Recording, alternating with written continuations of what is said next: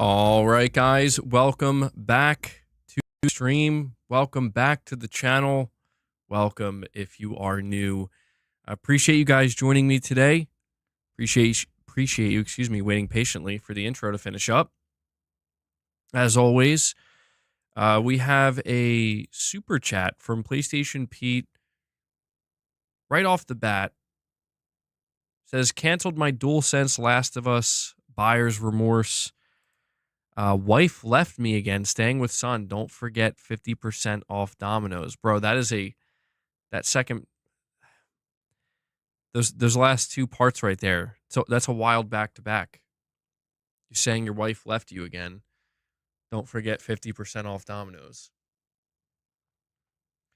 I'm trying not to forget about that, PlayStation P. I'm sorry to hear that, man. That's rough. I'm sorry to hear that your wife left you again, saying you're staying with your son. Yeah, that's a tough way to open up the show today, bro. But PlayStation Pete, I hope at least you can get some kind of enjoyment. Something. I hope you can get something out of today's stream. And I really do appreciate you dropping a super chat. Good stuff, man. Don't start. Planet Schlorpian, what's up? I saw Michael Wernick in the chat. He said, please hit the like button. It brings in more handsome viewers like him to join the fun. So, guys, if you haven't, hit that like button. I said if Michael Wernick, or if we get 100 likes, Michael Wernick will drop another 50 membership gifts. That's what I said. He didn't say that. I'm just putting that out there. But yeah, if we could get 100 likes, that'd be great. Unknown says reps today. I don't know. Maybe, maybe not. I'm a little bit under the weather today. I don't know why. Yeah, I don't think that's happening, dude. Sorry to say. God of War Trilogy Remaster. I'm not, at this point, I'm pretty sure. I feel convinced it's not happening. What's up, Beast Mode? I don't know if I said that already. That's what I feel like I have. I feel like I have a head cold. I mean, the weather's been kind of crazy. It's been all over the place. It's been annoyingly windy, too. It's like really, really windy. Oh, you're saying it's your favorite channel? Oh, well, thank you for that. Well, guys, we are talking about The Last of Us today. Okay, we're talking about The Last of Us because Naughty Dog just randomly announced new DLC content for The Last of Us Part 2 Remastered, which is definitely unexpected. We're going to be talking about a little bit of Xbox today. All right. We are apparently seeing a tease of Steam being integrated into the next Xbox potentially. And we actually have another report about the next generation Xbox and how it seems Microsoft is like, yeah, they're done with consoles, dude. Like the next Xbox is just going to be a full-on PC, bro. This seems to be what they're doing. So we're going to cover that. We're going to talk about a new Sony patent that may hint at some upcoming DualSense 2 technology that seems like it could be kind of cool, but people are kind of questioning the practicality of it. It could be Steam chat. Is that what you mean to say? What's up, Fernando? Everyone in your house was sick these past few months, but you somehow avoided it. Yeah, it's been like that for me too up until this point. I've basically been avoiding getting sick. And then, I don't know, it felt like it started last night. Like late last night, my sinuses were not feeling too great. You know, I'm like, something ain't quite right. And then I was kind of waking up in the middle of the night. It's the worst. It's the absolute worst. But, yeah, hopefully it doesn't linger. Like, I feel mostly okay. It definitely feels like a head cold. It's just like mostly isolated here. But yeah, the seasons are changing. Weather's fluctuating. I'm going to have to stream with a mask on. Don't want to get you guys sick. You heard next month we're getting The Last of Us 2 remastered on PS Plus. I mean, that would be interesting. I'm going to say probably not. Just because next month, The Last of Us Season 2 is dropping on HBO and the PC version is launching.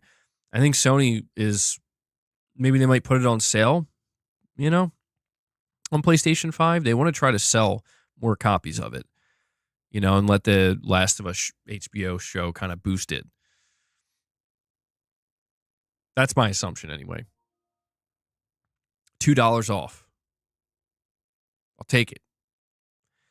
Planet Schlorpian with a $5 super chat. Thank you for that, buddy, saying Assassin's Creed Shadows is great. It's getting way too much hate, and I even think it's a step up from Ghost of Tsushima and other AC games. Yote has some inspiration now. I'm glad to hear you're enjoying it, Planet Schlorpian. Yeah, I've basically tuned out mostly when it comes to the Assassin's Creed Shadows discourse because it's like I'm just tired of the discourse in general. Positive hot take. Yeah, I mean, that's the thing, dude. It feels genuinely these days like it doesn't really matter what we're talking about. Doesn't matter what game, doesn't matter what publisher.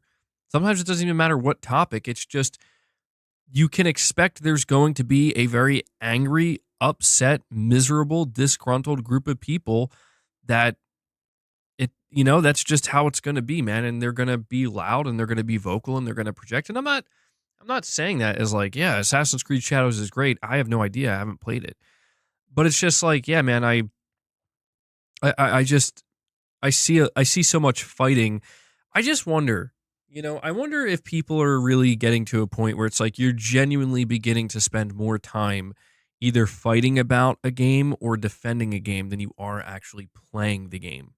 Now, granted, people who are not going to play the game, it's easy for them.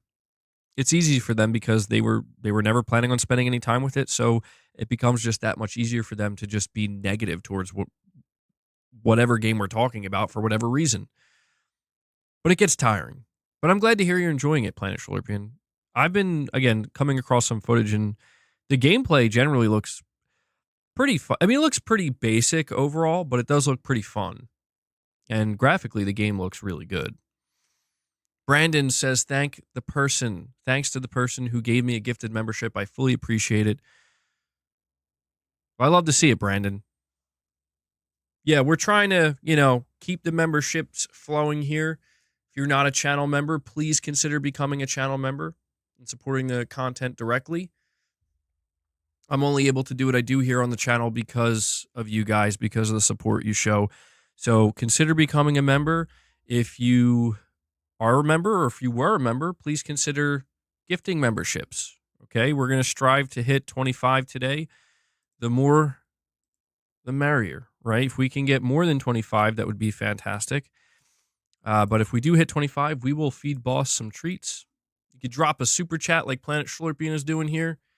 Ask a question, give an opinion, make a statement, anything in between. And there is a direct donation link pinned at the top as well. Just a big thank you to everybody, really, who supports the channel. And please hit that like button. We're at 36 likes. We desperately need to get to 100 likes. We need to get to 100 likes. We can do it. I believe in you guys. What happens at 100 members? I don't know. What should happen at 100 members? All right. If we get 100 members today, I'll do a bonus Astrobot stream after this stream. If we get 200 members today, I will do a if we get 200 members today, I'll have Mrs. MBG play Astrobot after stream. If we get 300 members, today, We'll do a God of War Ragnarok 20th anniversary stream tomorrow. We'll play some God of War Ragnarok. We'll get a backflip. Angry Whale Watcher comes in and he starts it on the road to 300. 300 members boss plays Astrobot. 500 and the hat's off. Angry Whale Watcher, thank you for that, buddy. And Planet Schlurping, you said when The Witcher's getting hate, excuse me, you know gaming discourse is effed. Yeah, dude, it's just getting bad out here, man. It is. Like I don't know how many of you guys follow me on Twitter, but I haven't been using Twitter. I've basically abandoned my Twitter. Abandoned. I basically abandoned my Twitter, dude. Because it's just insufferable. You know, I've been tolerating it for a long time, but it's gotten to a point when it comes to seeing the stuff that people are arguing over. It's like it has become kind of obvious at this point that there are large groups of people who are just genuinely more interested in just kind of following certain narratives and being involved in a group of some kind. They're more interested in that than they are actually just playing video games or enjoying video games or enjoying anything. It's a unfortunate thing to see. You know, my recommendation to people is just enjoy what you enjoy. If you want to be critical, be critical. You know, if you have something not so great to say it, but it's the fixation of it all that I think is where it becomes problematic. Why no 4K stream today? So I did want to go back to 1080p 60. I did want to go back to 1080p 60. Why isn't my member goal showing up? Hold on. Yeah, I wanted to go back to 1080p 60 so that way I can have ultra low latency. Okay? I want to be able to chat with you guys like with the least amount of interference. Michael says the vibe of the room looks nice. It goes great with your do-rag. Thank you, Michael. I'm glad you like the do-rag. One of these days I am just going to come on with a do-rag.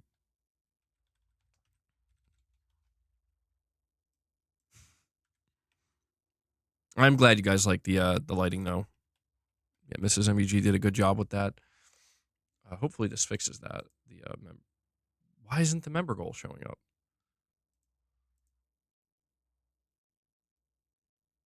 I'm confused. Why is it, like, busted? Well, this is annoying. Hold on. Whoa. Okay. There's the member goal, guys. The video quality looks good to you? I don't know why it popped up like that. That was really weird. It's like, boss, are you controlling the member goal bar right now? What's going on? Make it bigger. I can't see it. You always watch on your phone, so it looks good to you. Yeah, I'll just keep the member bar there the whole time. I should do that. We get to 25 members, I remove the member bar. Put it back where it was. All right, guys. This is how we're going to do the stream today. It feels weird because like I'm like moving like this, like I have to. Your phone doesn't even do 4K. Yeah, I mean, I like streaming in 4K. I do. I like the look of it. I can't keep that there. Come on, guys. If we get any like new viewers in here, they're gonna be like, bro, what am I watching? I do like streaming in 4K, but I just can't deny that it interferes with the interaction too much. You know? Like I'll be talking about something and then I'll see you guys reacting to it literally like 30 seconds later because there's that much of a delay. Whereas when I do ultra low latency, I mean, it's very close to instantaneous and it makes the conversations feel more natural and flow better. Hear no evil.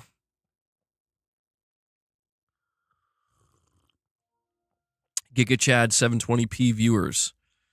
And we have Michael Lynch with a $5 super chat saying it's okay to overlook the issues and still like the new Assassin's Creed. In SkillUp's review, he just had a ton of issues that I'm just not okay with. Yeah, and so, Michael, I will say I was watching a couple of reviews. I didn't catch SkillUp's review, though, but I was watching a couple of reviews because I was just kind of curious. And generally speaking, it seems to me like the people who are most unhappy about Assassin's Creed Shadows, in the sense of people who are actually anticipating it and willing to give it a chance. I'm not talking about people who immediately like write it off, like it's just not, they're just against it no matter what. For people who are actually interested in it and learning more about it and really finding out, like, is this going to be Ubisoft's return? You know, is this going to be their comeback in a way with Assassin's Creed? It seems like the worst thing about Assassin's Creed Shadows, from what I gather from the reviews, is it just feels like a bit of a drag to a lot of people. For a lot of people, they like that.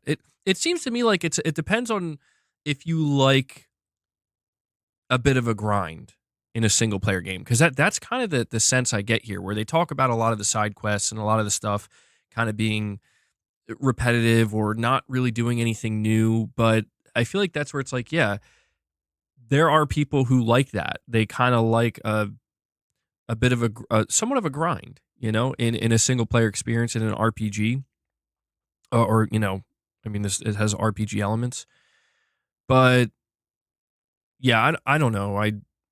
It's weird because it's like, I guess I'm genuinely just not sure what people expect. I mean, I say that sincerely. Like, I as somebody who doesn't really play Assassin's Creed, like, I don't know what it is that Assassin's Creed players want from Assassin's Creed anymore. You know, well, to be fair, I don't even know what they liked in the beginning.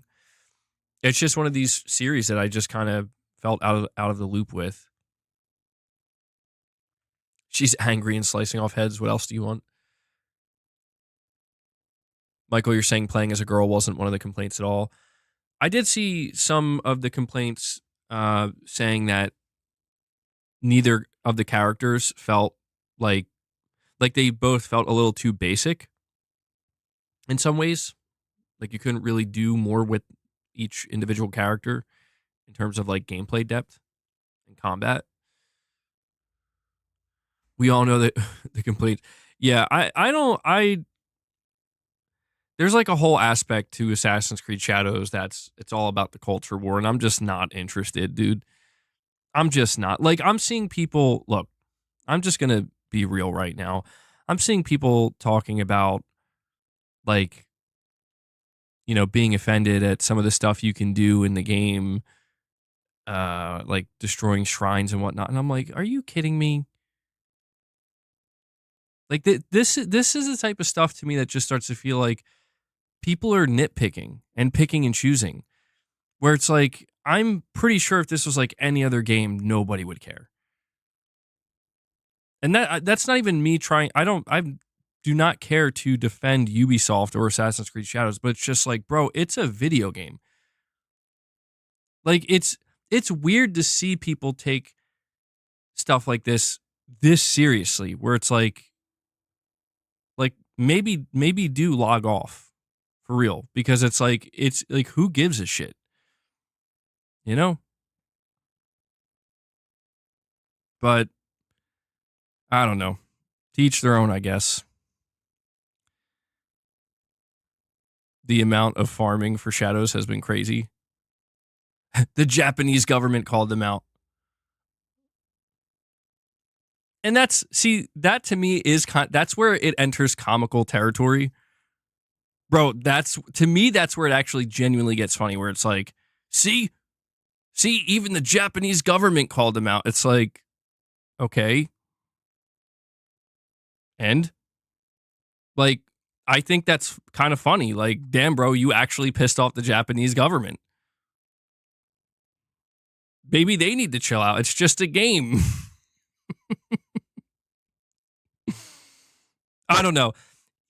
I feel like people that it's like, Everybody's a snowflake until something offends you. You know what I mean? Like that. I feel like that's the energy on the internet in 2025, where it's like, look at all these snowflakes, and then something happens, and then you're offended, but you're not a snowflake. Everybody likes to pick and choose. I get it. It's the nature of being a human. But at the end of the day, I'm not here to tell you should be angry at something or you shouldn't. I'm just here to tell you, like, just be aware of where you're spending your time and energy, because both are limited. You're saying they didn't actually piss off the Japanese government. People just read the headlines and not the actual government's comments. I do wonder what they said. Isn't that false? The Japanese government didn't talk about the game. More about the people who would try something like that for real. I have to look into this now. Come on, boss. Come on. Guys, we're at 64 likes, by the way. Keep hitting that like button. It really helps the streams, gets the streams out in front of more viewers. They didn't specifically mention Shadows. Let me see. Assassin's Creed Shadows, Japan government. Let's see. The Prime Minister of Japan responded to a question about Assassin's Creed Shadows today. Here's what's actually going on. Shigeru Ishiba, the Prime Minister of Japan, responded to a question about Shadows today during an official government conference meeting. While some reports have indicated that Prime Minister Ishiba hit out at the feudal Japan set game and its maker Ubisoft over concerns about its depictions of shrines, the truth is less controversial. Who would have thought? IGN ran the question and answer via our colleagues at IGN Japan to get not only an accurate translation, but some context that helps us understand what's actually happening here. IGN has also asked Ubisoft for comment. For background, Ubisoft has apologized a number of times in the run-up to Shadow's much delayed launch over aspects of the game and its marketing that upset some within Japan. So Ubisoft is even out here apologizing. They've actually been apparently issuing apologies. Some expressed frustration with the inaccuracies in the game's depiction of feudal Japan, leading the development team to issue an apology and say that the game is not intended to be a factual representation of history, but instead a compelling historical fiction. Ubisoft... I'm sorry, it's just funny, bro. Like, Ubisoft also emphasized its collaboration with external consultants and historians, but despite these sustained efforts, we acknowledge that some elements in our promotional materials have caused concern within the Japanese community, Ubisoft said. For this, we sincerely apologize. Concerns were also raised when the developer used a flag from a Japanese historical reenactment group in artwork for Assassin's Creed Shadows without permission. Ubisoft apologized for doing so. My God, bro. Ubisoft just out here like, we're sorry, we're so sorry. We didn't mean it. We're sorry. All right, hold on. Oh, geez. Okay, hold on. Where's it get to the part where the... Okay, so the Assassin's Creed Shadows question was asked by Japanese politician and member of the House of Councilors of Japan, Hiroyuki Kada. Kada, who will campaign for re-election this summer, said, quote, "I fear that allowing players to attack and destroy real-world locations in the game without permission could encourage similar behavior in real life. Shrine officials and local residents are also worried about this. Of course, freedom of expression must be respected, but acts that demean local cultures should be avoided." End quote. So the Prime Minister responds by saying, quote, "How to address this legally is something we need to discuss with the Ministry of Economy, Trade and Industry, the Ministry of Education, Culture, Sports, Science and Technology, and the Ministry of Foreign Affairs. Defacing a shrine is out of the question. It is an insult to the nation itself. When the self-defense forces were deployed to Iraq, we ensured they studied Islamic customs beforehand. Respecting the culture and religion of a country is fundamental, and we must make it clear that we will not simply accept acts that disregard them." End quote. Those are accurate translations of the exchange, but what is the context surrounding them? Oh, geez, this is a friggin'. I mean, I appreciate IGN doing their due diligence here. Good on them, but my God. Says what needs to be understood here is that Japan has seen a record number of overseas visitors in the wake of the country reopening its borders after the pandemic and the lure of the weak yen. In this government budget meeting, the politician twinned his complaints against Shadows with the controversial subject of what he called over tourism and an attendant perceived rise in vandalism and graffiti in Japan. His, arg- his argument is that if players are able to deface a temple or harm individuals within a katana in the game, or with a katana in the game, then they may be inspired to do it in real life. The shrine being defaced in Shadow's gameplay videos online.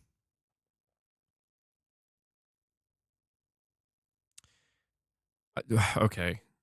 Jeez, man. Like, Planet Schlorpian, you're saying leave it to American weeaboos to be offended at on an entire country's behalf. Oh, man. That's wild, though, dude. It's like just crazy to see these headlines. It's a nothing burger. It really kind of feels like a nothing burger, I'll be honest. Dragon Knight says wokes don't know what to be offended by. Wokes. Damn wokies. When we invade a country, we respect their culture. Oh, man. Like, I kind of get it. Like, yeah, it's like the one thing I do understand from Japan's perspective, though, is they are apparently facing like over tourism. Like, too many people are coming in and just messing their stuff up, and they're like, this is getting out of hand, guys. Lux, you're saying Japan is such a racist country. Who cares? I don't know. Is Japan a racist country? How do we determine whether a country is racist or not? Literally, as I said that, my YouTube studio just crashed, bro.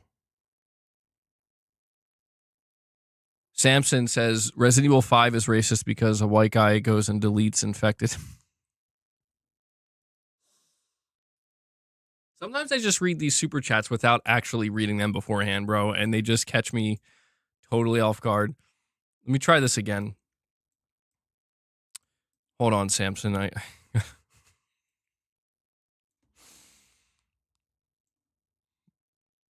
me try this again. Bro, hold on. My whole setup is like freezing right now. I don't know if we're still live or not. Everything just froze. I can't see anything.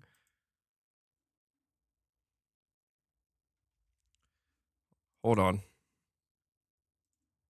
I gotta close some of these tabs. I think that's the problem.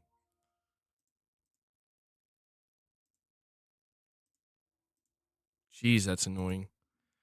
Okay, we're back. We're back. Samson, you're saying Resident Evil 5 is racist because a white guy goes and deletes infected Africans, black man goes and deletes Japanese in Japan. Silence.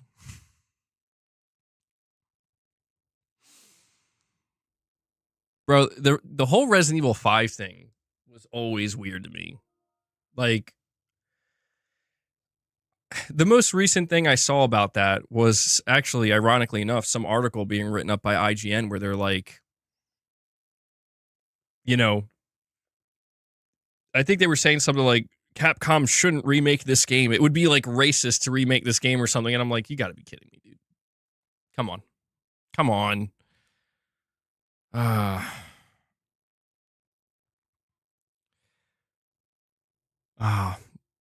Samson, I do appreciate the super chat, bud.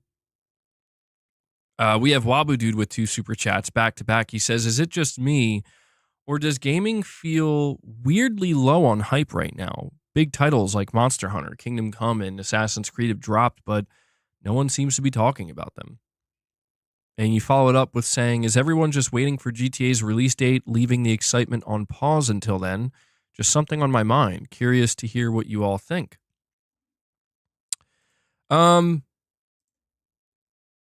Interesting observation, Wabu dude. I'm kind of curious to see what you guys have to say about this as well, because I kind of feel like it's yes and no, right? I think maybe a good way of framing this is that it feels like the conversations, not even just the conversations, but the hype you're talking about. It feels like the hype should be more than what it is. It feels like it should be more than what it is, and it's not. It feels like the peak levels of hype that people should be experiencing are kind of diminished. And I don't know. I don't know that it's GTA necessarily. Because, yeah, I mean, I'm feeling like super hyped for Death Stranding. There's definitely things I'm feeling hyped about, but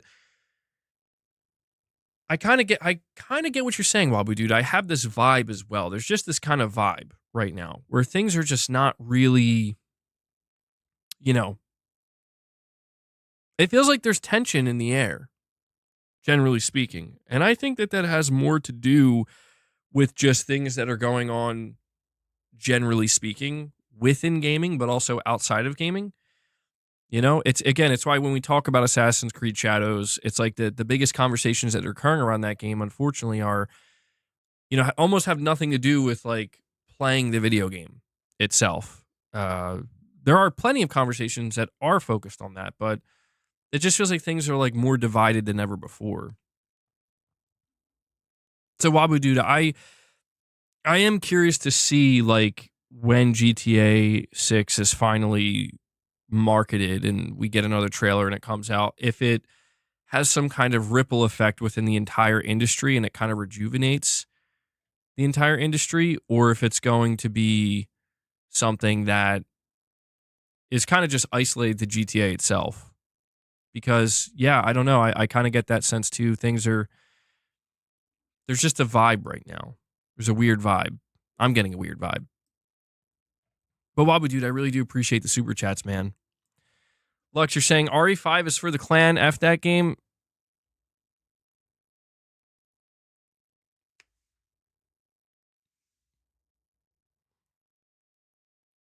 Bro. No way. Did bro just say RE5 is for the clan? If I'm not mistaken, isn't Resident Evil 5 literally Capcom's best-selling Resident Evil ever? Holy shit, dude.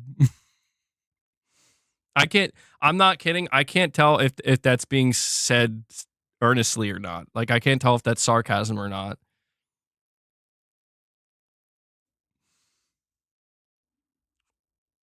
Well, what I can tell you is it seems that Capcom is going to be taking their time before they remake Resident Evil 5, because apparently they're remaking Resident Evil 0 and I think Code Veronica. And then at some point, you have to imagine, like, at some point they're going to have to remake 5, and you already know what's coming. You already know what's coming. There's going to be a war, bro, that breaks out when Capcom tries to remake RE5, and man, I'm not looking forward to it. I'm not. Buddy says he loved Resident Evil 5, completed it many times.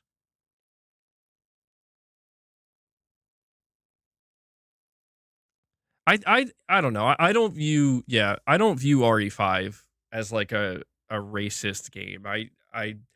I'll be honest, man, like back when I was seeing that game first revealed like many years ago, and we were seeing it like marketed by Capcom. That's not even like, that was literally not a single, there was not a single time that thought popped into my mind, and it wasn't until I came across like somebody pointing it out, like, this game is racist or whatever. I'm like, huh? And I feel like that's the case with a lot of things, to be honest.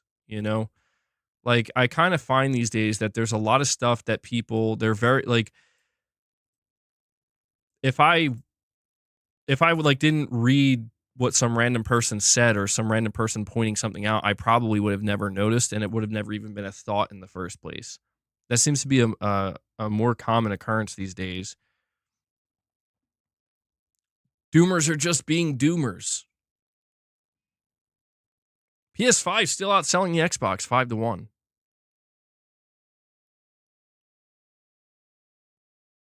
5-1, bro. It's gonna be 5-0 soon. Tell you that.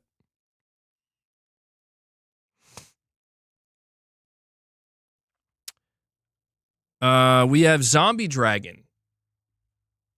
Member for 22 months. Thank you, Zombie Dragon. Thank you for renewing. Well, I guess it looks like it's a membership renewal. I appreciate that, buddy. You're saying that PS5 still has no games? How dare you? How dare you?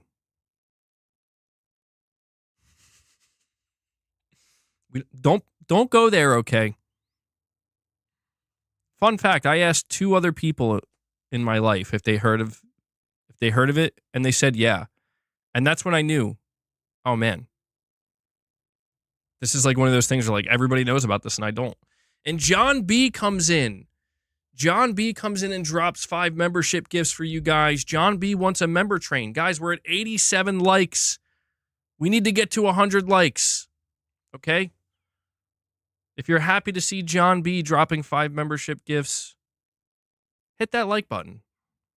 And then drop some membership gifts of your own. Membership gifts for everybody. I did see that, Illegal Monkey. Yeah. I saw an article written up about that game where it's like Konami made their own Death Stranding. So I had to click on it. Guys, if we get 100 members today, I'll play some Astrobot after the stream. We'll do a gameplay stream. Astrobot, okay? If we get 200 members, Mrs. MBG will play Astrobot.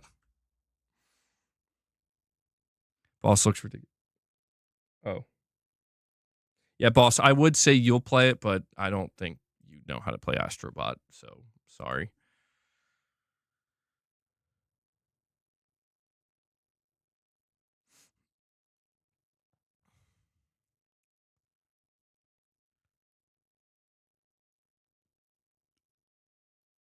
Yeah, that game Deliver at All Costs.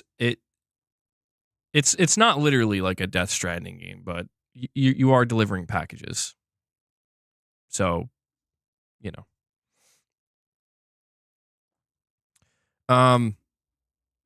All right, so let's. Oh, see, that wouldn't go well, Illegal Monkey. That wouldn't go well. Let's talk about the future of Xbox. Okay, we have some more news and reports and a bit of a leak, it seems, regarding the future of Xbox.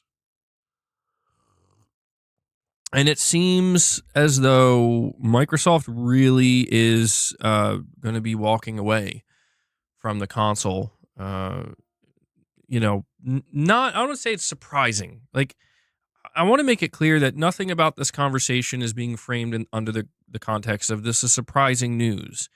It's more along the lines of it's intriguing because it seems like we're starting to kind of see it unfold a little bit in front of us as to like how this is going to happen and how it's going to roll out. And we have Zombie Dragon coming in with a $20 super chat saying Resident Evil 5 is not racist. This entire controversy comes from the fact that Chris is white and he went to Africa and killed a bunch of black people. That does not make him racist.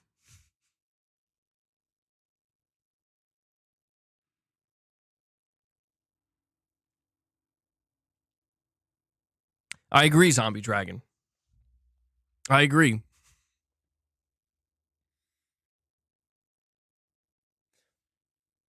Zombie Dragon, what does this make Chris Redfield? Listen, Chris Redfield, let's just get something straight, is completely unhinged. We're talking about a man that decided to violently punch a boulder in that game, okay? Like, we just have to ask ourselves, at what point do we, like, how seriously do we take this stuff? He was trying to save, you know what? It's only going to get messier from here.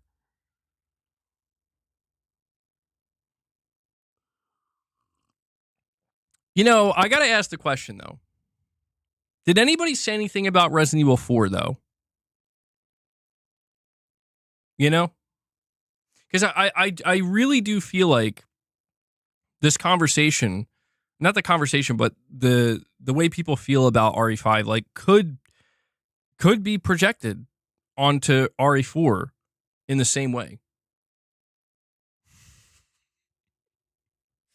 Illegal Monkey. This game, I'm never going to be able to play this game, bro. You guys have, like, my chat has ruined this game for me forever now.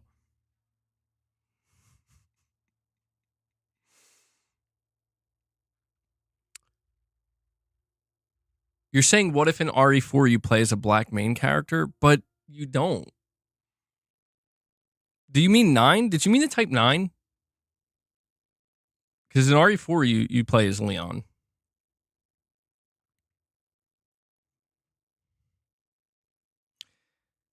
Lux says, thinking Africa only consists of black people is weird. And hold on, I released the Kraken. I always have trouble reading your name. You're saying PlayStation is coming to Xbox. Chris can punch boulders but can't one-shot people. All right, we are moving on from the Resident Evil 5 conversation because this is clearly only going to get weirder the further we go. So let's talk about something a bit more tame, shall we? Something a bit more calm, a bit more relaxed. Xbox leaving the console market, essentially. Ray, you're saying, I wonder how Steam is going to take losing money because Game Pass has games that they are charging for instead of working about PlayStation games on Steam, or worrying about PlayStation games on Steam. Biamed just says, let's just watch cat videos, bro. If you think about it, my stream is basically one long cat video. If you think about it. Well, let me let you guys know where this is coming from. So I came across this yesterday on the Gaming Leaks and Rumor subreddit. And it says Microsoft posted a mock-up of an Xbox app UI showing a Steam tab right next to the Game Pass tab, and then deleted it after The Verge asked about it. What makes this extra interesting is how the mock-up shows the UI shown on a television, which could allude to Steam libraries potentially being accessed on Xbox hardware.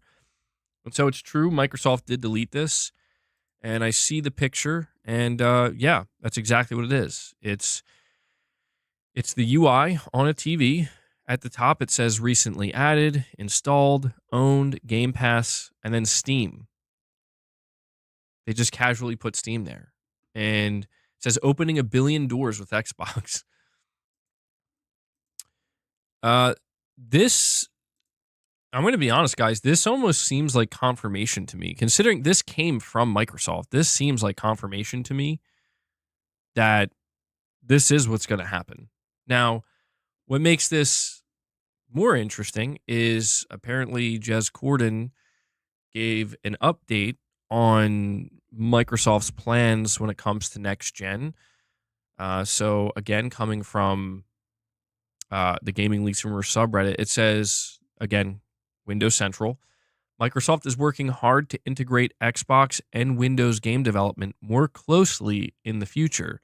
Windows Central understands that traditional Win32 will be the preferred development environment for the next mainline Xbox consoles, with the Xbox One and the Series X and S, in quotes, era environment gradually being phased out. Where that leaves our existing library of Xbox era games remains to be seen, but it seems that emulation is one avenue Microsoft is exploring for backwards compatibility and game preservation. Will that allow those games to run on Windows devices like Keenan and the ROG Ally or any average gaming PC, though? It's hard to say because there are some legal hurdles contractually about exactly what Microsoft is allowed to do with third party titles in its store.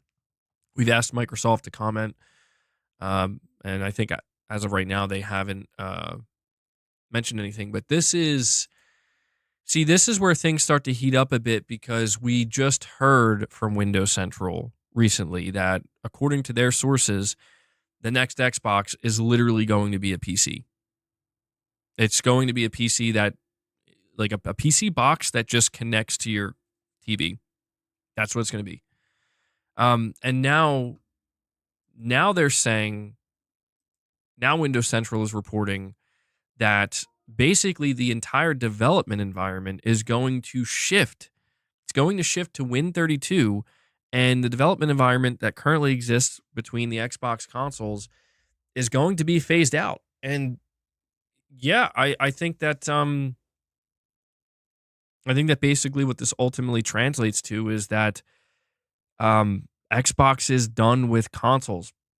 That's what it translates to, is they're going full PC, and they're going to offer a box that they will say, like, this is a console, but it's like, no, it's a PC.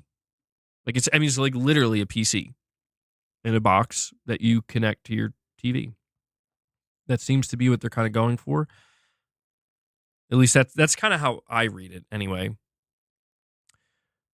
Lux, you're saying win-win for Valve. Their store gets the profit and Microsoft gets nothing unless it's Microsoft games being bought on Steam with the 30%. This favors Steam more.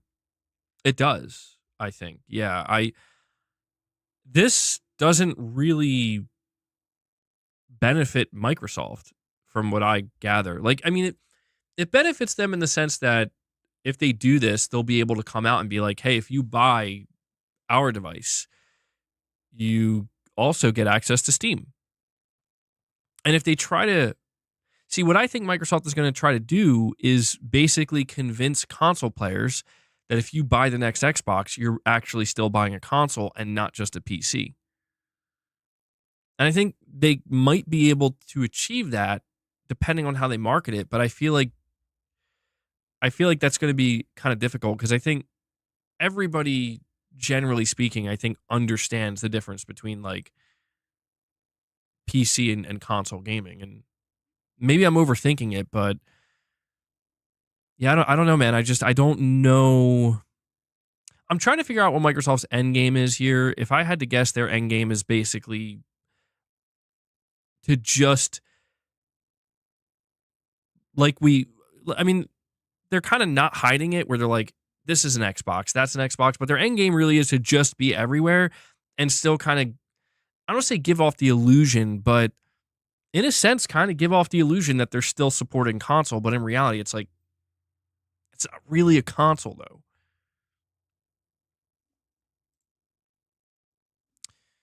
I mean, the fact that they're going to be leaving the Xbox console development environment behind, and they're basically going to be shutting that down or like phasing that out, I think that says it all, man. Like, there is going to be no more like Xbox console development environment.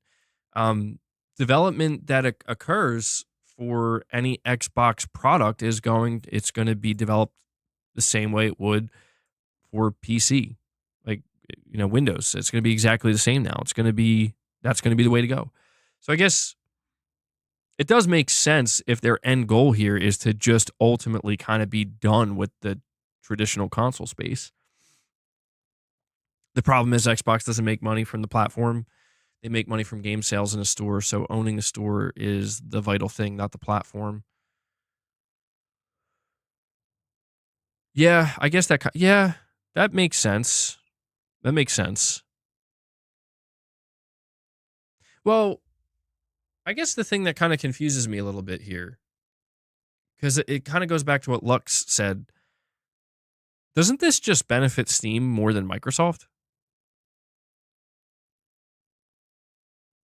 I mean, if you're Microsoft and the idea is, well, We want people to buy from the Microsoft store. See, this is where I feel like what Microsoft is maybe going to attempt to do here is they're going to be like, look, here's our new Xbox console. And then they're going to like show you the UI and stuff. And people are going to be like, well, this is different. Be like, yeah, you can access Steam now. And everybody's going to be like, holy shit, they did it. And of course, the next conversation that occurs there is, so this means you can play PlayStation games on your Xbox console now? And Microsoft's just going to be kind of sitting there because it's like, because it's not really a console, but sure. How much do they get from Steam? I think it would be a 30. I don't know. Would they get the 30% at that point? Steam would get 70. Microsoft would get 30.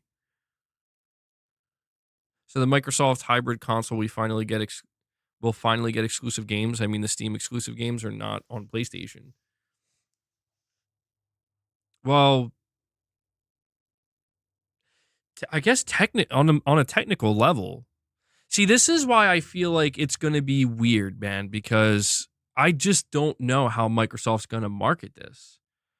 Like, Microsoft is going to try to come out and tell you that they made a console that can do pretty much the same things that a PC can, or it has the same level of I guess you could say accessibility to these storefronts and whatnot as a PC, but it's a console. And it is smart in a way because Microsoft is in a position to do that. Because you got to ask yourself, like, well, why doesn't Sony do that? Why doesn't Nintendo do that? And it's like, because it would like kill their own platform. Or if it didn't kill their platform, it would severely hurt their own platform. And that's the last thing that Sony or Nintendo want to do. So then you have to ask yourself, well, then why is Microsoft so okay doing it? And it's because, dude, they killed their own platform. So it's an interesting angle. And the question that I begin to ask is, how much of this is to try to combat Sony and Nintendo? Because I get the kind of feeling here that there is maybe a more competitive angle than meets the eye at first, with Steam being available on the next Xbox console in a new development environment. I feel like this could be a purposeful play to kind of not, how do I word this? Not turn the tide, because that's way too extreme. But like, kind of make people start looking at Sony and Nintendo being like, why aren't you guys doing this?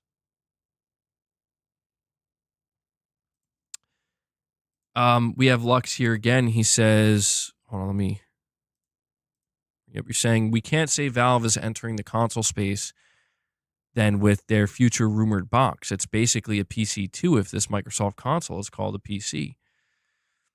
I mean, yeah, I guess that's I mean, are we about to see the emergence of like a new like a third option? Because you have the console and the console is closed, right? And if you want something that's not closed, you have PC. PC is open. Is this going to be the third option where it's like it is a console that's open? And what needs to be done? What needs to be done to basically differentiate that open experience that's contained in a console-like environment? What limitations have to be there? How do you thread this needle is what I'm trying to ask. How do you thread this needle? Because it could work against it where people end up just looking at it and they're like, that just seems like a limited PC. You know what I mean? Like PC people are going to look at it and be like, that's just literally a PC that can do less things. Like it can do a little bit more than it used to because now it has Steam and maybe even Epic Game Store, but I already have all that on PC.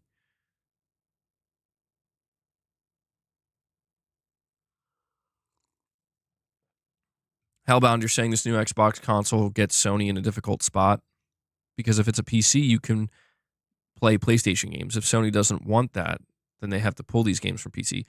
Yeah, see, this is where I start to kind of enter conspiracy territory where I'm like, from Microsoft's position, I feel like this doesn't make much sense. Unless your end game here, your end goal is we just want to basically put Sony in a position. We want to put them in an awkward spot.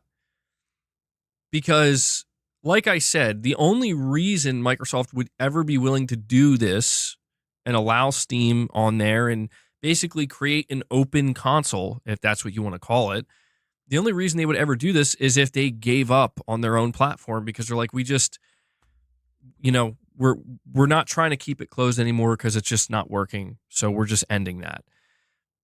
And that calls into question then, like, why even be in the console space at all then?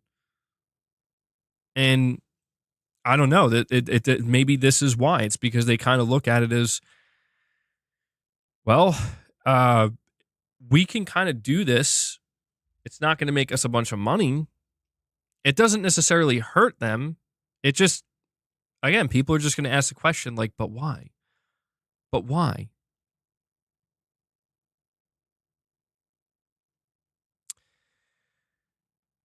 Huh. I'm like trying to imagine right now.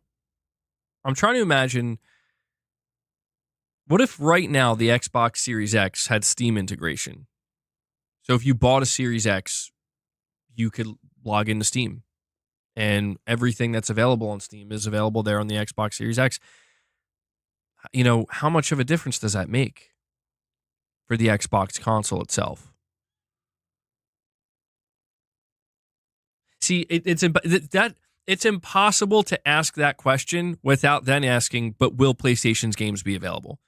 Because what that would mean right now, if the Series X had Steam on it right now, that means literally you could order an Xbox Series X.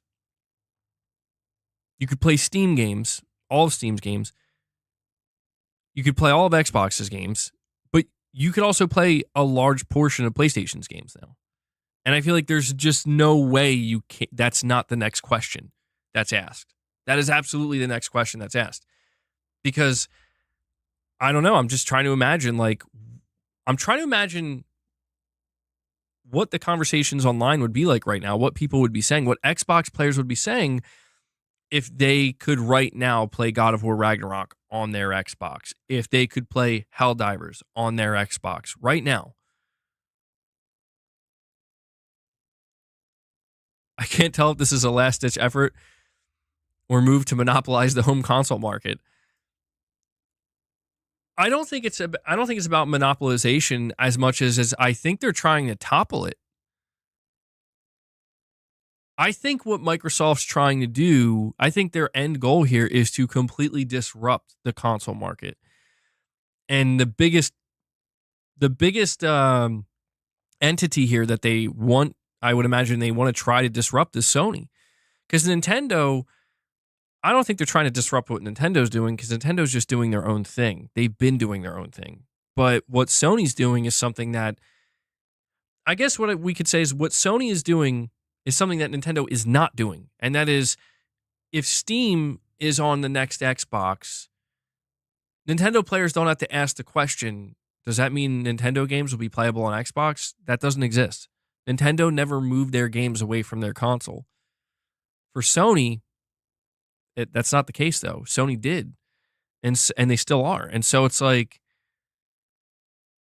look at the hyping up that Sony's doing right now to The Last of Us Part 2 for PC.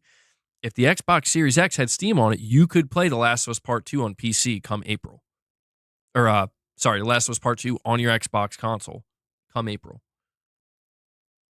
Unless Sony stopped it. And that's the question that we have to ask is that Microsoft's intent? Is Microsoft hoping Sony comes out and is like, no. Because that puts Sony in a position, dude. Like, people are going to fucking hate Sony if they do that. You're going to see a tidal wave of hate like we've never seen. And I feel like Microsoft's just sitting there like, well, whatever, bro. That's your choice. All right, let me see here. We have Lux. He says, maybe for PC players who want something compact and has all their games built in with Steam on it. Niche. It does turn attention on Sony, like you said.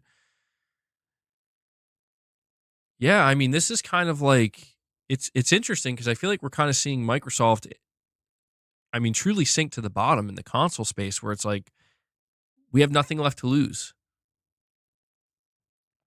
John B says, what position? People who don't buy PlayStation games can cry anti-consumer all they want.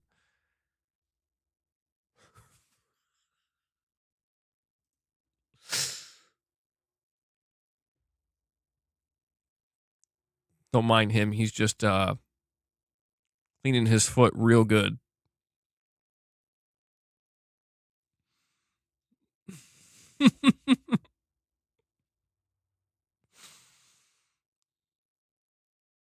I'm sorry. I'm just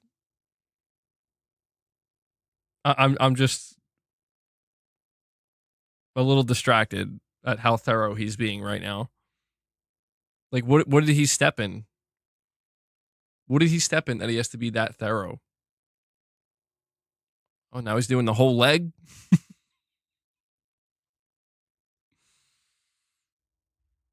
We're not talking about you, bro. We're just.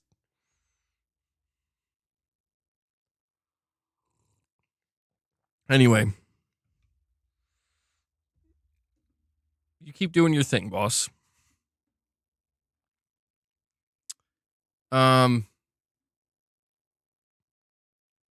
I did get a direct donation, I think, from Perfect Image. And he says, hey, ABG, does the TV matter when just playing PS5? It looks like you have 3 different questions here. 3 questions. Does the TV matter when you're just playing PS5? If you're talking about the base PS5, I mean, to a degree, yeah. The base PS5 is still capable of doing 120 hertz, and some games do have 120 FPS modes, 40 FPS modes, VRR. Yeah, I mean, it definitely matters with the base PS5. You're saying second, when it comes to Assassin's Creed Shadows, people need to stop nitpicking. And then third, well, that wasn't really a question. That was more of just a statement, which is fine. And you're saying third, PlayStation's going to put limits on Steam.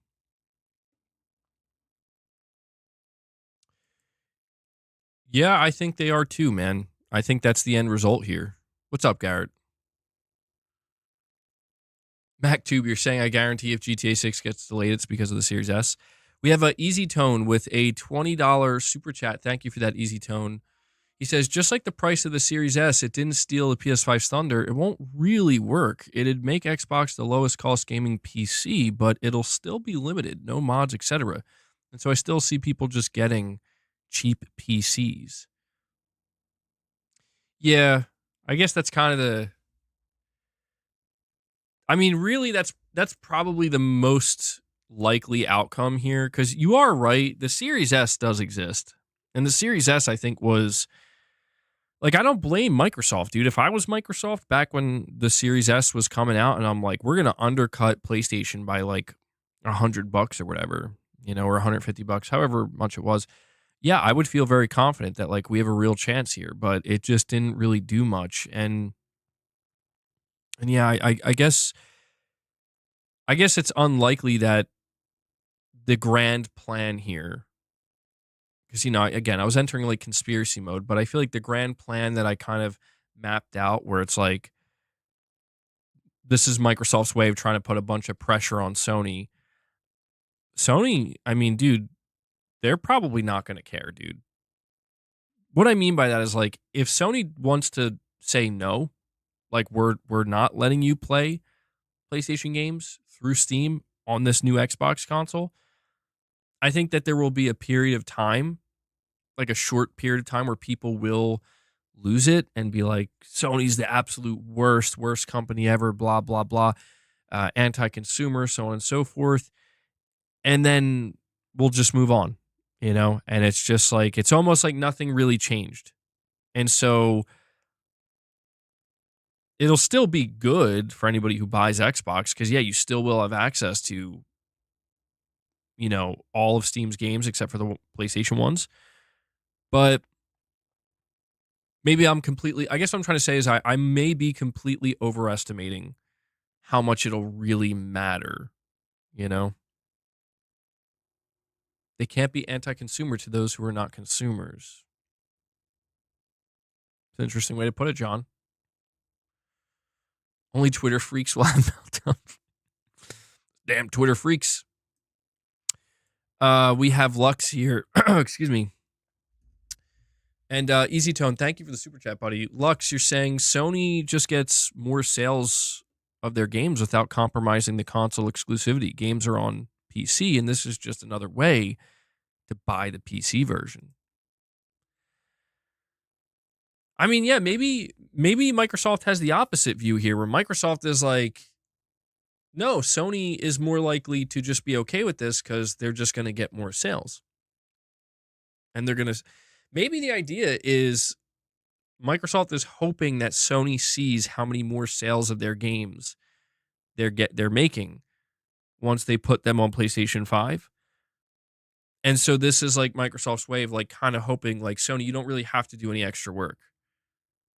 It'll just be another way, you know? Like you don't have to port your games to Xbox. If you're porting them to PC, they'll just automatically be available. And you might get extra sales. But I don't know, man. I think no matter which way we view it, in a way, it is Microsoft betting against the console to a degree. Because the only reason Sony would care is because of the console. They do care about console sales. They have to. JD Gamer with a $5 chat says, if Microsoft/Xbox puts Steam Windows Compact with Xbox OS on their current and future consoles, including handheld, why would anyone need a PlayStation? Diabolical. Well, see, it's interesting to see your perspective on this, JD Gamer, because you're looking at it from a more aggressive perspective. Like, the perspective of Microsoft is doing this sort of like, once we do this, we're going to, you know, people are going to stop buying PlayStations or they're going to, you know, the PlayStation console is going to be way less relevant and way less viable, much less needed. We're going to bring the PlayStation console down to the Xbox console level in that regard. I don't know, man. I don't know that it's going to work that way because the one thing that I mentioned previously, and, you know, since we're on this topic again, I'll bring it up once more, is this, I think, mostly hinges on the notion that Sony's going to go day and date with all of their games on PC. That Sony's going to go day and date with Wolverine, and, you know, looking further out, like we're talking next gen, like The Last of Us Part 3, Bloodborne remake, if that happens, Spider-Man 3, that they're going to go day and date on PC. And I don't think that's going to happen, dude. What's up, Corey? By the way, guys, we did hit over 100 likes. Michael Werneth, where you at, bro?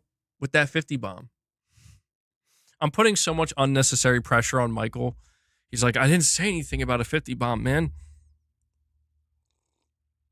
You won't get those games day and date. That's why you'll buy a PlayStation. I mean, that's kind of what I'm thinking. I think that this is why I genuinely wonder right now.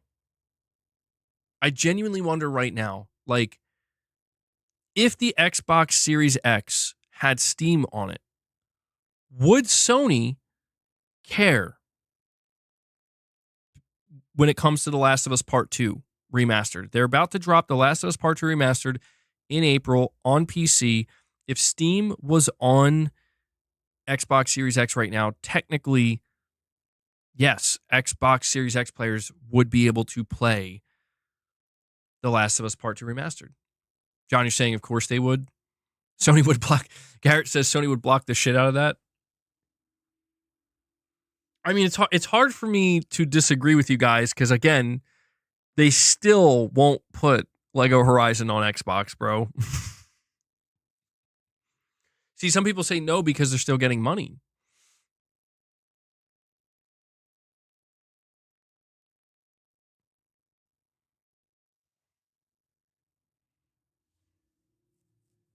I mean, if that scenario were to happen, a fact, and this is just a fact, if that scenario were to happen, and what day does The Last of Us Part 2 Remastered launch? Was it April 20th?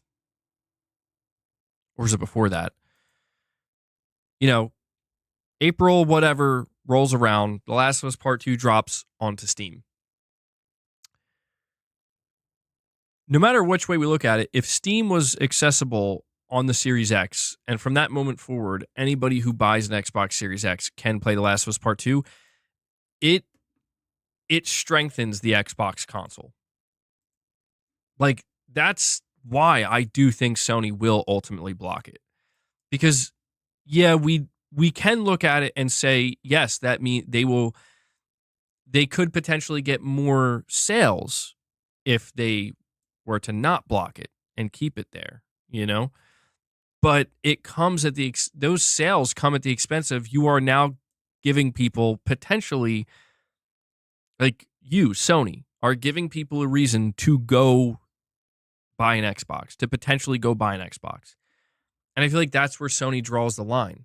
I think Sony doesn't care if people leave PlayStation and say, I'm going to go build a PC. I don't think Sony cares about that because they're like, whatever, dude. Like, yeah, that's a completely different. That's just a completely different space than what PlayStation is offering. PlayStation's offering you a $400 to $500 console that gives you pretty good performance overall, you know, for the price range. And it's like, listen, if you want something better, you're going to have to go build it or buy a pre-built PC, and it's going to be more expensive. You know, it's likely going to be more expensive. So we don't really care. That's your prerogative.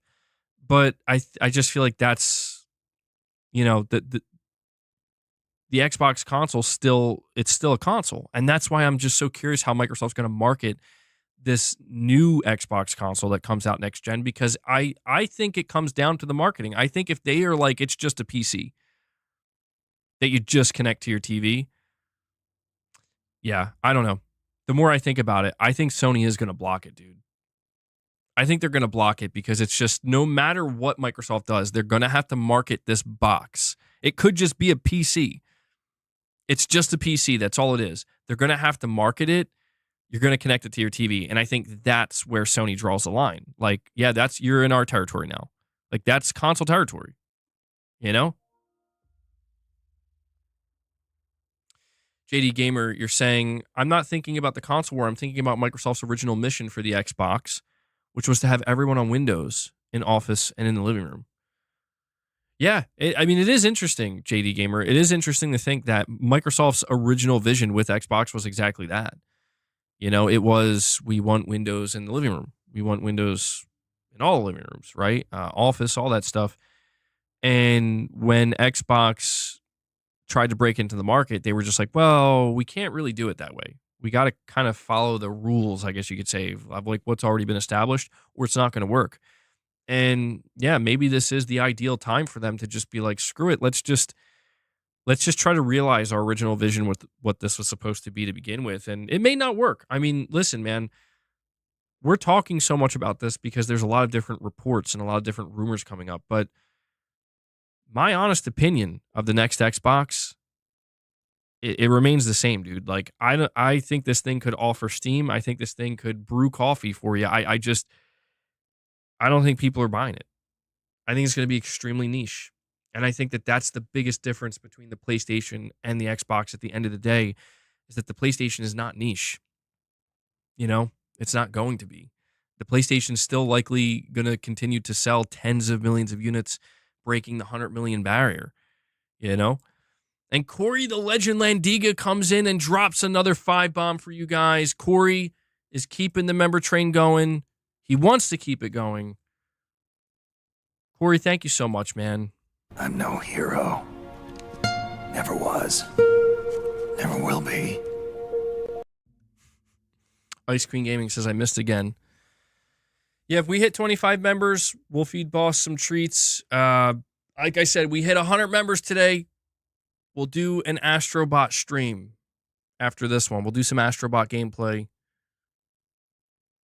We hit 200 members. Mrs. MBG will play Astrobot. Corey, if you drop 200 gifts, not 200, that's too much. Corey, if you drop 100 gifts, play some Dead Space. I'll make Mrs. MBG play some Dead Space. Now that's diabolical. Actually, I would like to see that. I don't think she would play Dead Space.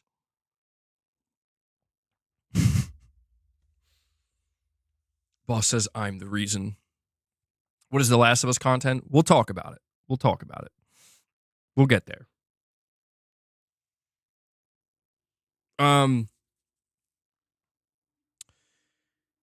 What was I saying? Oh yeah, JD Gamer. I mean, I still think that, dude, the biggest difference between the PlayStation console and the Xbox console, even if the Xbox console turns into a PC hybrid and it becomes like a, you know, it just becomes basically a PC in a box, in a compact box that you connect to your TV and it runs basically like a console. Like it has more limitations in the same way that a console would, but it also is open. I think that will be good for some people, but I don't think that suddenly means it's like, so now the Xbox console is going to sell better than the Series X. Like the next gen Xbox is going to sell better than the Series X and S. I don't think so, dude. What's so fascinating about the position that Sony's going to be put in is Sony's going to be the only one, dude. And I think Microsoft is betting against that. Right? Because think about it. When the PlayStation 6 rolls around, the Switch 2 is its own thing. It's a hybrid console that's appealing to people for different reasons. Xbox is going to be doing their own thing. Xbox is going to be coming out with a box that says it's an open console, basically a PC. That's just more convenient for the living room. And if Steam comes out with a console, or Valve comes out with a Steam console, maybe that's what this will be. Maybe they'll have a partnership with Valve for all we know. But if Valve comes out with their own Steam console, it's like going to be the same thing. It's going to be a, it's going to be a, just a hybrid. It's going to be an open console, an open box that, you can hook up to your TV and is convenient. Sony's going to be kind of on their own, dude, where they're going to be in this position where it's like, we stuck with the traditional console model. We still prioritize our box. We still do exclusives, even if they're timed for like a year or two, but we still do it. And they just kind of stick with their way of doing things. It kind of begins to make more sense why Microsoft would bet against that. Like Microsoft is maybe looking at that like, Sony, you had a good run with the PS4 and the PS5, but we're thinking you're going to have a harder time next gen. We're thinking that maybe PlayStations are not going to sell as briskly next gen. And I think it's just interesting because at the end of the day, we still see, I think, Sony and Microsoft they're going in opposite directions where like Sony doesn't think that at all, I don't believe. I think Sony is maybe prepared for the reality that, yeah, we might not sell as many PS6 consoles as we did PS5s. And we have to figure out what to do about that. But I think generally speaking, Sony goes into next gen being like, no, like this is going to be another great generation for PlayStation. Like we're gonna sell, we're gonna easily make it to like, 50 million, 60 million, 70 million, 80 million. And we're still just gonna keep trucking along. Because if you think about it, you know, that doesn't really hurt Microsoft either. Because if Microsoft puts out this niche product, the next Xbox console is just a really niche product that people are just like, yeah, sure, whatever, maybe like 10 million units are sold, 15 million, whatever. And the PlayStation 6 comes out and it's selling like almost on pace with the PS4 or PS5 or relative to that. That doesn't hurt Microsoft necessarily either because it's like, well, this is why we put our games on PlayStation. So it's very interesting, man. It's interesting to just kind of see like Microsoft truly get into this position where they're like, we'll just go literally wherever, everywhere, anywhere we can. We'll just try to make money from all directions.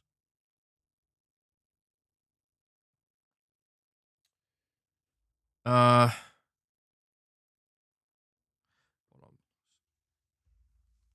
Come on, bro.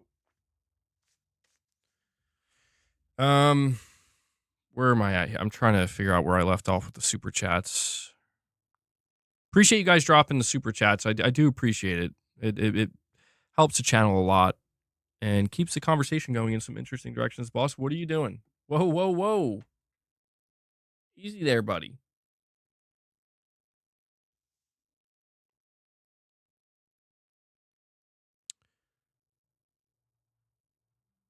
Lux, you're saying Sony just gets. Wait, hold on. I'm sorry. I'm just a little bit thrown off. Where did I leave off? Okay. Lux, you're saying Microsoft doesn't care if it sells 5 million units or 10 million. Microsoft will take it. They'll sell games on PlayStation, Nintendo, PC, and GeForce Now. They're software focused. So yeah, Lux, you were already pointing it out before I even mentioned it. Yeah, that's why I think it's just so interesting to see Microsoft in this position of just like we have nothing left to lose. Like we bottomed out, so let's just expand horizontally. Like we basically we can't climb vertically anymore at all. We can't expand vertically, so let's just expand horizontally as much as we can, and that's fascinating, bro. I literally just moved you. I just moved you. Don't do that. Don't do that. JD Gamer says if Microsoft / Xbox. No, hold on. I read that one already. Easy Tone. There we go. Okay. That's why I couldn't read the super chats correctly. They didn't update. See what you're doing, boss? Why are you breaking my PC, bro? Why are you breaking my YouTube studio? Why are you doing that? All right, they're updated now. Easy Tone says even if The Last of Us 2 was allowed to run on the Series X, that is a console that can't run its own optimized first-party games over 30 FPS. So how would it run? So it's a good point.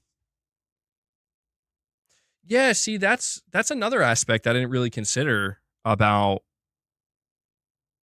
the next generation Xbox is like, if the idea is you're going to be able to play PC versions of games, then you will have the same level of versatility that PC has right now. So like, I'm imagining you buy the next Xbox Prime or whatever the hell they're going to call it, and you boot up a game on Steam or that, from your Steam library, you're going to be able to have all those different options and toggles that you would have if you were running it on PC. And I wonder like how powerful this box will be. I mean, I've speculated that this next Xbox console is going to be really powerful, like, but also really, really expensive.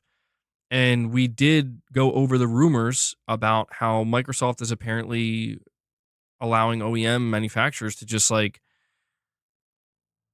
make different versions of Xbox. So if you want Microsoft's next gen Xbox, you might be paying like $900 or something or $800, but it's going to be like the equivalent of a pretty powerful PC, right? Like a very powerful, capable PC.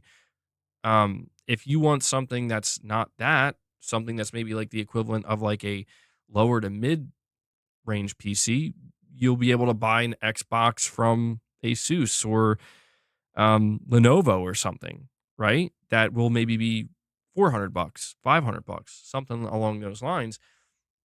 It's just hard to imagine that because it's such a massive pivot away from the way Xbox has ever done anything. Like, could you imagine Sony ever doing that? Like, could you imagine Sony partnering with other hardware manufacturers and like, yeah, you could just release your own version of uh of PlayStation. It'd be so hard to imagine. But yeah, if The Last of Us Part 2 were somehow to be able to be played on the Series X right now, I don't know. What settings would it be running at? Would it be locked at 30? And JD Gamer with a $20 super chat says, I think the next Xbox home console will sell about 30 million because that's their hardcore base. I think the handheld will add another 10 to 20 million units, but the Xbox presence will be on a billion devices because Microsoft controls Windows. The last part of what you're saying, maybe. Windows has really, really wide reach. Really wide reach. But I'm going to be honest with you, JD Gamer. I disagree with your prediction for how many units these Xbox devices are going to sell. You're saying you think the Xbox home console will sell 30 million due to that being like the give or take the size of the hardcore installed Xbox base. But the reason why I disagree with that is because I think with what Microsoft is doing right now, right? Like you could play Forza on PlayStation, future announcements are going to have PlayStation logos. I think a portion of that, let's say between 20 and 30 million people that still did stick with Xbox, I think they automatically lost a solid chunk of those people. I think once Microsoft made it clear that you can get these games on PlayStation now, or you're going to get these games on PlayStation, I think for a lot of people, it's hard to estimate how many, but I think it's millions of people, dude, that are just like, oh, well, I'm just going to get a PlayStation then. And I think especially when the time comes when Microsoft's like, here's our new box, right? Here's why you're going to want to buy it. I think the big question that people are going to be asking or would have been asking will have already been answered. And that question would have been or will have been, I don't know if I'm saying that correctly, but can I play these games on PlayStation? And Microsoft's going to turn and be like, not only can you play them on PlayStation, you can play them on Switch too, or if you're already on PC. So I really do think that you talk about like the Xbox handheld. I think the Xbox handheld could help a little bit, but I'm not saying this in a fanboyish way or in like a console warish way. I'm just saying it because it's honestly what I believe. I think that both the next generation Xbox console and the Xbox handheld, I think they're going to struggle uh, to really sell at all. I think that there will be people there day one for these, especially the home console or the hybrid console, because I still think there are going to be like just like you're saying, like diehard enthusiastic Xbox players that are simply just excited to see that Microsoft's still making some kind of Xbox branded console, right, of any kind. And that's fine. I don't think there's a problem if you want to support that or buy that. That's good, right? Like it's better than them being like we're offering nothing. But yeah, I tend to agree with what Lux said previously, where he says like it could sell 5 million units, it could sell 10 million. Microsoft doesn't really care. The purpose of this device, I think, the next Xbox console, the purpose is not, hey, buy this instead of that. That's what the purpose of every Xbox console previously was. The purpose of every Xbox console was buy this instead of that. the purpose this time around is buy this if you want, but understand this is how it is now. And I feel like, yeah, I feel like this is just kind of the major pivot and shift that we're going to see that will have a tangible, it's already having a tangible effect where we're seeing that console sales for Xbox are tanked. And I think that I don't think it's a coincidence that the console sales are tanking at a rate that we've never seen before, while Microsoft is out here saying, like, we're bringing our games to PlayStation and Switch. I think it's not a coincidence. I think it's just because most people, when they hear that news, when they see that, they're like, oh, well, then I don't need to own this. And I don't think that hurts Microsoft. Like, anytime people used to say, well, now there's no reason to own an Xbox, there's no point in owning an Xbox. The reason why that was supposed to be such a damaging statement was because Microsoft was supposed to care. Like, this hurts you, Microsoft. Doesn't that hurt? Aren't you upset that, like, you can't, that, like, people are looking at your product and your console and being like, what's the point? At one point, it did matter. Like, with the Xbox One, it mattered. With the Series X and S, it matters. But that's kind of the really interesting aspect of this new console that they're going to be putting out, is it doesn't matter. It's like, oh yeah, no, we don't care. That's fine. Like, we're cool if you don't buy it. And so, yeah, the idea of, like, kind of having this, but that notion still applies to Sony, dude. Like, Sony absolutely does care because they're still invested in the console ecosystem. And Hellbound 1981, another legend, comes in, drops another 5 membership gifts for you guys. Hellbound brings us up to 16 members. He sets you up. A 10 bomb does it. Or a 9 bomb. A 10 bomb does it. Will get us to the 25 mark. Boss is trying to be a patient boy. Lux, you're saying if Microsoft and Valve are partnering, future acquisition? That was for you, by the way, Hellbound. Future acquisition? No, I don't think so, dude. I do think that Microsoft would love to acquire Valve, but Valve, I don't think, has any intention of ever selling. Yes, that was Arnold. Oh, that must have been your first time hearing that. I love it. I love it, dude. By the way, guys, if you haven't already, please take a moment and hit that like button. Hitting the like button helps the channel. It helps the stream more than you know. Okay? So if you enjoy these conversations, hit that like button. The sound effect is the answer. Yes, that's my answer to your super chat, Lux. Oh my God, why won't this stop crashing?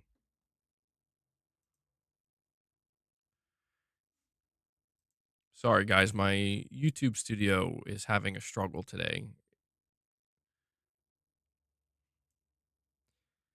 MBG, do you want me to hit the like button? You don't have to hit it. You can just lightly press it if that's what you prefer.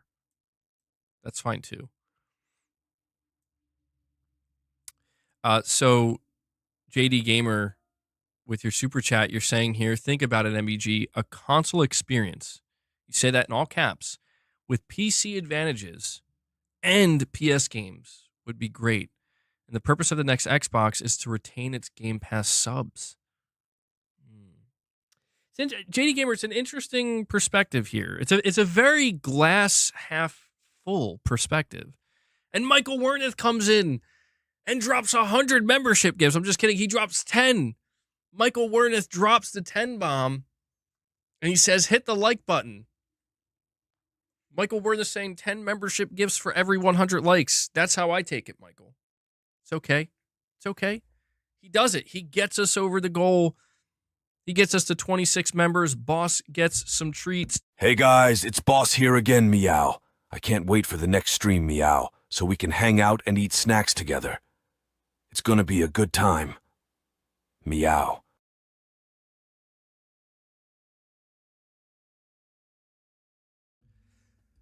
Thank you guys so much for the support there. Luna's over here too. She's like, am I going to get some? You'll get some, Luna.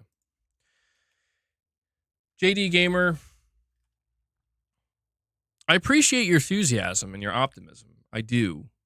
I don't think it's going to go down that way, though, man. I don't. You're saying, think about it, a console experience with PC advantages and PlayStation games would be great. And the purpose of the next Xbox is to retain Game Pass subs. The strategy, like the on-paper strategy that you are describing makes sense. In practice, though, I don't know that it's going to... Because I'm trying to see it through your eyes in a way where it's like the enthusiasm and the excitement of like, yes, my Xbox has now become, a more diverse machine that has more options and I can still access Game Pass and maybe just maybe even PlayStation games. Again, I'm not sold on that notion. I get it. But in terms of the wider market, just looking at how things have went down, even over the last 4 years, I just don't think it's going to be... I guess what I'm trying to say, JD Gamers, I don't know that nearly as many people as you think are going to share that level of optimism that you have. I think you will find people have that optimism, but the amount, I'm telling you, man, I think it's going to be less than we think. Lux, you're saying, no, Gabe doesn't want to sell. Yeah, I don't think Valve's ever selling, dude. I think people, dude, Steam players would be so upset. They would be so upset. And I get it.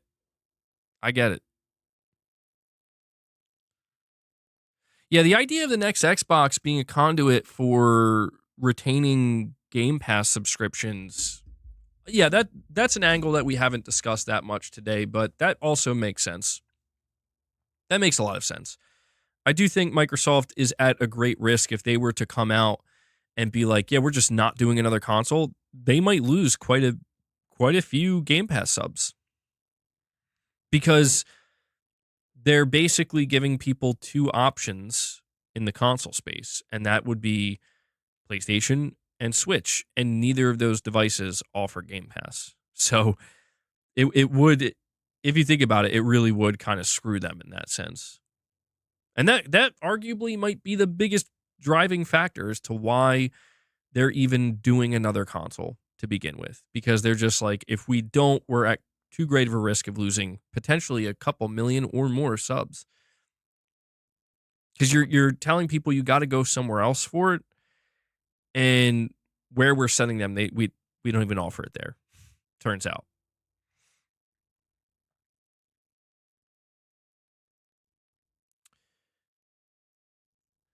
Something else I'm interested in, and I think this is going to be probably the most significant aspect of this transition, is I want to kind of go back to what Windows Central was saying here, where they're saying Windows Central understands that traditional Win32 will be the preferred development environment for the next mainline Xbox consoles. Now, when they say consoles, I'm assuming they're talking about the handheld as well. They say Xbox One, Series X, and S era environment is going to be gradually phased out. Where this leaves your existing library of Xbox era games, Xbox One and Series era games, remains to be seen. But it looks like emulation is one avenue that they're exploring to try to preserve these games. Now, I think this is going to be the biggest thing. This is going to be the biggest thing, man, where I think they're just going to be like, how they handle telling people, like, this is what's going to happen to your current library and where it's going to go and how you're going to access it. That's going to be, I think, a big deal. Excuse me. Lux, you're saying Valve is worth $7 billion. Microsoft should have threw 70 at them.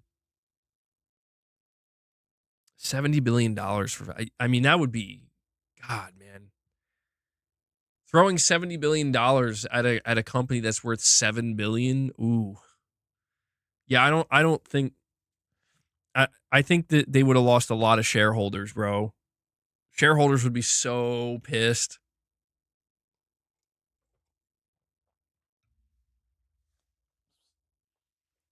Finish your snacks, dude? All right. Well, next up, it's Luna's turn. You're feeling full contrarian mode in this weather. Starting to feel kind of bad for Microsoft rooting as the underdog. Titus, no. Heard Microsoft is making a deal with Gabe where they will put Steam on Xbox and Steam will put Game Pass on it. I mean, I could see Microsoft working out a deal. That I could see. No acquisitions of any kind, but just a deal.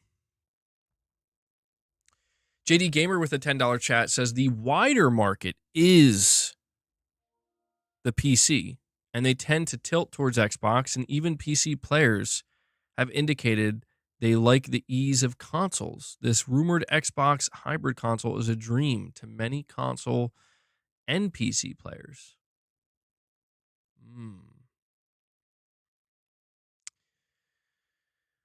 Well, all right, JD Gamer. I guess let's take it from that angle. All right, so we're looking at it with a bullish attitude, an optimistic, glass half full mentality.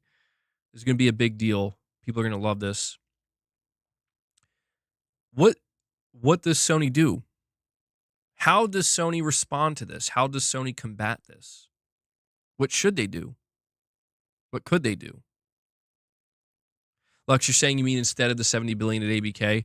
No, I got that, Lux. It's just that, bro, I'm going to be honest, man. Like, there's no reality where Microsoft overpays that much. They overpaid for Activision Blizzard, but not by like $40 billion or something like that.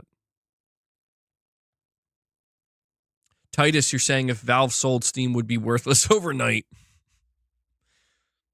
Yeah, I think they would lose a lot of players.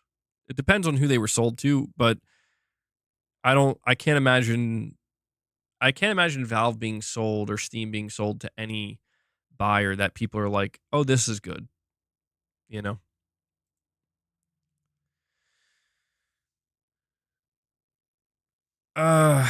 What would Sony do? Well, let's look at it from this perspective, okay? Let's look at it from the perspective of everything we just said about the next generation Xbox console is what happens, right? It's going to appeal to the wider market, which is PC based. You're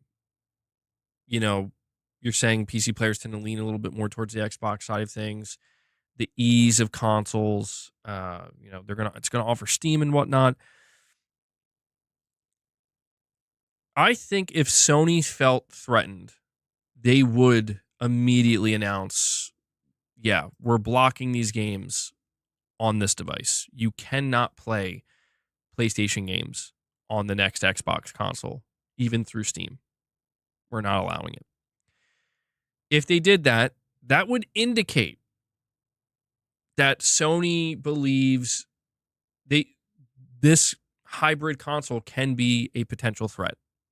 This hybrid console could potentially take PlayStation players away from their ecosystem and put them over to the Xbox/PC Windows ecosystem, right?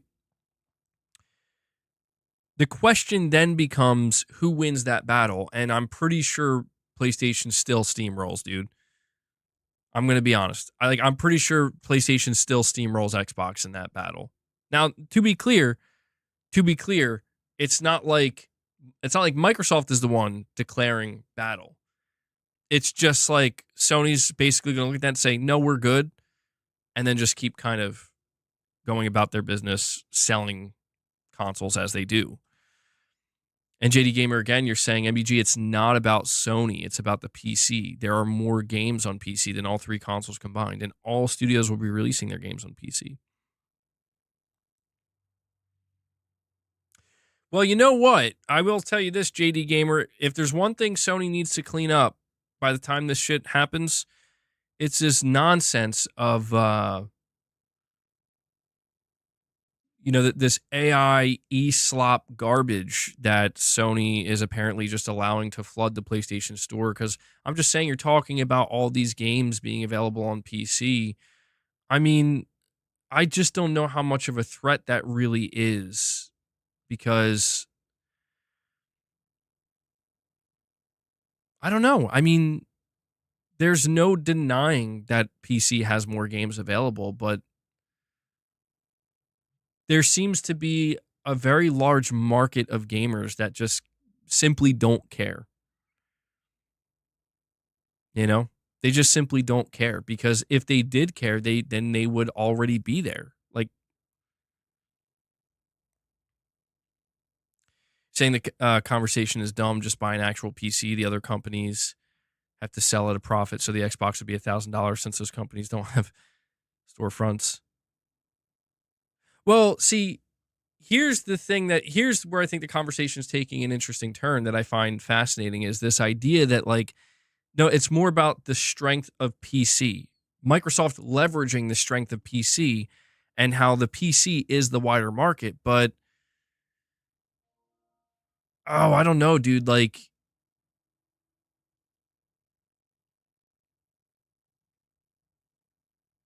I don't know. I feel like Sony, it's clear that Sony wants to penetrate the PC side of things, but they have to do so at the expense of, like, you don't have a stronghold. You don't have a foothold on the PC side. And that's where I think Sony is coming from a position of weakness, relatively speaking, where Sony is used to having things their way. You know what I mean? Like, in their own ecosystem. But I guess what I'm trying to say here is I do tend to agree that the PC market is wide enough, right? That even somebody like Sony is like, we got to tap into that, bro. Like, we can't just do nothing. And it comes at a time when, it seems like I don't know if the ceiling necessarily has been truly reached with consoles, but everybody in the know seems to be in agreement that that seems to be what has happened.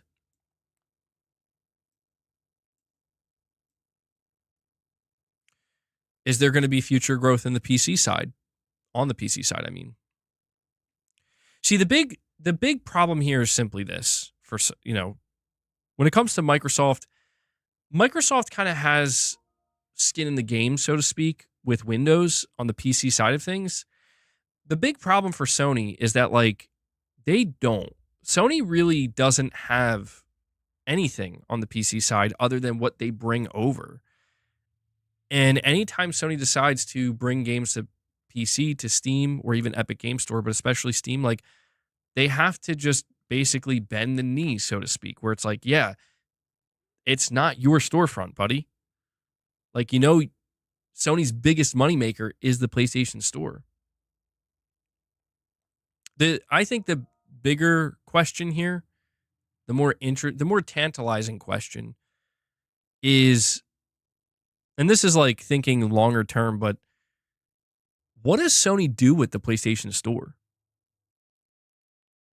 It kind of gets back to what we were talking about earlier about, for like Microsoft, the importance is of the Microsoft Store, but like them integrating Steam, doesn't that kind of like create friction against their own store needlessly? JD Gamer, you're saying there is, a larger market of PC gamers than console players currently, and the data already proves this Xbox is just finally in a position to leverage it. And sorry, Lux. Lux says nonsense on PlayStation. There's Hitler furry games on Steam. Oh. Bro, I see some of these games, not, PlayStation Store, Steam, wherever, and I'm just like, what the fuck? Bro. Like, Who's making these games? Why? Why are you doing this? Novinger, you're saying PC is not the wider market. Don't let JD fool you.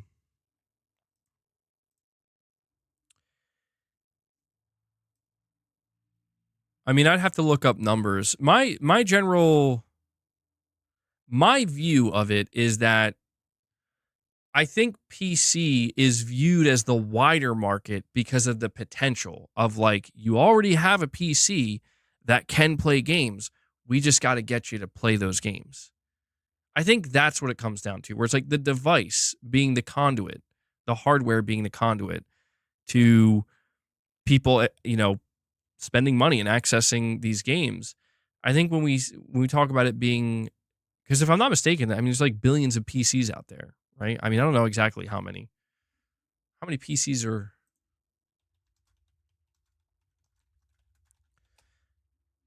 2 billion. There's 2 billion computers in the world. Now, I doubt all 2 billion are capable of running games necessarily, or like games as we are kind of talking about them. But in that sense, it's like that is the wider market. But in terms of, like,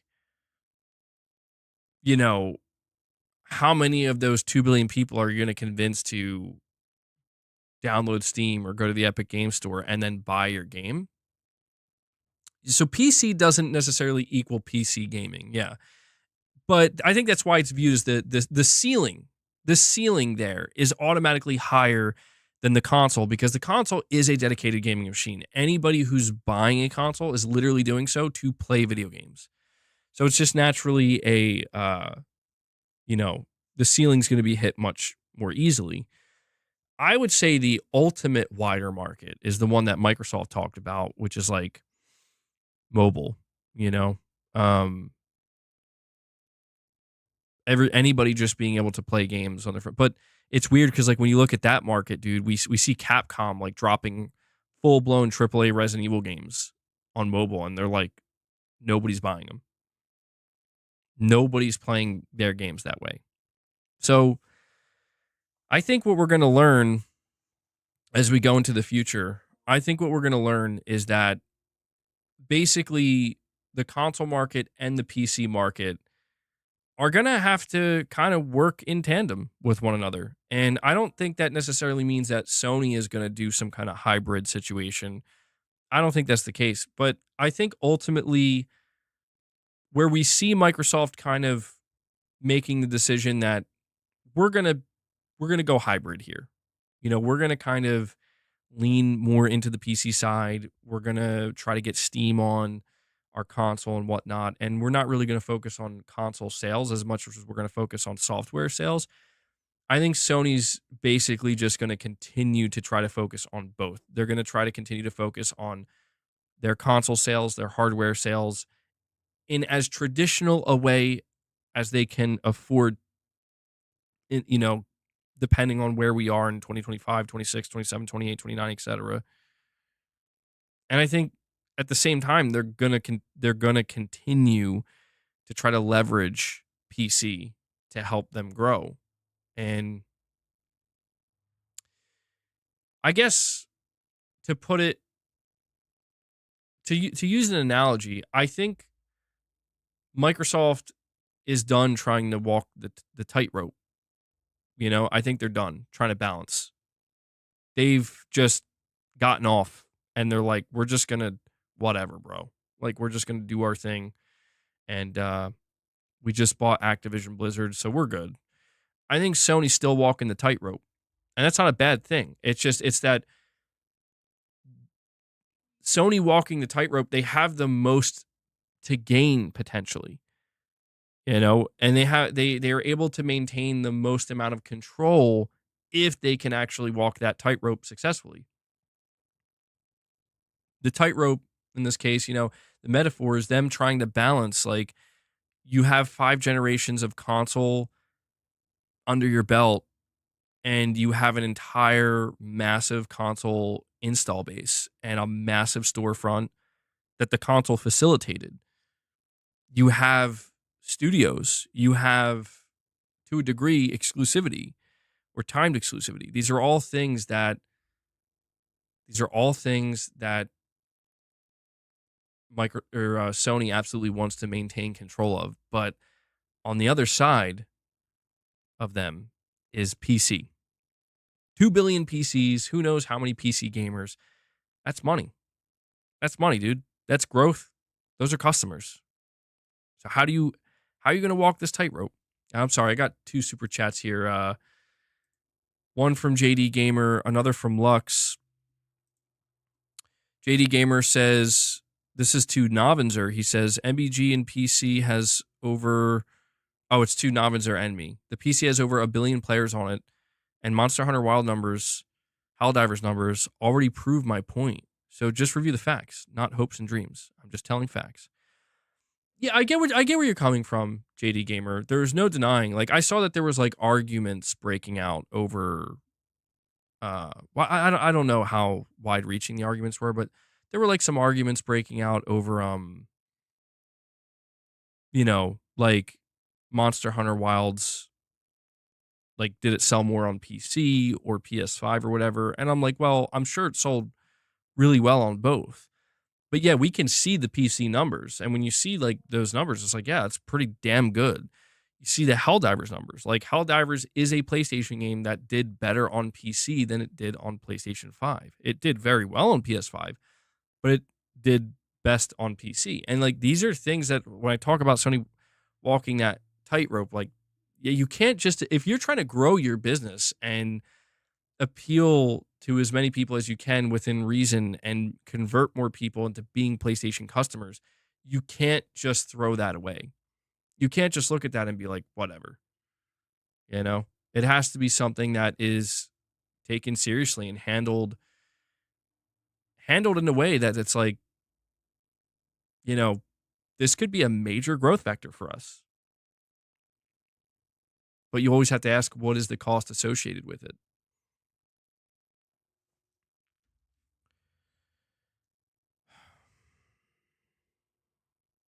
Hold on one sec, guys.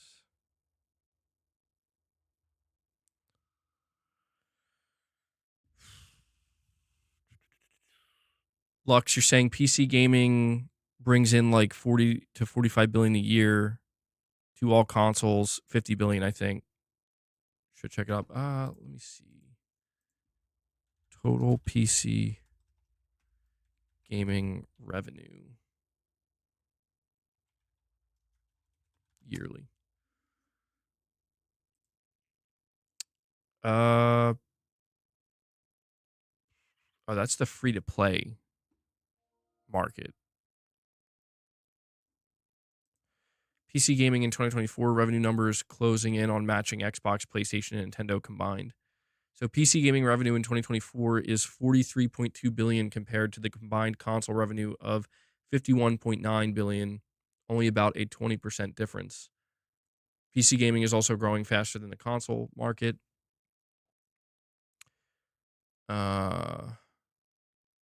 In 5 to 10 years, it's easy to see how PC will be bigger than all the consoles combined.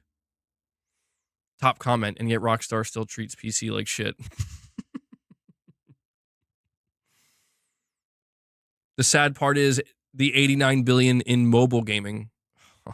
Oh, man. Oh, that is sad. Yeah, well, with Microsoft seemingly mostly being done in the console space, for all intents and purposes, I don't necessarily think that there's going to be growth in the console space. The only way I could see growth happening in a meaningful way in the console space is if the PlayStation 6 and the Switch 2 like basically both start selling at record numbers, like at record pace, which could happen. I don't think that's necessarily what people are anticipating, but I mean, it's if you're Sony and you're looking at that, you doubt PC will continue to grow with how expensive they're getting. I mean, yeah, that's kind of that could be the Achilles heel potentially.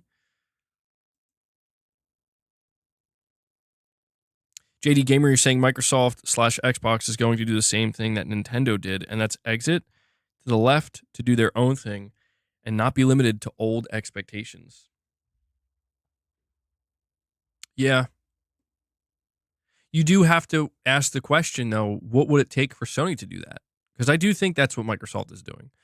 I will say this, though. I don't know that the difference, I would say, between Nintendo and Microsoft here, it's kind of ironic, right? Nintendo, when they exited left or whatever, right? They exit to the left. They did so because they had, well, the commonality, I guess we could say here, is no choice. Nintendo really dropped the ball with the Wii U. The Wii U tanked their console.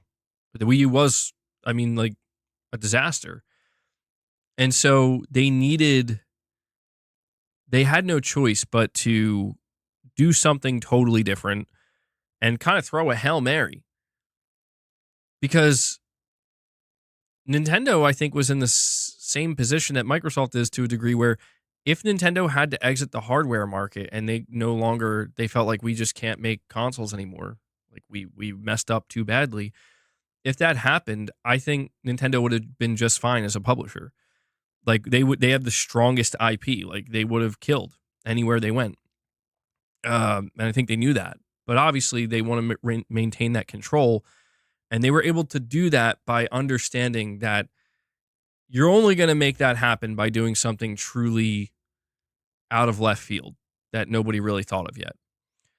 Microsoft is essentially doing that same thing, and they have the same cushion, ironically enough, except they paid for it. They paid for the safety net. Nintendo had the safety net of, look at our IP. We got Nintendo. Or we got Nintendo. We got Mario. You look at, I'm saying you look at the Nintendo IP, Mario, Zelda, so on and so forth. It's just like, yeah, that's the safety net. They spent years and years and years and years building that safety net. Microsoft bought their safety net. Microsoft bought Bethesda. They bought ABK because they know that if this totally fails, which there's a high likelihood it will, regardless of how optimistic you are, there's a high likelihood that this console, this hybrid Xbox console, is just going to basically be like, it's going to do Wii U numbers, something like that. The safety net is, that's okay. We're publisher first. Like, we have the IP. We bought this safety net. We bought this IP. So in case this happened, we're totally fine. We survive. And we still make a ton of money. Sony's in this unique position. That's why I'm saying, like, Sony, Sony's in this position where they are kind of balanced in a way, where like they have the storefront, the hardware, and the IP, but they're like a jack of all trades in a sense, where like they're succeeding on all fronts. But if you remove one, where like, can Sony be as successful just with the PlayStation Store? Probably not on its own. Just the console without the games and without their IP? Probably not. Just their games as a pure publisher? Probably not. They would survive with any one of these things, but would they thrive with any one of these things? Probably not. So it's like, how's that saying go? Like, greater than the sum of their parts or whatever. Greater than the sum of its parts. Oh, wait, no, hold on. It's the opposite. I'm using this wrong. If you say that something is more than the sum of its parts or greater than the sum of its parts, you mean that it is better than you would expect from the individual parts. Wait, no, I am using it correct. Sorry, guys. I feel like I'm starting to get a little bit feverish. I'm not going to lie. Yeah, I'd wreck that. I feel like I'm starting to get a little bit feverish. Like, I don't know if it's just like warming up in here, because I am a bit under the weather, and I'm definitely sick, but I can't tell if I'm starting to get a fever. All right, it might be warming up in here. It got warmer outside. There's only one way to know. Take my temperature. I don't feel like getting up. But you guys get what I'm saying. Navids, you're saying in response, you're responding to JD Gamer saying, excuse me, playing solitaire counts you as a PC or as a gamer on PC. If PC is so lucrative, then why didn't it save Xbox? PC gaming is mostly made of the Chinese community. And you know what's interesting, Navids, that's something that Shuhei Yoshida recently talked about in an interview. He was saying that one of the biggest reasons why Sony got involved in PC gaming is because of the Chinese market. So I think there is absolutely truth to that. MBG and his elements again. Dude, I don't get it. I went this whole like winter season without getting sick. Even like my family's getting sick, everybody around me getting sick, everybody who's around me is getting sick. And I'm like waiting. I'm like, I guess I'm next. Hold on.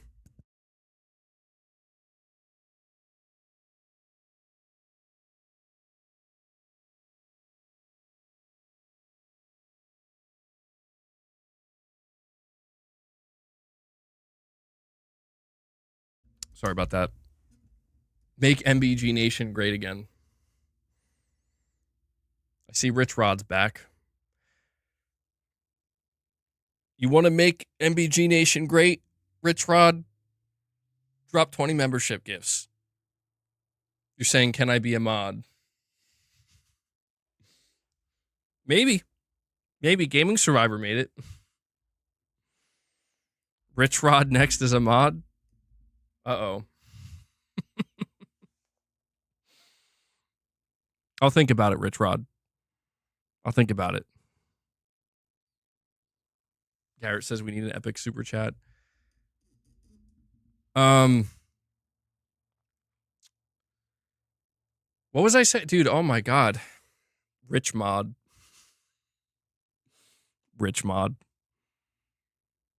Lux, you're saying Microsoft is seemingly encouraging their players to go to PC. I'm getting that vibe too. Which, again, kind of makes sense from Microsoft's perspective. I think you're saying everything's getting expensive. The PS6, in my opinion, $700 to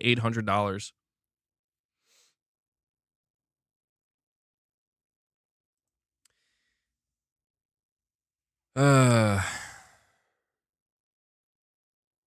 Well, that's my big concern with the next generation of PlayStation. I feel like the next generation of Xbox, the one thing that is kind of good and working in Microsoft's favor is that if things do get expensive, well, they are getting expensive, but if they really start to get that much more expensive, and it's like, yeah, dude, consoles are now becoming ridiculously expensive, or new consoles with new hardware.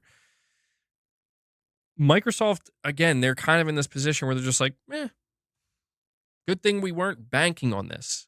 That's why I'm so fascinated to see what Sony does, dude.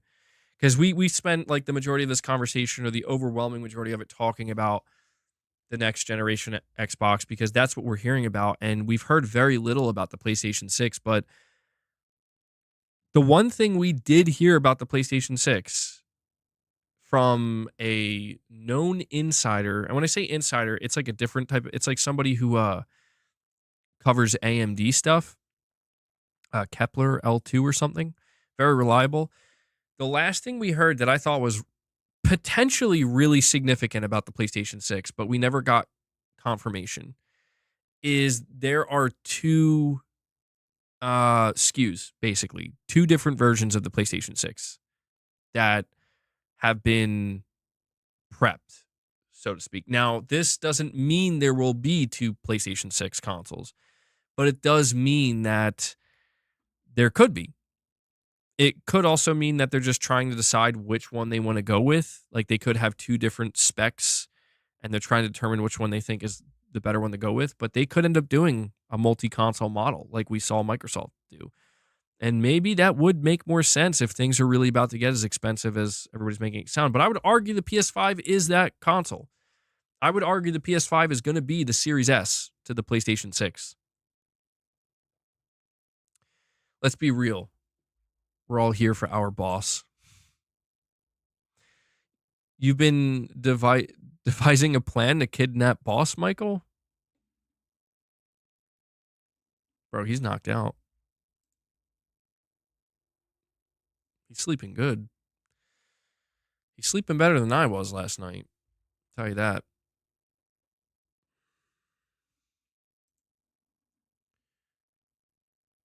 Yeah, I am nervous about how expensive things are going to get with the next generation consoles. More so for PlayStation, because Sony's going to need to sell a lot of consoles. Like the PlayStation 6 needs to be successful. Something that's really important, I think, to understand about Sony is that they are at a pretty high risk of having things.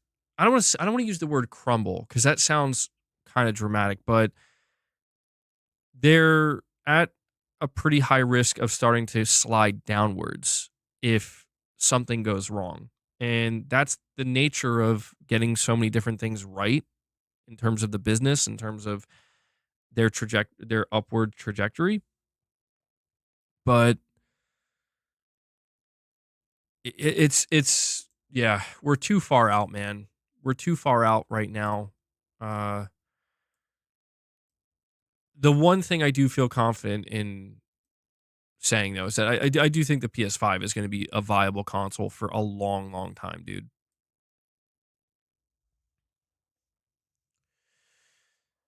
Okay, you're saying some PlayStation fans exist in a deep level of delusion. Anyone counting on the world's largest tech company who has its resources and sights set on conquering the gaming industry is lost. Sega, they are not. I can agree with that to a degree. I do see people making comparisons where they're like, Microsoft is the new Sega, and it's like, no, no. What Microsoft was able to achieve in one fell swoop by spending like $75 billion, that should, like, that's all that people need to see or should need to see to know that this isn't Sega, dude. You know, like, I understand people are immediately thinking of Sega because Sega exited the console market, but here's my take on this, okay? Right? My take is that right now, every major, well, I was going to say every, but I don't think Nintendo's really. If we're talking specifically about Sony and Microsoft, right? I think they're both in this position where it's a matter of who's going to get over their skis first. Because it's the roadmap to conquering the industry. It's not fully filled out. And the roads ahead that lead to that lead to like you've conquered the industry, that that's only gonna that's only gonna be revealed in time. And so it's about hedging your bets, man. Both Sony and Microsoft, they're both trying to determine like where is this headed, because it's more about the timing than anything. Because like somebody might say, oh well, this is headed towards, like,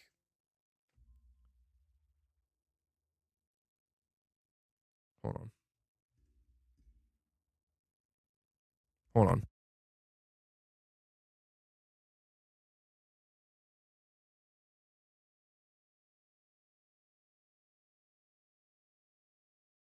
Sorry about that again. This is headed towards. Somebody could make the prediction that, well, we're headed towards a future where, you know, subscription services and cloud gaming and accessibility, all these things are going to become more and more important, and it's going to be less of a focus on the latest and greatest in hardware and technological advancements. It's easy to maybe make that prediction now because you're basing that prediction off of the things that are happening right now and the reactions that we're seeing right now and the changes to the economy that we're seeing right now. But the reality is that prediction could be totally wrong. Whereas like if you're preparing for that future now, 6 years from now, it could be the opposite. It's like, no, that didn't happen at all. Cloud gaming hardly grew. People are like, the consoles are still selling great. People still want consoles, and hardware is still just as relevant as it ever was. It's one of these things where this is the one thing that Microsoft did bank on, and Sony's banking on it too, to be clear. It's just not they're not banking on it at the highest possible level. The reason why Microsoft banked so aggressively on games and software is because it is true that like that's the one thing, the content, the IP, like that is the one thing. And this is why you see Sony trying to grow their IP in movies and TV shows and stuff. That's the one thing that no matter what happens, yeah, that's always gonna be relevant. But it's never that simple. You can't just again, the IP is the safety net. You don't want to exist in the safety net. You want the safety net to be there in case you fall through, but you know, we have JD Gamer with another super chat. Appreciate all the super chats, guys. You're saying here to Novenzer, you're saying playing solitaire / free games on your PS5 counts you as a PS5 gamer, and if you got the PS5 launch day, you cost PlayStation money. Apply your logic evenly, and if you can't, it falls apart and isn't logical. Is that even available on PlayStation 5? I mean, I think we're getting a bit in the weeds here about like what's counted as a PC gamer versus what's counted as a PS5 gamer. There's basically two things we have to understand, fundamentally speaking. And I think as long as we keep this in mind, even if it's in the back of our minds, but just having a broader understanding, these companies involved in the gaming industry, they want two things, not just one thing. We talk about it's money. Like they want money, they want revenue, they want profit. Yeah, that is one thing. They want as much profit as possible. They want to be revenue leaders. They want to grow.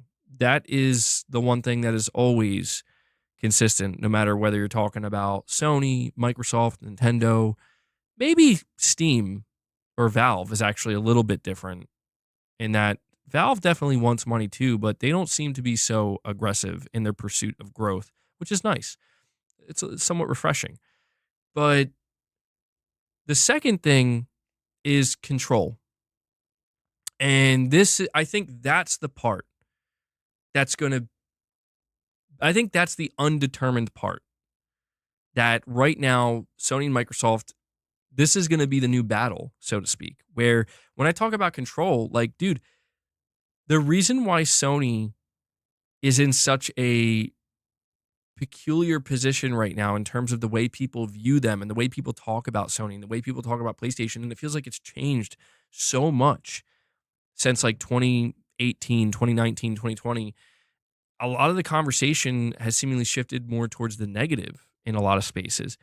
This is because Sony is trying to maintain control as best they can on as many things as they can. Like the craziest thing was with Helldivers, man. Like seeing Sony just come out and be like, yeah, we're going to require a PlayStation Network account, and just like not even thinking about like the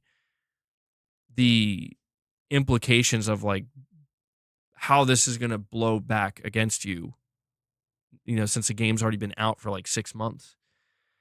Because to them, it's just like, yeah, it's our game. Like we want to we want people to log into PSN. We want that level of control. Just like every other, and that's why like the arguments were happening were like, well, doesn't every company do that now? Doesn't every company require you to have a login and a password? It's like, yeah, but the difference was is Sony didn't have it day one, and they still just came in and were like, and to me, that was a really interesting situation and an interesting thing to observe, because it shows you, like, if you want to know how Sony operates, this is how they operate, dude. Like they want as much control as possible, and I don't know. The question is how strong of a grip can Sony have? Can they maintain that grip as we go into the next generation? Because Microsoft completely let go. Nintendo, you could make the argument when it comes to being in total control, Nintendo's still the master. Somehow, I don't know, bro. I don't know if they got like lucky, but somehow Nintendo's still the only one that's like, yeah, we just can do things how we want and have complete control.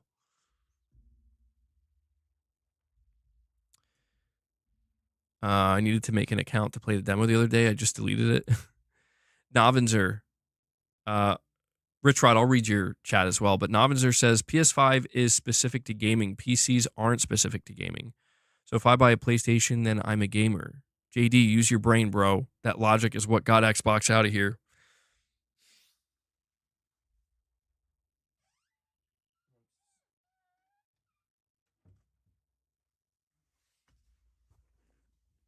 Damn. Corey says Nintendo is the master.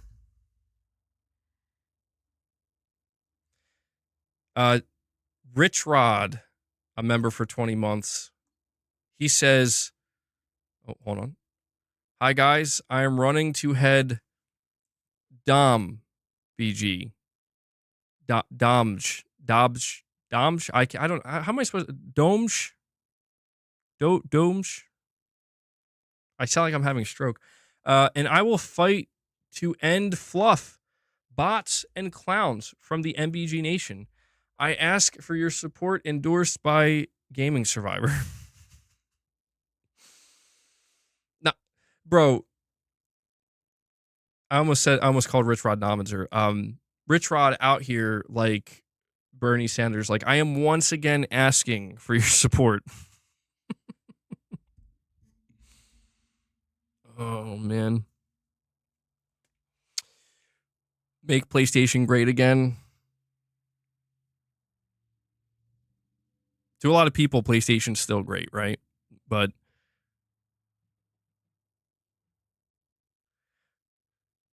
Mac, you were saying, honestly, I don't care about any of the business stuff. I just want to enjoy games. No, I do too. And we do. We enjoy games. I can't deny that when we are talking about the next generation of consoles and like the next 3 to 5 years, I have this feeling that, dude, things are going to change drastically and it's going to be quick. Like, that's the thing that I think appeals to me the most in terms of speculating and trying to put the pieces together, even though we're basically doing it blindly.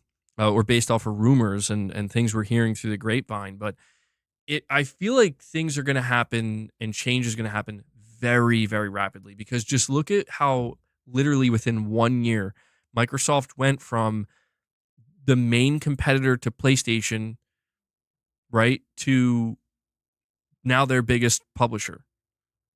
In 1 year, just like that. Like, I'm not saying a year isn't a long time, but in the bigger picture, like, that's nuts. Like, that's so rapid. It's practically overnight. On a fun note, MBG, have you seen the new game Mullet Mad Jack? One of the coolest, most original, and wildest games I've tried in a long time. Absolutely worth a look. Mullet Mad Jack. Is this a PC game? Bro, we got Novinzer and JD Gamer straight up going at it right now in super chats. JD Gamer says to Novinzer, he says, never ever run a business.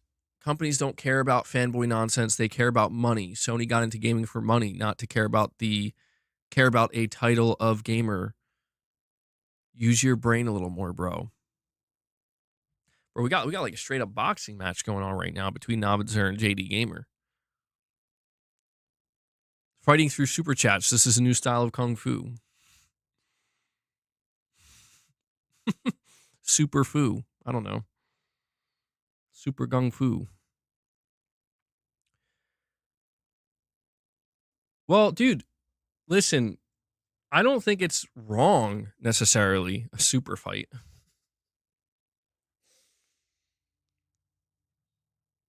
I don't think it's wrong for these companies for their main goal to be money and revenue and growth. Like, it is to be expected. And that's the commonality between all of them. But the way in which they go about that growth and the pursuit of that revenue and profitability, that's where the you see the biggest differences. And that's why more and more people, kind of point to Sony, and it's like Sony's the bad guy, right? Like Sony, or at least that's kind of generally, if you're talking about like Twitter chat and internet chat, like Sony's the bad guy out here. And there's also just this natural feeling that people have where they kind of want to root for the underdog and whatnot. And Microsoft is not an underdog, to be clear, but in the context of gaming, a lot of people have maybe kind of seen them that way for a little while. The big thing is Microsoft waved the white flag. And one of the biggest benefits that Microsoft gets in finally willingly waving the white flag in the console space, to be clear, I'm not saying gaming, I'm talking the console space. They wave the white flag and say, we're not trying to do this anymore with you, Sony. We're pretty much done. It does kind of shine a brighter light on everything Sony's doing, because Sony is saying we're not done. Like, we're going to keep doing this. And it's kind of like I said earlier, Microsoft has they have the luxury, if you want to call it that, or the advantage. It's not a luxury. I don't know why I would call it. That's wrong terminology. They have the advantage of being able to now make decisions not tethered to, but what if this happens to our console and to our storefront and to our ecosystem? They don't have to, like, they're now free to make decisions however they wish. And the answer to that question is, it doesn't matter. It doesn't matter what happens to our ecosystem. It doesn't matter what happens to our storefront. It doesn't matter what happens to our console. They're still going to try to make reasonable decisions that are like, they're not going to go, well, I don't know. Some people would make the argument that some of the decisions they made are going out of their way to like hurt their own ecosystem, but Sony is not in that position. So the reason why Sony doesn't have that advantage is because Sony is weighed down.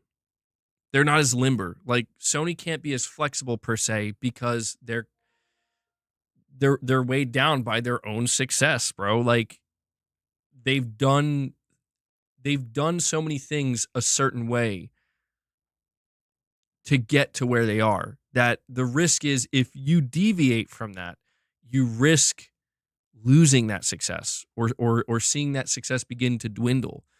And again, that's why it's a matter of, like, if you look at it as like they finally make it to the top of the mountain, you don't just get to sit back and chill.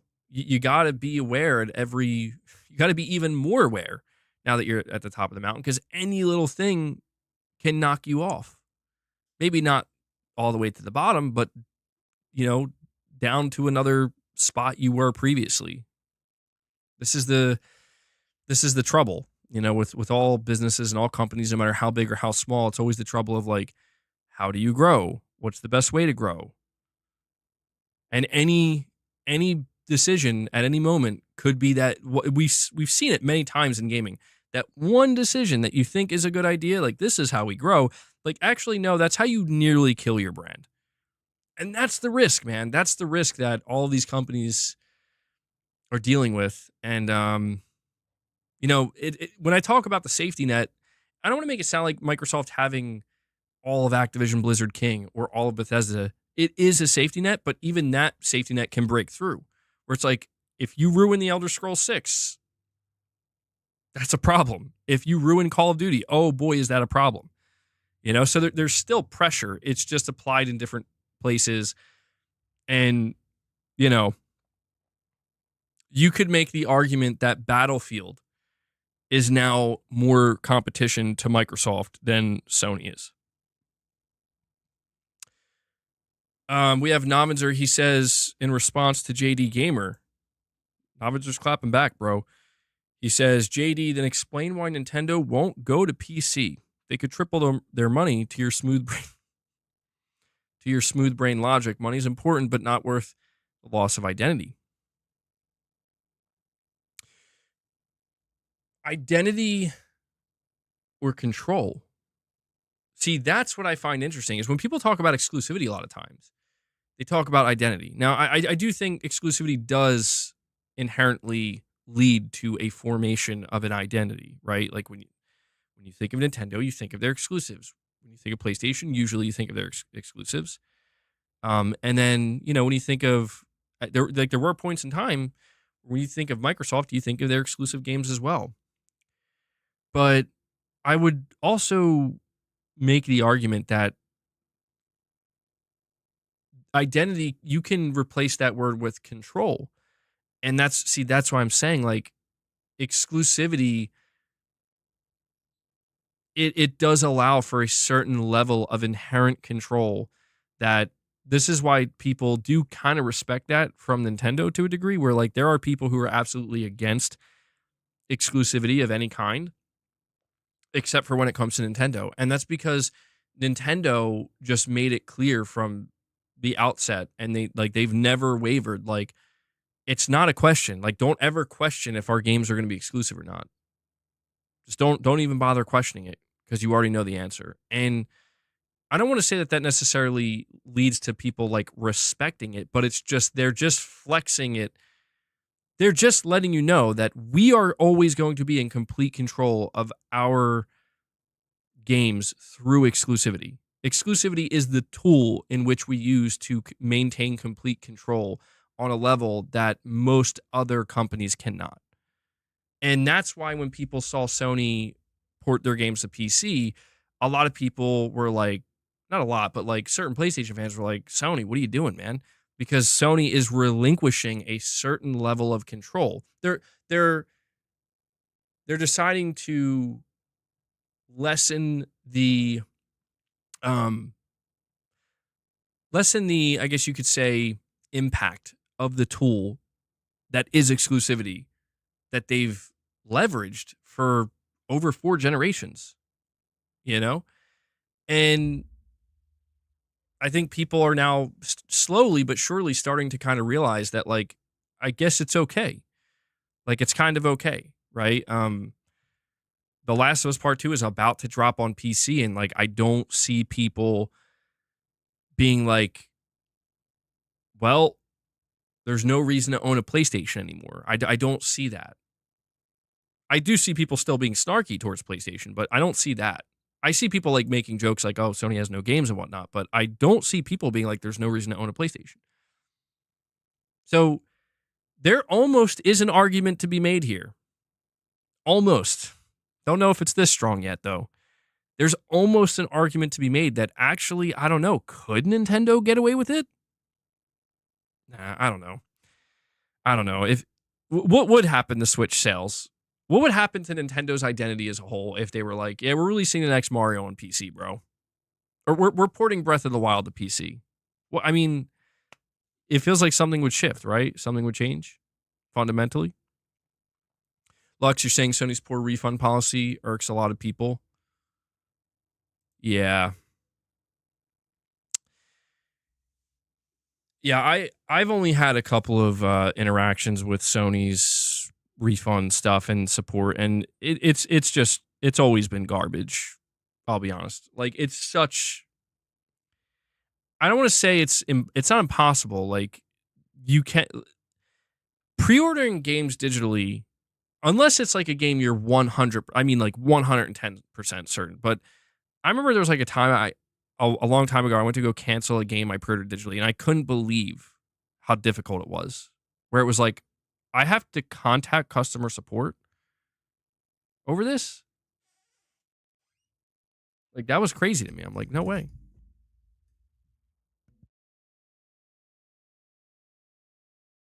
Hold on one sec, guys.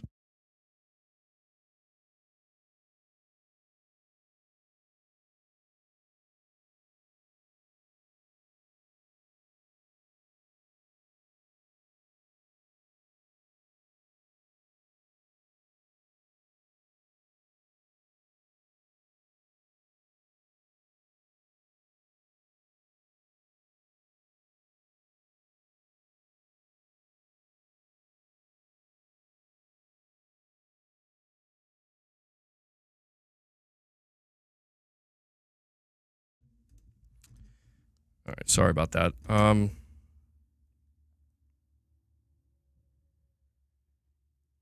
Sony's being selective on games going to Steam, bro.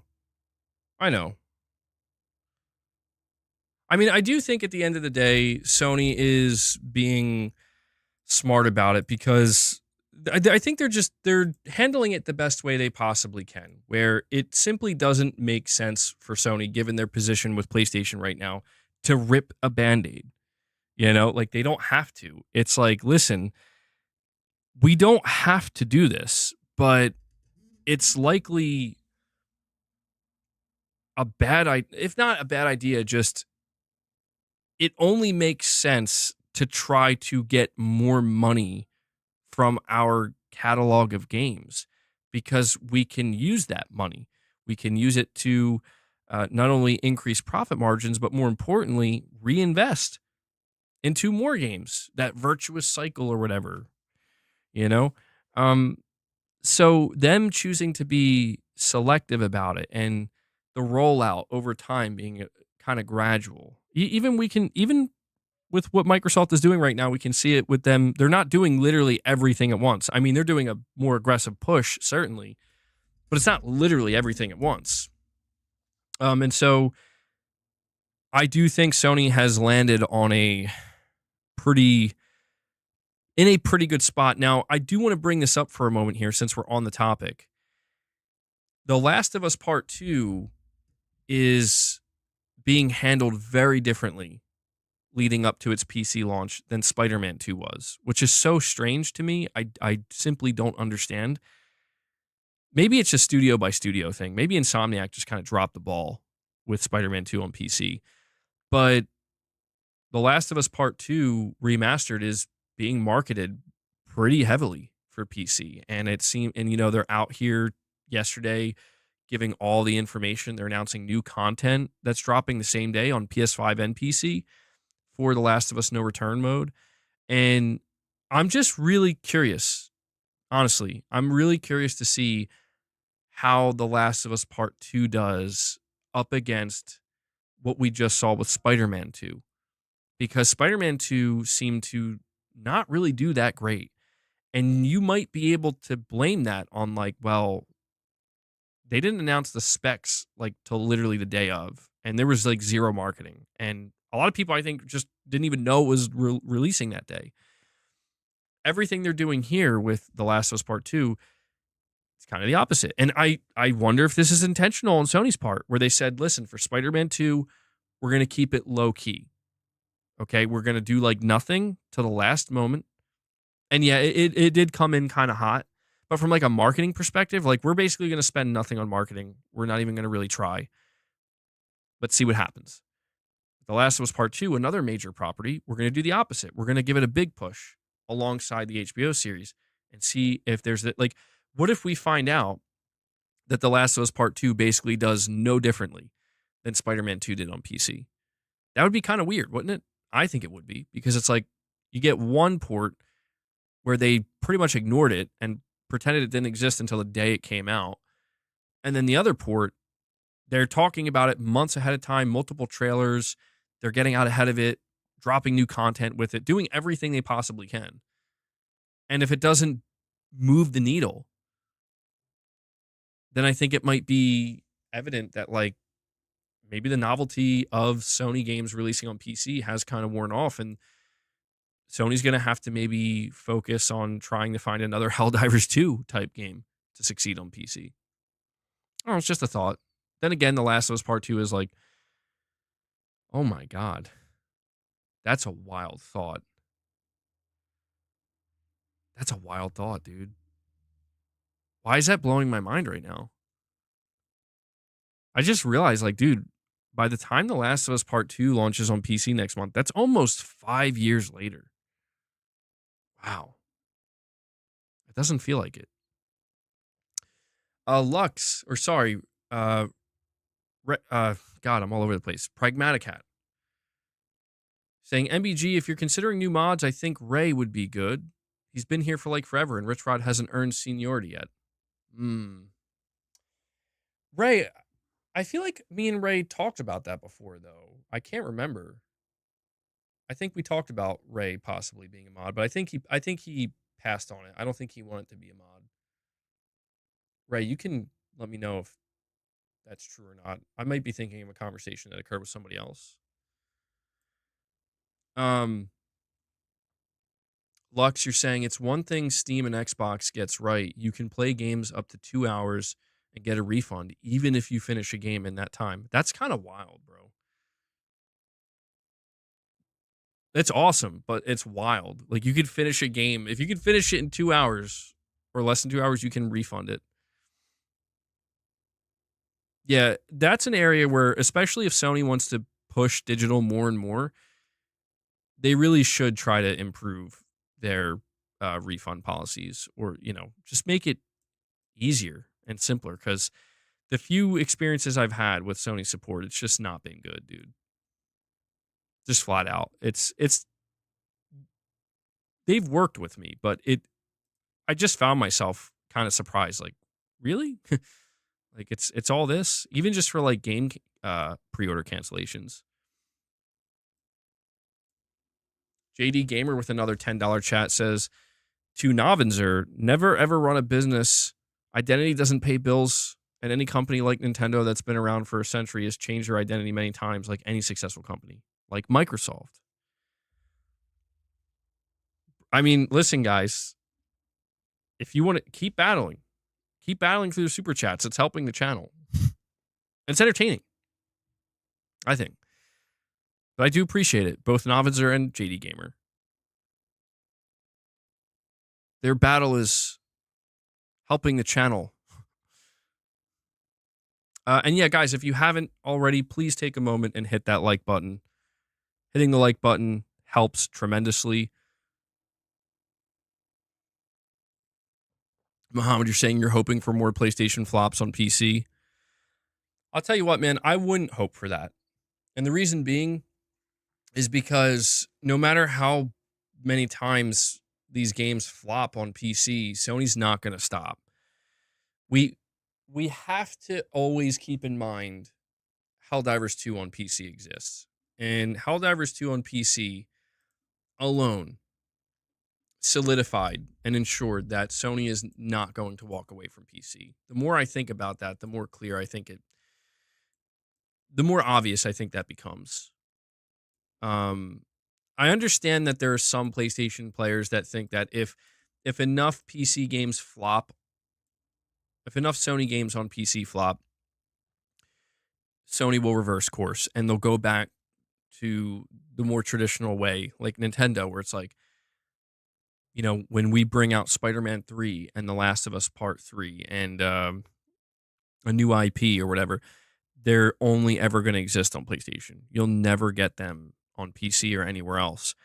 I understand that. Like, I understand some people want that to happen, but it's just simply not going to happen because of Helldivers 2. Like, Helldivers 2 made Sony so much money, dude, through PC, that I think Sony understands certainly by now that games like Spider-Man 2 and The Last of Us Part 2 and frankly your single player games are not going to do Helldivers 2 numbers. But why not try? I do think Sony will slow down though, because after The Last of Us Part 2, what other games could they realistically bring to PC? They might start to put a heavier focus on remasters now, and then maybe take a break with PC and come back. I mean, games like Marathon, I'm not talking about the live service games. Games like Marathon and Fair Games, they're coming. But and Novinzer says, MBG, I'm putting you on my taxes as a dependent. Oh, damn.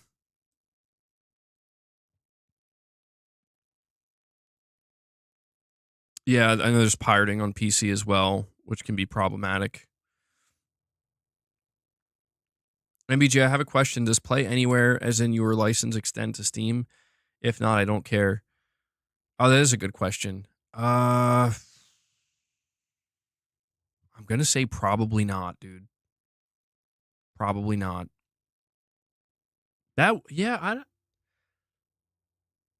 I think it's a safe assumption that the answer is no.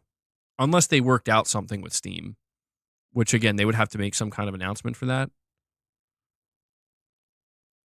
Is PlayStation's older catalog available on PC? No. No. Maybe they could start dipping into that. That's a possibility, but maybe that's, by the way, that might be why they haven't done remaster collection yet. You know, people are wondering, like, where's the God of War collection? Where's the Killzone collection? Maybe they're like, look, once we're done porting all of our games and re-releasing them and remastering them on PS5 and PC, and, you know, there's a whole new batch of games coming with the PlayStation 6 that aren't going to be ready to go to PC for years to come. Now is the time. Maybe that would make the most sense. Like, okay, yeah, to fill in those gaps, we're going to have these new collections that I think, yeah, why not put those on PC? Because I think that would only be a good thing. Yeah, I'll be streaming Snake Eater when it comes out. Yeah. JD Gamer says, MBG at Novenser. Now, this is where we agree. Taxes. Well, see, there you go. They came together. They found some common ground. Chris Brown. Excuse me. Oh, my God, my voice. Chris Brown, you're saying Sony already said games on PC print money. Why stop? Yeah. Shuei Yoshida. Okay. We've reached that point of the stream. Shuhei Yoshida said that. He said, you know, putting these games on PC is just basically like printing money. I saw an article or something say he said the quiet part out loud. You think The Last of Us is going to be a huge flop on PC? Titus says it might be time for an old school campaign donation for Rich Rod's claim.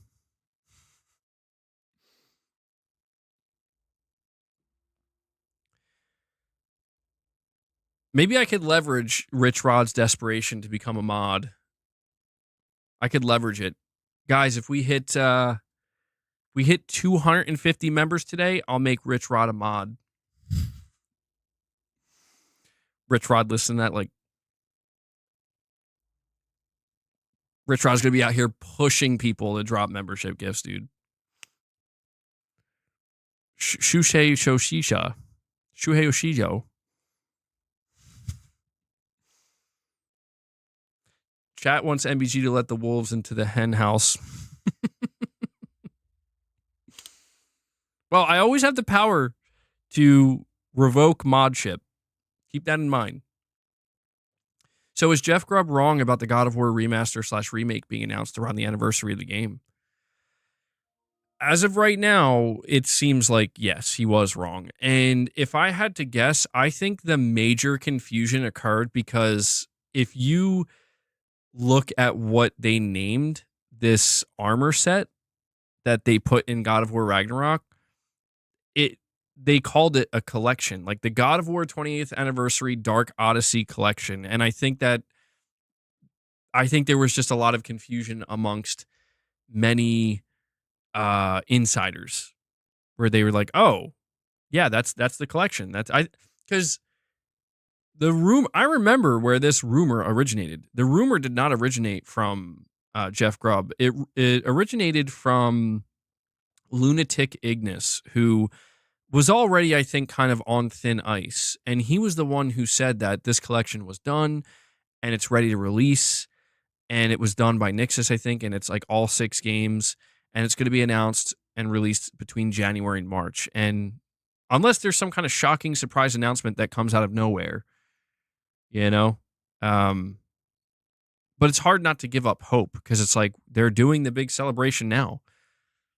It doesn't mean that they might not. It doesn't mean that they won't do anything or that they might not have something to announce a bit later on, but at least for the 20th anniversary, this seems to be it, you know? So I understand people get upset. I was looking at the reactions and people are very upset about, you know, how Sony's handling the 20th anniversary for God of War, but we always have to, I always try to emphasize this when we cover rumors and stuff and insiders, like, it is always worth keeping in mind, like, they could be completely wrong. Like, we've seen that many times. They could be right. That does happen, but they could be wrong. And we kind of have like a scoring system in our head, right? Like, how many times did this person get this right? How many times did they get something wrong? And I think, for example, I'm not going to name the individual, but I saw somebody pop up like 3 times in the last 2 weeks that, in my opinion, is like, I'm not saying they're lying. It's just that they're not a valid source, just flat out. Like, they're not a valid source.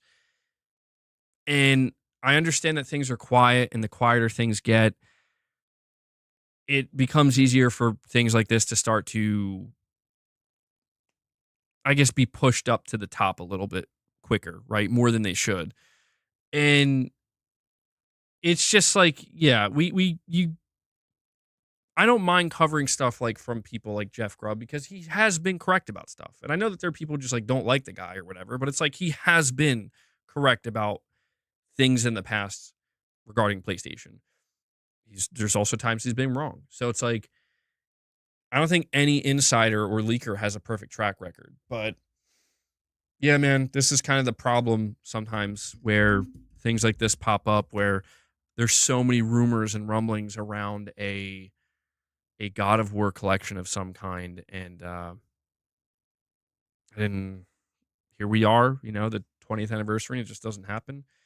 And you kind of feel, a little bit bad, because it's not like they're not doing anything. It's just they're not doing the thing that was rumored so heavily. Titus Crow, you're saying Rich Rod plus Gaming Survivor equals the Team America loves. Matt York with a, hold on. With a milestone chat. Member for 37 months. Thank you for that, Matt. You're saying replaying MGS1 through the MGS collection. Been a long while, but I wanted to go through MGS1 and 2 before Snake Eater releases. It's been a while. It's been a while, brother. Yeah, I thought about that, because we're getting closer. I mean, we still got some time for the August release of Metal Gear Delta, but dude, I haven't played Metal Gear in quite some time, and I just want Metal Gear Delta to be like my first time returning to Metal Gear. But yeah, not a bad idea. Replaying some of these games. The Metal Gear Solid games are timeless, dude. It can be tough, I think, getting reacquainted with the controls, for sure.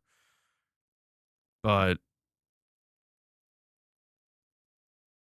Titus, you're saying Doge, Department of Gaming Inquiry, RR plus GS.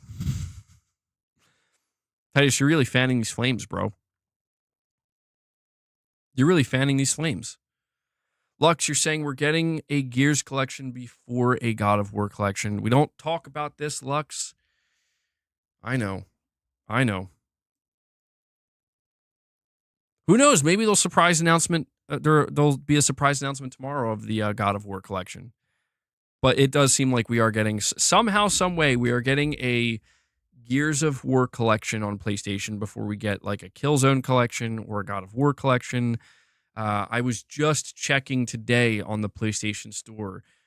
How can I play God of War 1 on my PS5? And literally, I have to be a PlayStation Plus premium subscriber, and I have to stream it. And I'm like, this is unacceptable. Just flat out, Sony, this is unacceptable. So they got to do something at some point. They have to. Chris, you're saying you would personally take a Gears collection over God of War? Well, to be fair, I do see a lot of people excited for Gears of War coming to PlayStation. I think there's more hype for Gears coming to PlayStation than Halo. I could be wrong, but I kind of get that vibe a little bit. MBG, I don't think Sony's remastering God of War. I think they're remaking the Greek saga. Remaking the Greek games makes more sense than a remaster collection. A God of War, I mean, they can't remake all of those games. They would have to choose like one game to remake, basically. Because a remake is different from a remaster, bro. A remake is like full-blown, usually from the ground up, changing everything. And they couldn't do that for all 6 games. They would have to limit that to like one game.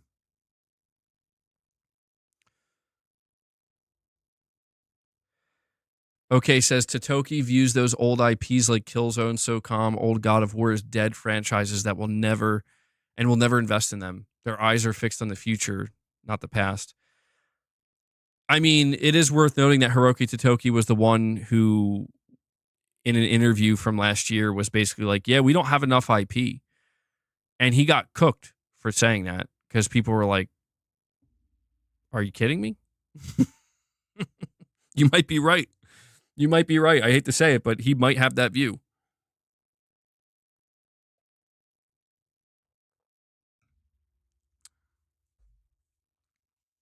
MBG refuses to play God of War at all costs. No, dude, it's really not a refusal, man. It's just, it is kind of one of these things where it's like, Sony, bro, I am not at all costs, but there is a kind of refusal. Like, I'm not playing the original. Like, how can this be? How can there not be the ability for me to just buy a trilogy of just God of War 1 through 3 to play natively on PS5? Like, that's crazy to me.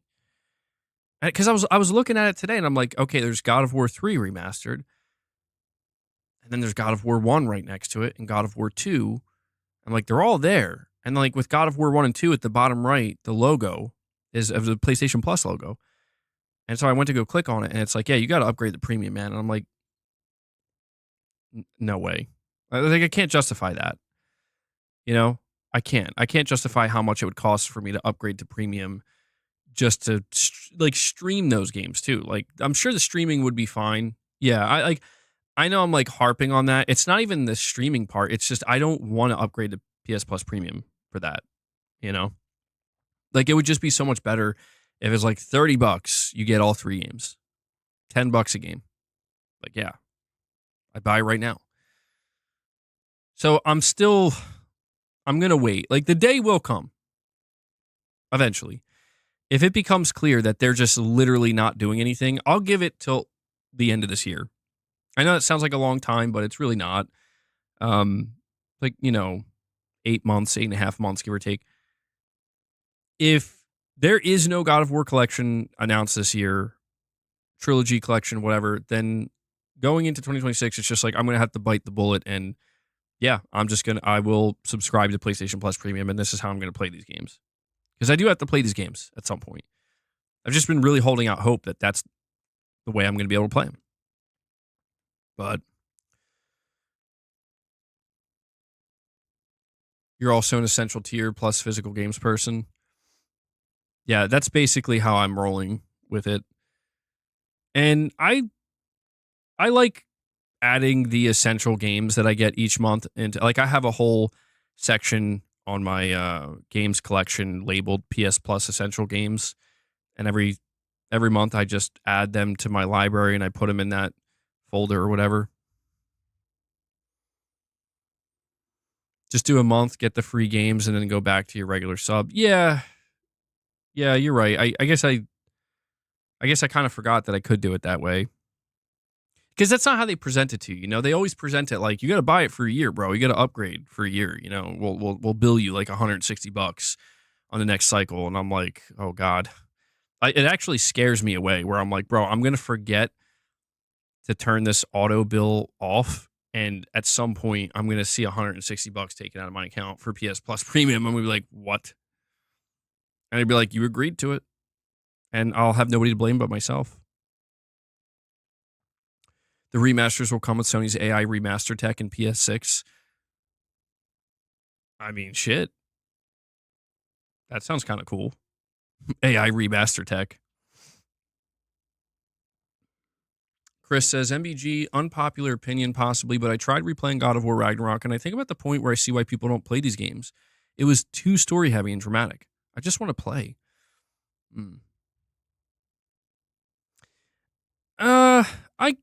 I kind of get it. I do, but I don't know. I like that. I got to be honest.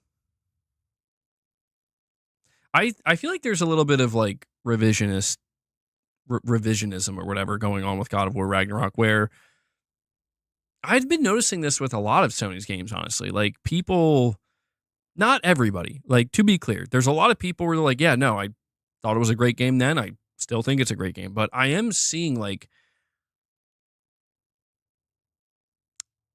I guess what I'm trying to say is it's pretty clear that there's a lot of people on the internet who just follow, which I guess isn't that surprising, but sometimes it is a little bit surprising when you see it so blatantly, where it's like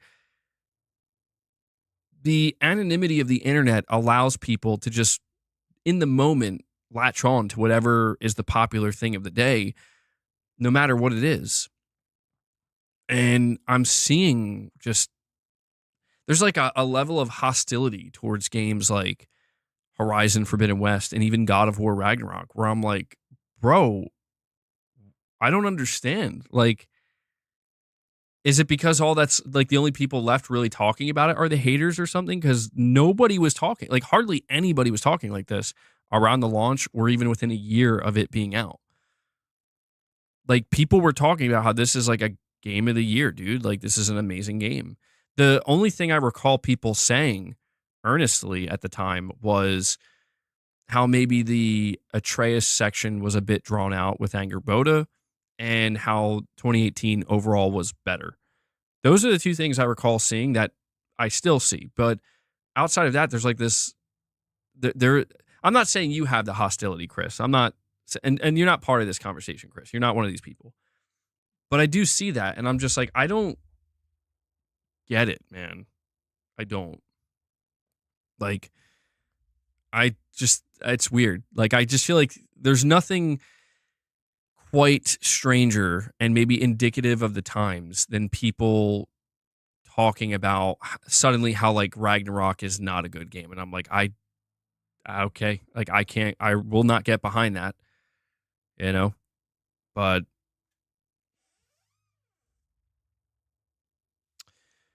okay, you're saying MBG Nvidia is leading the way with RTX Remix. PlayStation and Microsoft will have similar tech that uses AI to remaster a game with minimal to no dev effort. That will be interesting if they end up doing something like that. Yeah, PlayStation, you have to imagine, is going to be all over that, bro. I imagine that's going to be something that they're working on right now. Leia, are you coming in or not? Come on.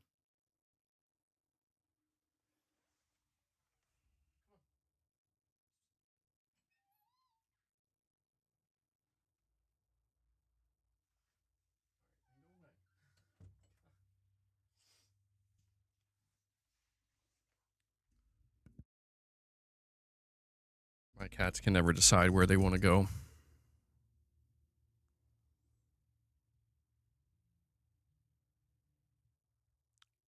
Garrett, you're saying Forbidden West is your favorite PS5 game so far?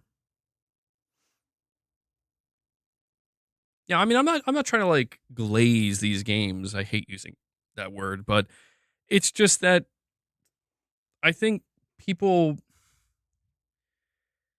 no, man. I just think people sometimes they get a bit hyperbolic about the way they talk about some of these games where it's like I understand that Horizon is not as popular as it once was, seemingly. Okay. It's not as popular as it once was. Capona says, please don't say that word, bro. I know. I know.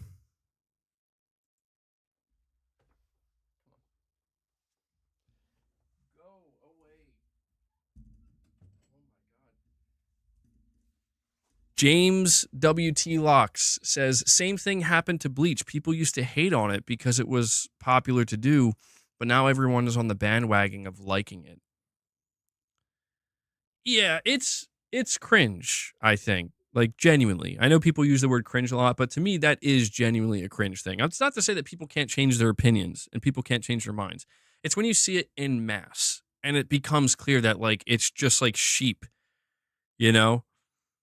You just see the herd like moving from one area to another. And that to me is what's cringe, where it's like, whatever, man, you know? Oh, Wes, please, God, no. They took a wrong turn with Forbidden West. Zero Dawn was a masterpiece. I mean, I think Zero Dawn's story was definitely stronger, significantly stronger than Forbidden West, but I still think Forbidden West, for me, Forbidden West's world and the interactions in that world were much better than the first game. I think that that's where Guerrilla improved the most. Like, I still do remember playing Forbidden West on PS5 and just constantly thinking, like, dude, this game world is nuts. Like, this is a crazy world, bro. Like, this is awesome. But yeah, not being necessarily as enthralled with the story, but still great. Forbidden West was an upgrade in every way. Can't get over the underwater system. Yeah, it really was impressive. It makes me wonder what they're going to try to pull off with the third game, assuming Horizon 3 will be... Horizon 3 could be a game we still get before the end of the generation, depending, which would be surprising. Maybe it could be like a cross-gen game, PS6, PS5. Imagine what that game's going to look like, dude. Whew. It's going to be nuts.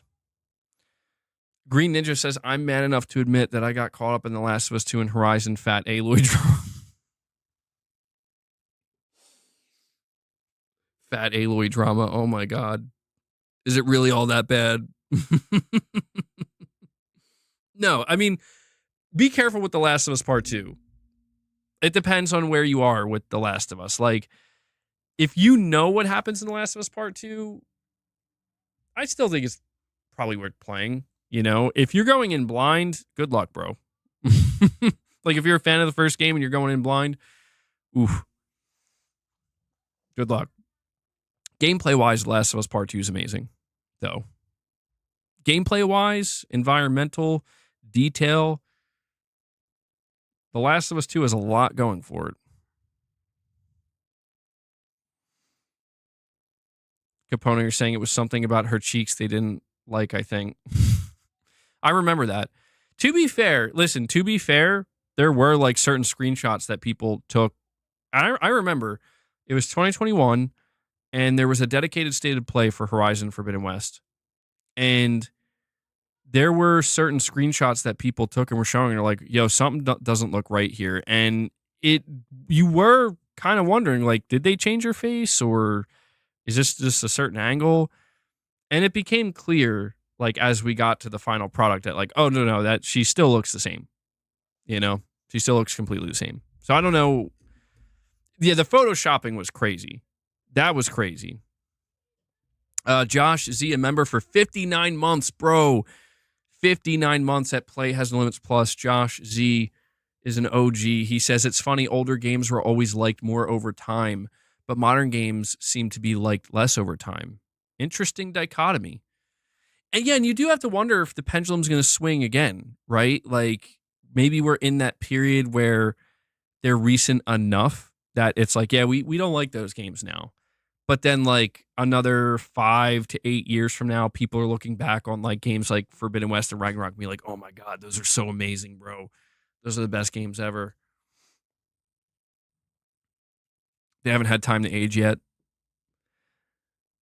Doesn't make sense. I mean, there's enough time, I guess. You know, you're talking about games that are 2-3 years old. The Horizon situation needs to be studied, though. It does. The Horizon situation absolutely needs to be studied because I don't know, dude. The internet, like, hates Horizon. It's really weird. I don't hate Horizon. I can admit that Horizon's not at the top of my list when it comes to my favorite PlayStation franchises. I like it a lot, though. But I feel like people just flat out turned on Horizon, man. And I wonder what it was that did it. Because it didn't happen with Forbidden West. Forbidden West, there was that whole, like, Fat Aloy drama, but that was pretty, I don't know. Compared to what I see today, it's like that felt pretty tame. But it feels like in the last 2 years or so, something happened. Like, just something happened. I really don't know what it was. But people just absolutely turned viciously on Horizon. Meanwhile, Guerrilla Games is, do you think, you know, let me ask you guys, do you think it was the DLC? Do you think it was that they made, well, it's a bit of a spoiler. Spoilers for Horizon Forbidden West DLC. Do you think it was because they made Aloy like a lesbian? and they gave her a love interest.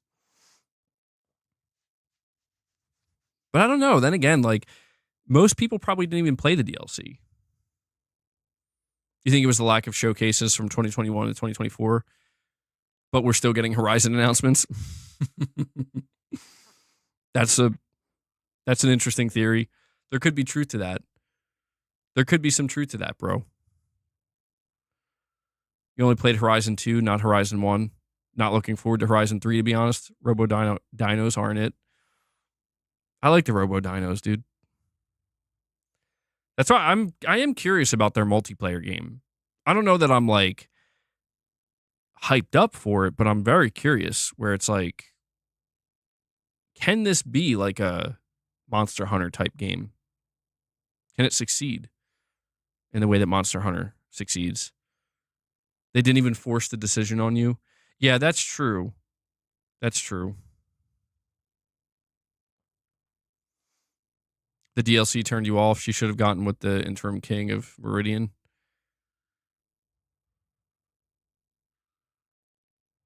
MBG used the stress ball, bro. Breathe in. Forget The Last of Us ever existed. Remember Kratos, God of War?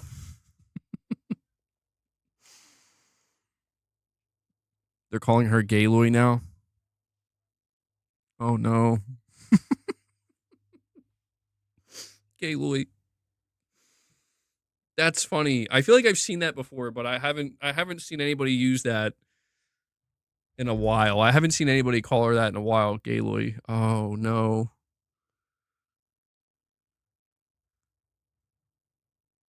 They're gonna end up calling it like Gay Ryzen 3. What? So if it's Horizon Zero Dawn, Horizon Forbidden West, what's Horizon 3 gonna be? Isn't Aloy bisexual? I don't know. I don't think so. See, that's the problem. I never got to play the DLC myself, so I can't tell you. She is? Oh, okay. Well, there you go. Yeah, maybe in the third game they'll give you... You know, I wouldn't be surprised if in the third game they'll give you the ability to kind of like romance different characters or whatever. I could see them doing that.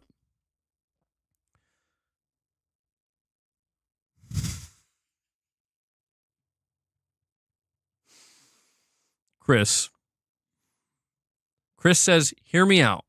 God of War sequel, but Kratos is killed with a branch in the shape of a golf club.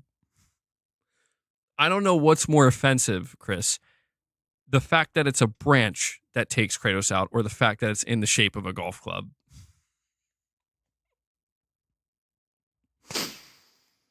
I would love to see it. I would welcome that, bro. That would be the greatest moment in gaming history.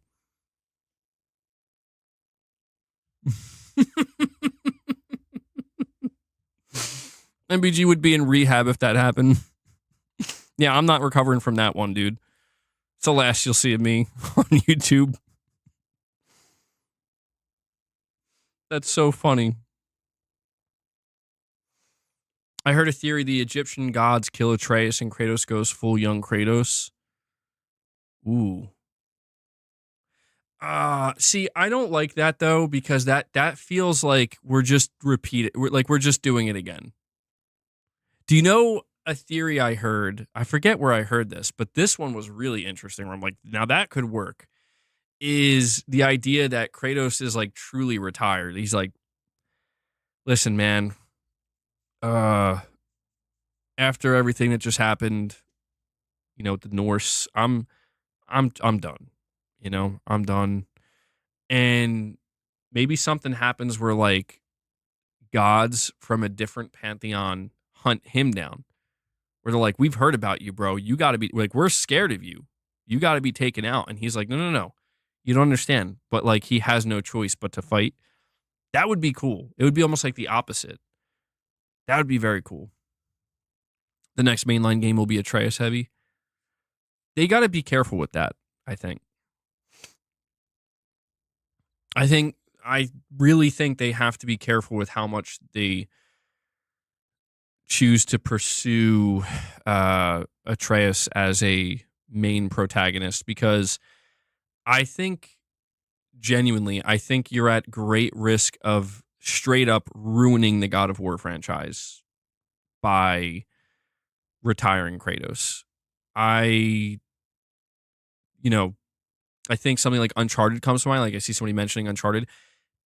I don't know what happens. Like I don't like what does an Uncharted that doesn't star Nathan Drake? How does that go down? You know? How I mean really, how is it going to go down? Is it going to sell as well? Are people going to be receptive to it? Are people going to be like, "No, thank you. No Nathan Drake, no buying." I don't know. Like if they make it clear like we replaced him, you know? We replaced, when I say an Uncharted without Nathan Drake, I'm talking about like a mainline Uncharted. Like Uncharted 5, but it's his daughter. I just wonder, like, are people going to be receptive to that? Like, okay, yeah, this is cool. Or is it going to be like, no?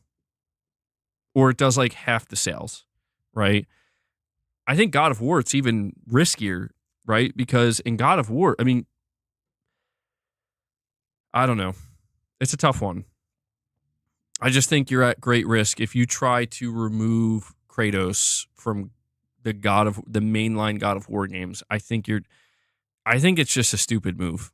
I'm going to be honest. I think it's just a stupid move. I think, listen, if there's one thing Nintendo has proven is like, just keep going. Just keep going. Make the same games with the same characters. It's fine. Like Nintendo has literally proven this works. So I understand from a creative standpoint, maybe they get tired of it, but it's like, goddamn, dude, like just keep it going until it fails. But it probably won't. You know, if you want to make new characters, do it in a new game.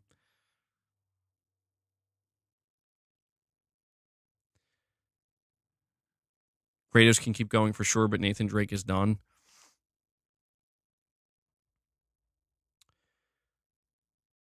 Yeah, I mean, I don't really know what they would do with. I guess they could give Nathan Drake like a Sully type role, you know.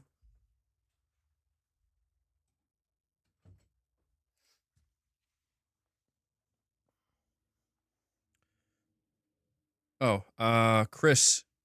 Wait, hold on. We have Raven X0, a member for 7 months, says the next 3 to 4 years it's going to be interesting. I wonder what Sony's going to announce. Looking forward to Sony's upcoming IPs, especially on PS5 Pro.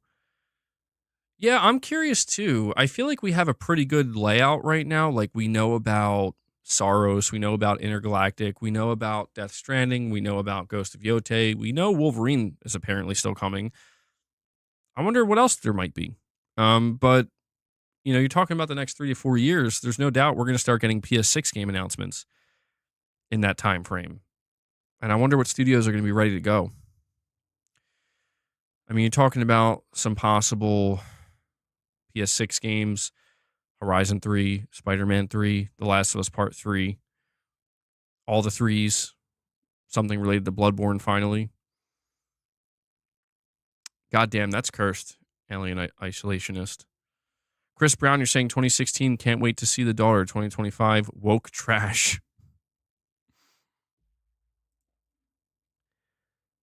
I do think Sony's got to be a little bit careful, bro, with the protagonist for some of these games. Like, I think Sony is genuinely at risk of going full tilt where it's like, so all of your protagonists are basically going to be female now, except for like one. I think that's too extreme. I think no matter what, that's just a weird look. So I do think they have to be careful with that. Where like if we do get an Uncharted and it's like you're playing as Nathan Drake's daughter now, you know, and then it's like you know, whoa, Jesus, Leia didn't like that. Leia did not like that. Leia's like, what are you saying? Bro, she just went crazy on Boss.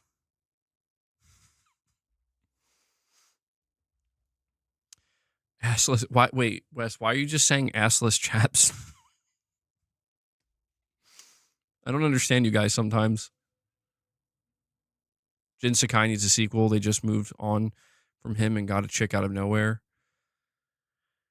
Well, I think they're going to move on from this new protagonist as well. You know what? You know what would really enrage people? You know what would make people truly, I mean, be super pissed off at Sony and Sucker Punch is if after Ghost of Yote they announce another Ghost game and it's actually a sequel that follows. I think her name is Atsu, the main character of Yote. I think people would be pissed about that, dude. And I would too, because I'd be like, bro, this isn't fair. Like, this isn't how it was supposed to be. The way it's supposed to work is one game, one protagonist, and every game's a new protagonist. That's how it's supposed to work. That's how they're pitching it anyway. And I'm fine with that. I'm fine with that. But yeah, that would be kind of weak if they did that. Because that would make me be like, bro, yeah, you should do more with Jin, because Jin was awesome. I don't mind Jin's story being complete if that's how they want to do it. But that would feel a bit picky and choosy at that point.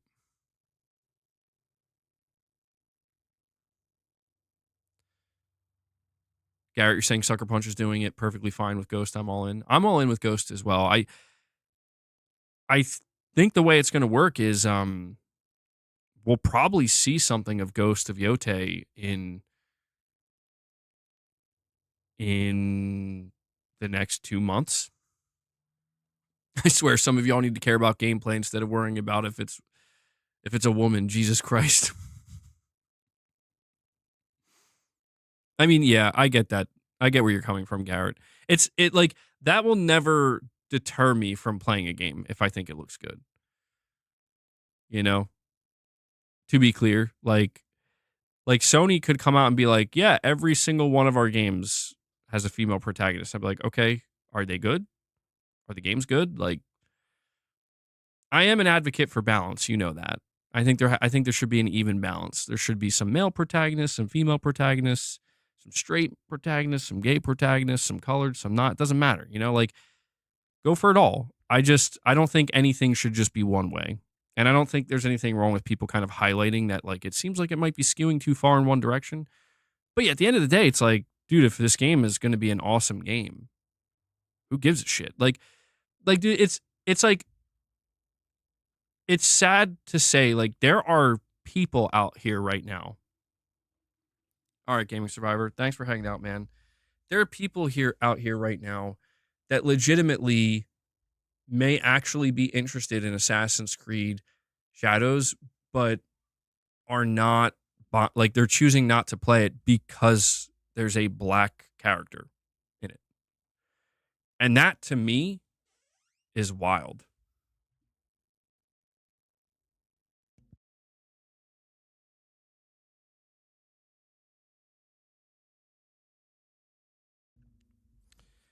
And like that to me is just sad, where it's like, bro, why would you let that stop you from playing and enjoying a video game that you think looks good?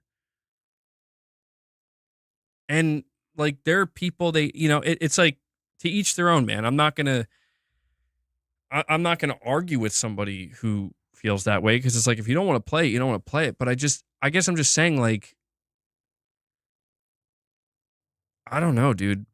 People, I think, stop themselves from enjoying things that, I don't know. I feel like I just can't be like that. Like, sometimes it feels like, it starts to feel like I'm supposed to be upset about this thing because the internet, the internet said so. These people told me. But like, inside, it's like, bro, do you really give a shit? It's like, no, I actually really don't at all. I really don't.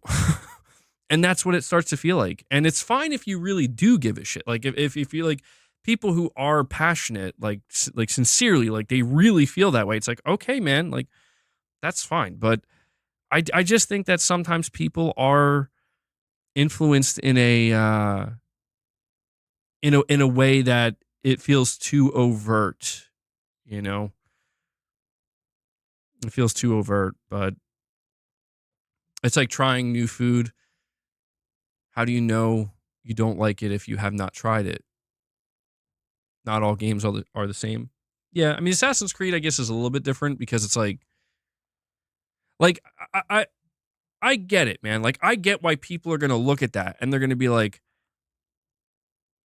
Ubisoft, you had one job. You had one job. You set your next Assassin's Creed game in feudal Japan with Japanese protagonists. That's the job. It's that simple. And I understand, like, there is a, like, huh? Like, there's just a natural, like, what? Like, oh, they're, like, so your main protagonist in this feudal Japan game, Assassin's Creed game is a black protagonist. And I get it. Like, I get that that's going to raise people's eyebrows because it does seem a little bit like, wait, I thought it was really like obvious what you should do. Like it was right there. Like you just Japanese protagonists, male and female, that's it. And I get it. It's because it's like it does kind of feel like you guys went out of your way to do this. Like this is not the most obvious thing to do, but you did it anyway. And I get that. And I don't think there's anything wrong with that. I don't think there's anything wrong with somebody looking at that and asking Ubisoft, like, why did you do this? And the answer, and they, depending on the answer they give, everybody's going to have their own answer, I guess, because people are going to say because they're woke. People are going to say because, well, hey, it's based on a real character. And then there's like all the arguments of like, well, there's many other real life, real world characters that you could have used first that would arguably make way more sense than this. And I get it. Like, no matter which way you slice it, it's an odd choice. It is. Like, it's an odd choice. And it's a very conscientious choice. However, if the question that I'm ultimately going to be asked is, assuming I'm somebody who wants to play Assassin's Creed Shadows, like assuming this is a game I want to play, if the question is, are you going to let this stop you from playing this game? The answer is fuck no, dude. Are you kidding me? You could fucking make the dude purple and I'm still going to play it if I think the game looks good. I don't care that much. Like I care enough to just ask, like, what was the decision making behind this? And if they're just like, oh, well, we just want to go with the black samurai was there in history. It's like, okay, whatever. Okay, sure. Is the game good? Like, is this game going to be fun? And that's why I do just feel like people, maybe they get a little bit too wrapped up in things that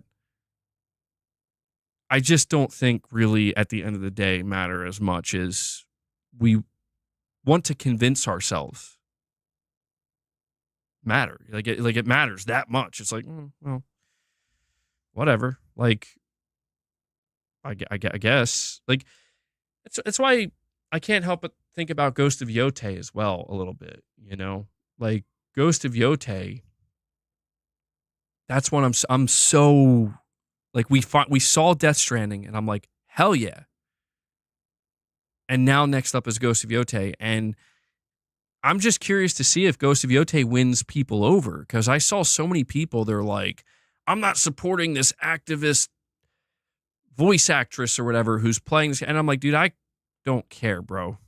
Like, you're out. Like, I'm sorry, but you're fucking crazy. Like, I'm sorry, but you're kind of crazy if you played Ghost of Tsushima and it was like one of your favorite games, you're like, this game is awesome. And then Ghost of Yotei is likely going to be even better, but your reason for not playing it is because of like random shit that the voice actress posted on her personal Twitter. I'm just like, why would you genuinely, why would you do that to yourself? Why would you do that to yourself? Like, why would you potentially lock off one of the best gaming experiences that's gonna drop this year? The craziest shit I see are the people who are like And I haven't seen too much of this, but the craziest thing I've seen are people who are like, yeah, I ain't getting GTA 6 because it's going to be woke. And I'm like, you're hurting my brain. My brain hurts. And don't get me wrong, like there is some shit out there that's just so overtly woke and so in your face that it's like, you're making me throw up in my mouth a little bit. You know, I get that. That does exist. But like the idea that that's what GTA 6 is going to be, like, come on, man. Okay, you're saying MBG, how would you feel if you knew a big percent of the trolls in the chat that bring this stuff up are simply AI and you're talking to a machine? You know, honestly, I wouldn't feel much different because I just assume that that's what's happening. I don't know if you guys are real. I will say my feeling on that changes or shifts more so when I'm alone, like not engaging with the chat. Like when I'm just reading stuff on the internet, I actually stop and ask myself, like, wait, dude, how much? Like, you just read like 10 different replies based on this thing you just saw. What if like 9 of them weren't even real? That's when I ask it, because it's like, huh. Look out your window and you'll see how real I am, MBG. Guys, I'm gonna be shooting for the 4-hour mark for this stream. We'll just take it to 4 hours. Because we're already close enough. We're gonna be streaming for like another 25 minutes. We're sitting at 26 members. Are we gonna get to 50 members? Are we gonna do this? Am I gonna have to do reps? Don't make me do reps. Can we get to like 49 members? That would be ideal. Okay, if we could get to 49 members, and I don't have to do reps because I'm feeling a little bit sick, a little bit under the weather, I'd really appreciate that. All right. GTA 6 will be extreme on both sides of the spectrum.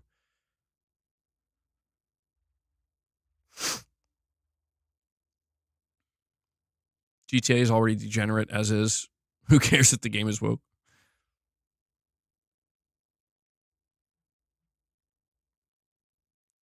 Did you see the communications manager for Sucker Punch posted a job posting on his Twitter for a position to help with the release of Ghost of Yotei coming this year? Good reassurance it's still coming. I did see that. Yeah, and I'm not surprised. Sony is like, they were pretty clear to their investors. They're like, these games are coming this year. They said Death Stranding and Ghost of Yotei are coming in 2025. Titus says, no more memberships, Dog Food Inc. this weekend, bro. It's all good, Titus. It's all good. Where's Michael Wernick with his 50 bomb? I'm just kidding. Michael dropped 10 earlier. You're thinking September if they keep the 3-month window? I'm starting to think that too. September sounds like a good month for Ghost of Yotei. Jesus, there's a few of us out here you should know is real MBG. No, I know Pushing Polygons. Listen, I assume that most of the people in my chat are real. I do think there are times where there's like a random name that I don't recognize that could be. I'll tell you what, in my comment sections, more than anything, the comment sections, it's more than obvious, like who the bots are. And it's kind of weird. Much less so in the chat.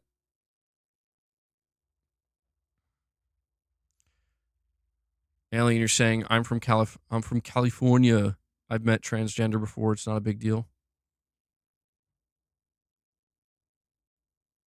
I'm as real as you want me to be.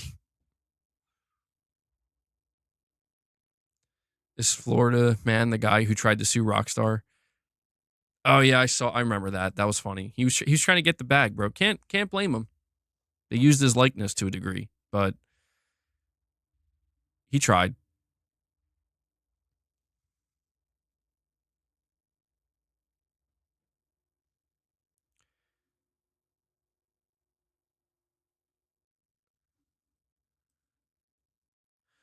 I always do this, man. I have to figure out what I want to title my streams anymore. Because I just realized, like, we talked a little bit about The Last of Us new content, but we barely talked about it. I didn't even talk about this DualSense 2 technology. I have to figure out how to. It's weird because it's like I set up topics that I think we're going to talk about, but what I notice with these streams that I do anymore is they just kind of flow, you know? They flow in different directions, and I never quite really know what exactly we're going to be talking about. So I don't know how to properly title or thumbnail my streams anymore. I really don't. Maybe I'll just start. Maybe I'll just embrace the clickbait, you know, with the streams. Just make the craziest titles and thumbnails and hope that when people come in, they're like, "Hey, this is pretty good." I don't know, because if you think about it, I kind of am clickbaiting in the opposite direction. I told you, like, come join this stream, guys. We're going to be talking about DualSense 2 technology. We're almost 4 hours into the stream. When did you talk about the DualSense 2 technology? I didn't. That's literally clickbait. I'm accidentally clickbaiting you guys. But in the opposite direction. Like, that doesn't, like, it would have been better if I just said something like, I don't know. Did Phil Spencer lose his mind?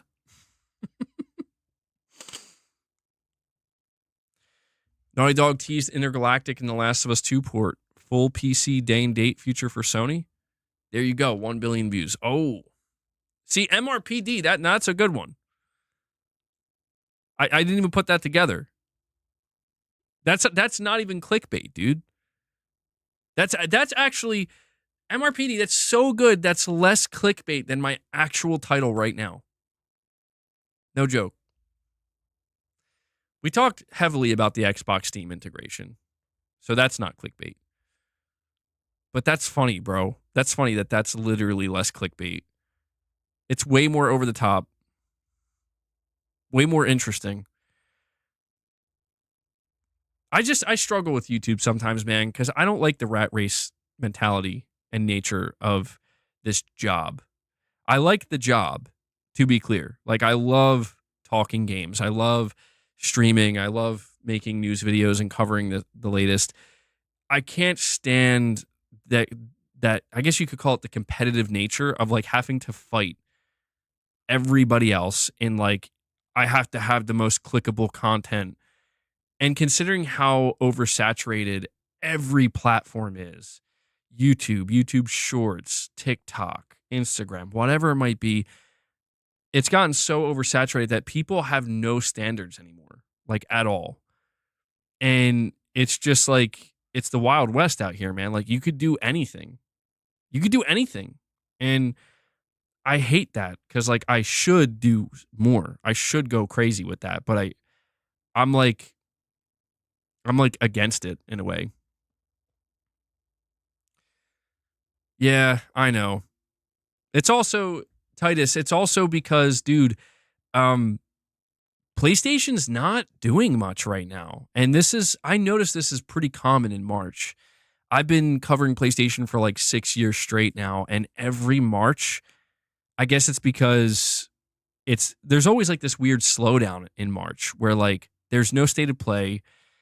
It's, you know, it's March is a month that's like in between the beginning of the year, where, like, there's usually a lot of buzz at the beginning of the year for January and February, but April and May is when things really start heating up when it comes to, like, okay, we're entering the spring / summer showcase time and announcements. And March seems to be that kind of month where things just kind of, at least for the PlayStation side of things, they really slow down. And even the things that they are announcing, like the news of the Last of Us content and, you know, the God of War 20th anniversary stuff, like, even stuff like that is not,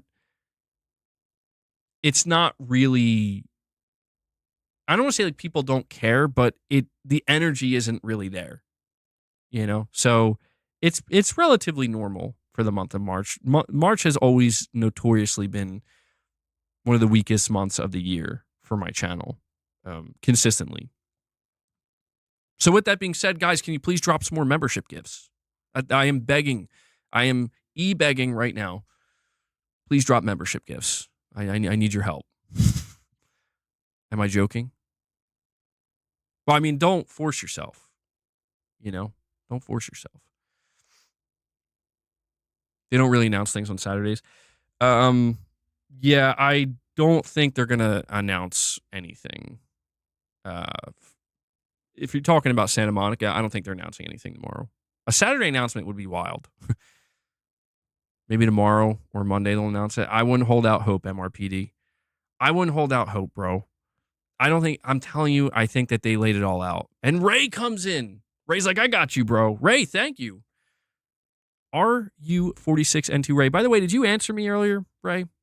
Did I ever ask you about being a mod? Somebody nominated you for modship.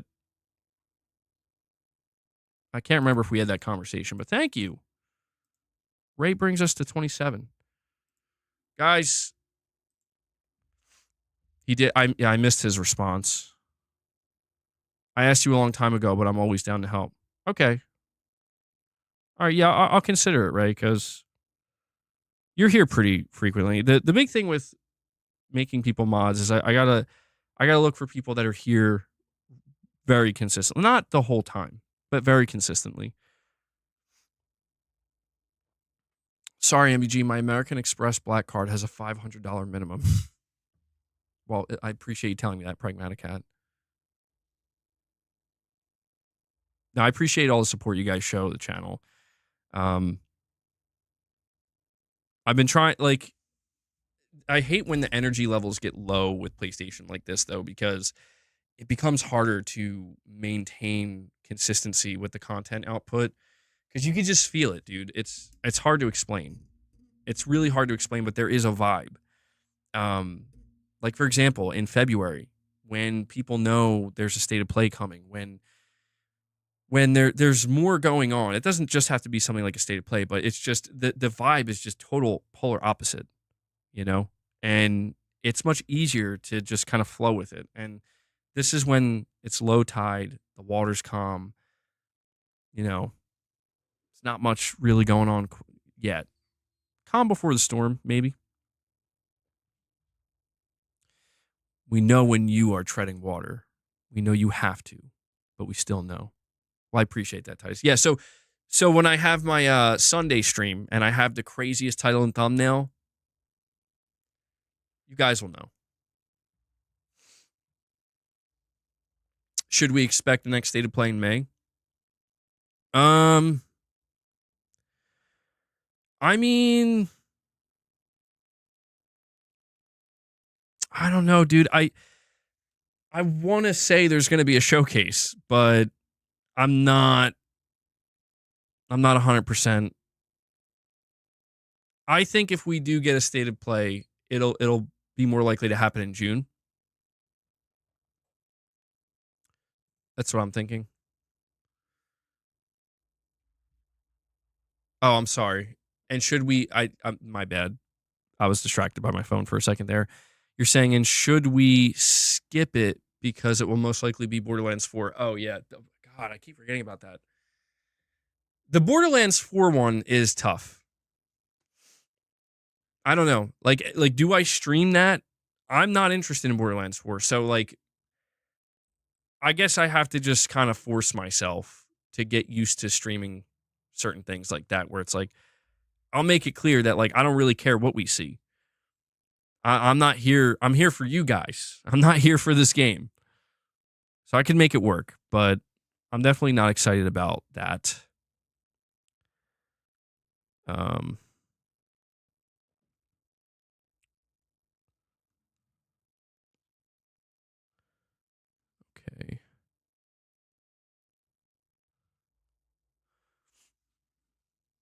A showcase would be great. I hope Sony does put on a showcase, but more importantly, I hope it's fucking good. I'm not going to lie. If Sony announces a showcase, I'm going to be nervous. I'm going to be nervous because it's like, dude, the last time I got hyped about their showcase, I was left sitting there in a MGS3 Big Boss cosplay, just like, what did I just watch? It'll be 2 years in May. Yeah, man.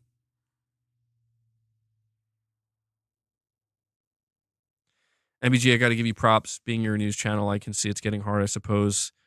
And just thought you could incorporate a deep dive into an older game.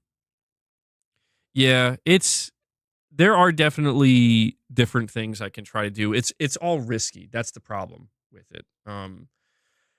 Like people say, oh, you should try playing a game or review games and whatnot. And there's nothing wrong with any of those ideas. It's just trying to incorporate that at times when things are a little bit tougher and, trying to maintain certain things on the channel. There's a much higher chance that it's going to work in the opposite direction. Here's what we could do. Guys, we hit 50 members. We got 10 minutes to hit 50 members. We hit 50 members. I'll do a God of War 20th anniversary, God of War Ragnarok 20th anniversary gameplay stream tomorrow. That's right. We'll do a Saturday gameplay stream. We'll do it public too. Man, I hope I feel okay tomorrow though. I'm sitting here and I'm like, man, I feel like I'm getting sicker as the day is going on, and I don't like it. Like my immune system's definitely activating. So this is going to be one of those things where I wake up tomorrow and I'm either much better and I'm like, this is the worst of it, it's peaking now, or I'm going to wake up tomorrow and it's like, bro, your body's, it's going to be in for it. Risk is inherent in business. It's about managing that risk that builds success. But no risks taken equals a failing business. True. Yeah, there has to be some level of risk. No, Garrett, I didn't get it yet because apparently I have to go through all of my content and remove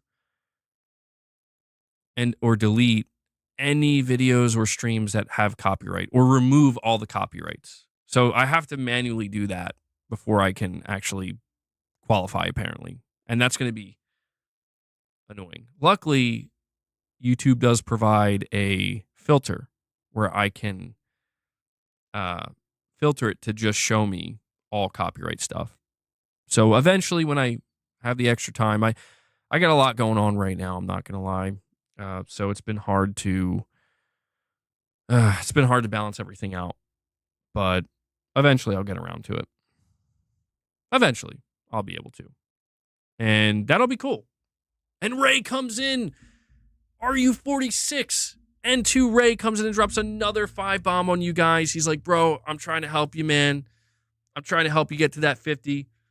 Guys, I want some W's in the chat for Ray. He brings us up to 32. Can we do it? Guys, Ray just gave us a glimmer of hope. He gave us a glimmer of hope. Wes is like, bro, it's just refusing to give me a gift. We got to get Wes a gift. We got to get to 50 members. We got to get this stream for tomorrow. God of War Ragnarok, 20th anniversary. I do want to try out that new skin. It looks pretty sick. The Dark Odyssey. That's a pretty cool way for them to pay homage. But Ray, what soundbite do you want, man? You dropped 6 member gifts, so I got to give you a soundbite. You let me know. I got you covered, bro. Wes, you're not the only one that's still struggling to get a membership gift. I still see some people struggling a bit. Titus salutes you. Oh, and by the way, if you guys haven't, as we're approaching the end of the stream, make sure you hit the like button. We're at 175 likes, 25 away from hitting 200. The one Mrs. MEG likes? Okay. This one's for you, Ray.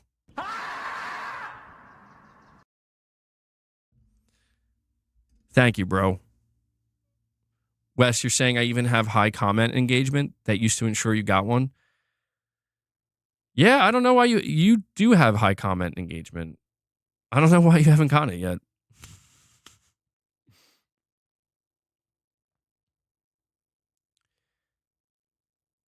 Chris, you're getting your new PC tomorrow?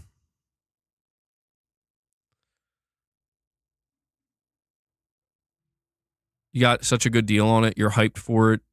You didn't need anything above that. You're surprised it even went with that card, but I'm excited with my ultra wide monitor. Yeah, let me know how it is, Chris. I'm assuming you you're moving from, well, I don't know. Are you moving from PlayStation to PC, or are you just like doing both now? Or are you? Whiskey Gaming says, yo, stream's still on. I had a meeting, had to hop off. Yeah, we're still here, bro. Whiskey, you're here just in time. We have 5 minutes to hit 50 members. If we hit 50 members, we'll do a God of War Ragnarok Saturday gameplay stream tomorrow. This is your time to shine, Whiskey. But yeah, that's always funny, dude. When I see people like dropping in the first hour of my stream, and then they like kind of dip for a while, and they come back like 3 hours later, like, bro, you're still going? You're still going? I'm really hot right now. I am wearing a hoodie. I don't know if it's, again, I don't know if it's because I'm starting to get a fever, or if it's just getting hot in here. I really don't know. I don't know. I'm gonna find out. I hate getting sick. And Whiskey does it. I knew you'd get my back, Whiskey. Whiskey Gaming drops a 5-bomb for you guys with just 4 minutes to go. Brings us to 37. Do I look pale? Yeah, that's a telltale sign I'm sick. I do start to look kind of clammy. I almost said clammish. I start to look clammish. I don't know how I'm sick, though. Whiskey, thank you so much, though, man. What soundbite do you want? Name your soundbite, and I got you. Clammish. You're fading, bro. I know. Well, all right, listen. Do I look more pale than I usually do? Because this light that I am using makes me look pretty pale. You guys watch me every day, or a lot of you guys watch me every day, so you would know better than me.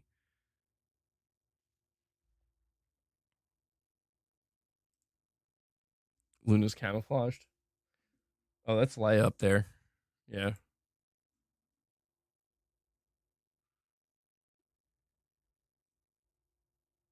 Yeah, not gonna lie, I noticed it, unless it's the light. All right, well, here's how we'll really be able to find out.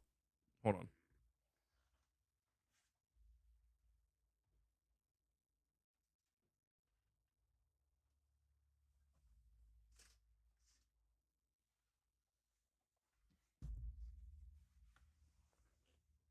All right. Oh, wow. What the hell's on my eyebrow? Is that there the whole time? What's on my hat? Dude, what is all this crap on me? I couldn't see originally. What's on my do-rag? So what's the goal reward again? Well, basically, I was saying if we can get to 50 members before I wrap the stream up, we'll do a God of War Ragnarok stream tomorrow to celebrate God of War's 20th anniversary, and so I could check out the new gear that they dropped, or the new content or whatever. I don't normally stream on Saturdays, but it's like, you know what? We could do it. As long as I'm not like dying. Even if I'm sick, I'll still do it. But unless I have like 101 fever or something, I might have to like reschedule it, but I should be good. My left eye almost looks black. Oh shit.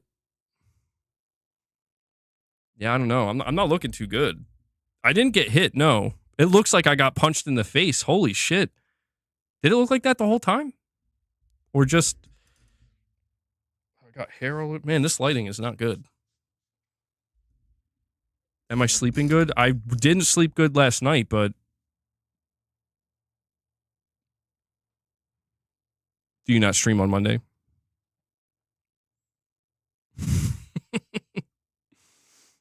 Yeah, Mrs. MEG popped me.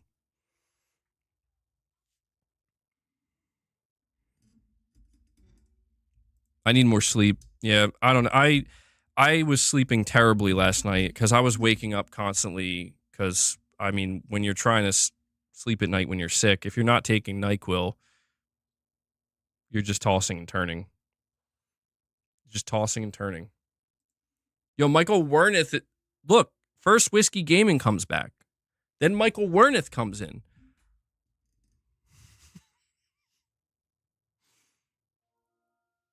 MRPD, bro. Thank you for the Thank you for that tip. Don't think it's going to help when you're sick. I don't know. Maybe I'm operating a little bit on adrenaline right now. I don't know. I'm going to find out. Titus says, go relax, dude. I can't. Not yet. We haven't hit 50 members. Get more sleep, less coffee. I don't help myself with the caffeine. I drink coffee too late. A lot of it's my fault. Here, let me see if I can change the lighting anymore. Better. Michael, you got to get Michael Werneth. You're back. We're almost to 200 likes. You got to get us to 50. I'm peer pressuring my audience right now. Well, actually, we're at 178 likes. A bottle of moonshine and you'll sleep for like 7 days. Yeah, I might not wake up.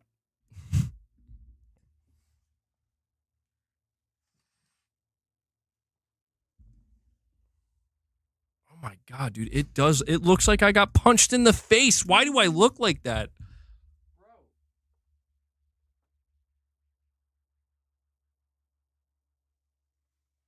Oh my God, I look awful. How much heavy lifting did that light do for me? I look terrible. I can't believe this. And Whiskey Gaming, he does it. He answers the call. Like, MBG, I got you, bro. He drops another 10 bomb. He brings us to 47. He brings us to 47.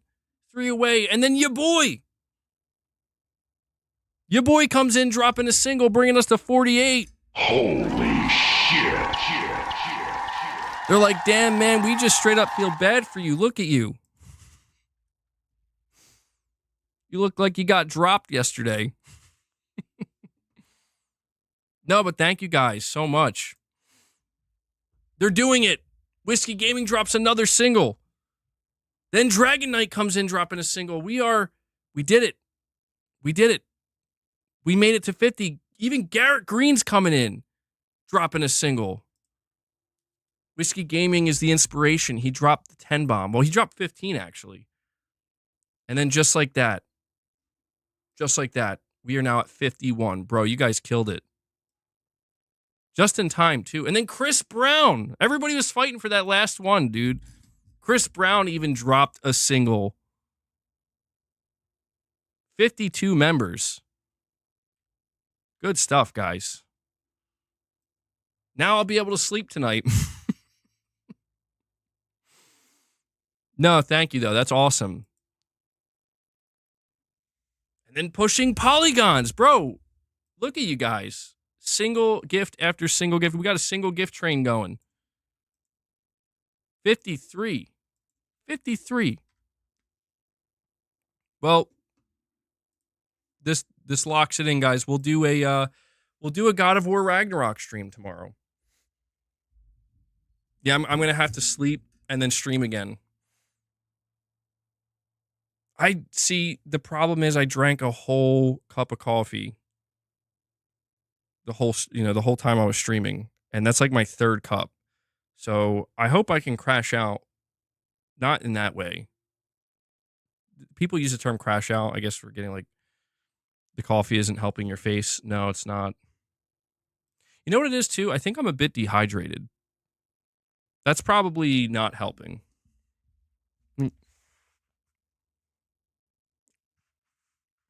It doesn't really. Hides it a little bit. It's good. So I'm going to stream now, guys. Hope you're cool with this. Is this helping my face, Michael? Yeah, I'm going to do the God of War gameplay public. The members, the people who gift members, right now they're basically just trying to get more people in. And we will continue to do members content. Members content has always been a staple of the channel since we basically, started doing this. But basically took a week off in members content this week. I'm trying to, because things are a little bit on the lower side right now, I'm trying to put more things out there publicly. There we go. All right. See, this fixes it.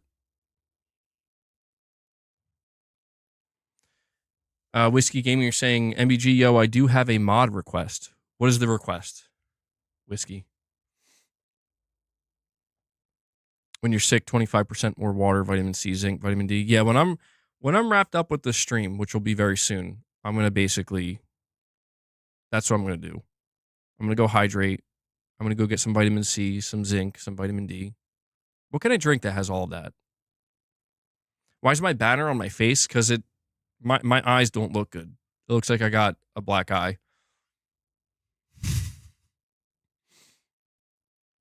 Guy Gravity, did you just come into the stream, by the way? You must have. Chris, you're saying I'm using Android now, so I have the option to gift members. That was fun. Well, there we go, man. I'm glad you got in on that train. I do appreciate it. Yeah, you guys are awesome. I really do appreciate you getting us to the 50 mark, over the 50 mark.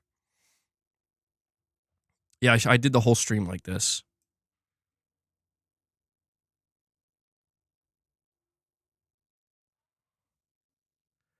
Yeah, I agree, okay. I was thinking about that too. I was like, the members lounges got to be somewhat less frequent, so that way when I do them, there's more to discuss. And it's like, because some of the members lounges were getting a bit too, you know, they were becoming pretty underwhelming. Yeah, I'll see what we can do. I'm gonna try my best. I've been trying my best, you know. But as you can see with my eyes, and Titus Crow comes in. Titus is like, you know what, man? I'm sorry, I still got this banner in front of my face. I'm sorry, guys. Titus comes in and drops another 5 membership gifts for you guys. He's showing some extra support. He's like, I feel bad, man. He's dropping pity gifts.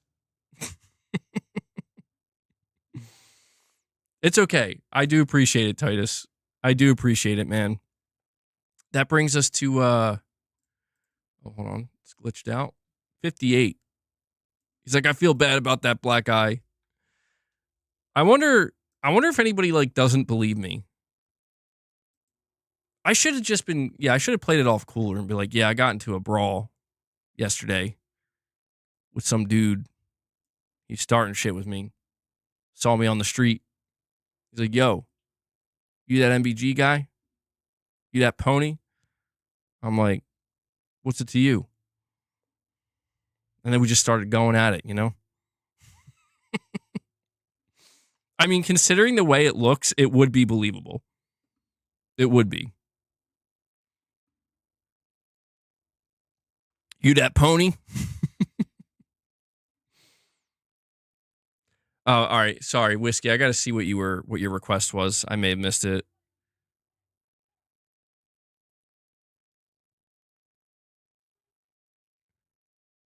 Hold on. You meant to, okay. Is there a way to differentiate I think gifted members and purchase members? Us mods are typically more lenient on actual paying members. Unfortunately, in the chat, there is no way for me to differentiate that. Like, I can actually, come to think of it, I can't even see. If you're talking about the general member tier, like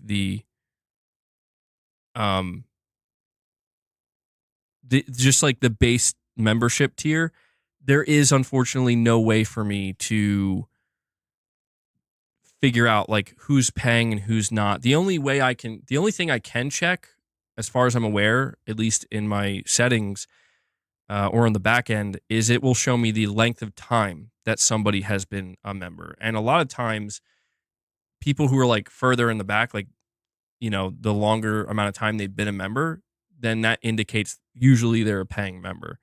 But yeah, the only other way I could do that is, I mean, I do have other membership tiers for people who want to support with just a little bit more money each month. Yeah, the only way I would be able to differentiate that would be like having a $6 member tier. And doing something like that, occasionally I could do chats that are like just for that tier. So anybody you see is just a paying member. But yeah, in terms of like doing regular streams and seeing them in the chat, there's really no way to know if they're a paying member or not. I mean, I get where he's coming from, Titus, to a degree where it's like, yeah, I mean, we do want to be fair towards everybody. Like, if you're a paid member or not, like, I don't want to give anybody special treatment because they're a paid member. It is something worth taking into consideration, you know, where it's like, if somebody says something totally out of pocket and I'm like, what the fuck? Why would you say that? And they're a paid member, I'm going to be more likely to be like, all right, well, I'm going to give you a warning, you know? To whereas if it's just some random person that is, you know, they just happen to get gifted a member and they're saying something totally out of pocket, I'm going to lean more, like if I know they're a gifted member and not necessarily a regular, you know, or a paying member, depending on what they said, I might end up veering in that territory of like, bro, I don't know, you know, like no way. But it's a tough thing, you know. We have to use our best judgment. You know, I'm sleep deprived, hopped up on caffeine, so you can imagine what my judgment's like. Okay, put some whiskey in your coffee that has a sedative effect. I don't think it's good to drink to sleep. Well, it depends. I don't know. Like some people have a little bit of wine. I don't drink though. I don't drink any alcohol. Sometimes paid members generally try to get MBG to notice a message and type it multiple times, which could be spamming, but they don't mean it in that way, as an example. Yeah, I see that too sometimes, Whiskey Gaming. And the type of spam that I have a problem with, like, I don't mind if somebody, because let's keep this in mind too, like, and for anybody who is a mod, the more chats I get, the better the engagement is, right? So like it helps. It doesn't help for people to like spam obnoxiously, but if somebody's typing the same message like once every 5 or 10 messages or whatever, I'm cool with that. And just keep typing it until I eventually notice it. But somebody who's just like literally copy paste, spam, that's the type of obnoxious spamming that we don't like. So, you know, anybody who's typing the same thing in the chat, but as long as it's not taking over the chat, I don't mind that because it does help. It is engagement, you know, and the engagement does help. Yeah, the event streams are when it gets crazy. Why not have a weekly poll for members to vote on a new game release to play in a dedicated weekly member stream? I'm going to take that idea into consideration, okay? Because yeah, I've been in a little bit of a rut. Do the Astro levels tomorrow. We could do that next. Tomorrow, I feel like tomorrow is literally the 20th anniversary for God of War. So I got to do a God of War stream of some kind, you know? That's why I was looking at the premium or the PlayStation Plus premium, but I'm like, I'll do Ragnarok. That's fine. It's been a while since I played Ragnarok anyway. Yeah, we'll have to try to do something like that. People have been asking me about playing Split Fiction with Mrs. MBG and whatnot. It's tough, man. It's tough because like I've seen a little bit of a downturn on the members' content as well, viewership wise, and it always confuses me. It's very difficult, and this is maybe one of the areas where I struggle with on YouTube. It's like I don't know. I got to be careful not to niche down too much. Where it's like I know that there are people that enjoy certain things I do. And people make requests, but I also had to keep in mind, like, is this producing any actual results, though? You know, that's the nature of kind of having to run YouTube as a business to a degree where it's like, unfortunately, just like everything else, it is result driven, where there are many things I would like to do. Trust me, like, there are many other things I would like to do that I think would just be funny and cool and, you know, just more chill, but I have tried in the past, and most of it, like 9 times out of 10, the results are not there. Like they're not justifiable, is what I mean. You know, it's like, you know, the idea of members voting. That's a pretty good idea, but see, that's what makes it tough. That's what makes it tough because it's like there are people who pay for their memberships and they drop a lot of member gifts, right? And there's like this tendency where, like, you guys know Corey. He's one of the biggest supporters of the channel. Like, Corey likes Dead Space. And that's why I like mentioned it earlier, where it's like, at some point I should probably do a Dead Space. If I'm going to stream a game, I probably should do a Dead Space stream, even if it's just for him because he's one of the biggest supporters, where it's like, yeah, bro, like it's the least I could do for you. You've supported the channel so much. To whereas like if I put a poll out and we have like hundreds of gifted members and maybe not, we're getting like hundreds of votes and nobody, like the game that wins out, most of the votes were from people who didn't actually support the channel directly. You get what I'm saying? Like, it's hard not to want to give preferential treatment to people who are supporting the channel because that matters. Like, yeah, like you guys are the lifeblood of the channel. And I want to, I want to be able to have a dialogue to like, know, like, what do you guys prefer? Like, what would you guys want? And, there is that risk of like, it's not that people who don't support the channel directly, it's not like I want to ignore them. It's not like that at all, but it's the natural way of things. I just want to make sure that the people who are, paying with money out of their pocket to support me, the channel, the community, and everybody here, I just want to make sure that they're feeling like they're recognized and they're getting treated properly. Because I don't know. I just feel like that's what I would expect. You know what I mean? Like if I was a heavy supporter of a channel, I would at least, not necessarily, again, preferential treatment, but just being recognized, being acknowledged, being known that like, yeah, I'll think about it, man. For now, we'll just start small though. We'll start tomorrow with God of War Ragnarok. Celebrate the 20th anniversary of God of War. Should be a good time. It's been a while. I don't know if I'm gonna have to like get familiar with that game again. I don't think I played it since. Well, I did boot it up really briefly, I think, to try it on the PS5 Pro.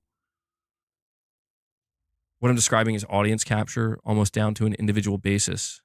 That is a recipe for failure. Well, yeah, it can be dangerous. I'm aware of that. Okay, like it's not like, hey, bro, you're the biggest donor of the channel, so you can run my channel. It's not like that. There has to be a level of control. I guess I just mean like,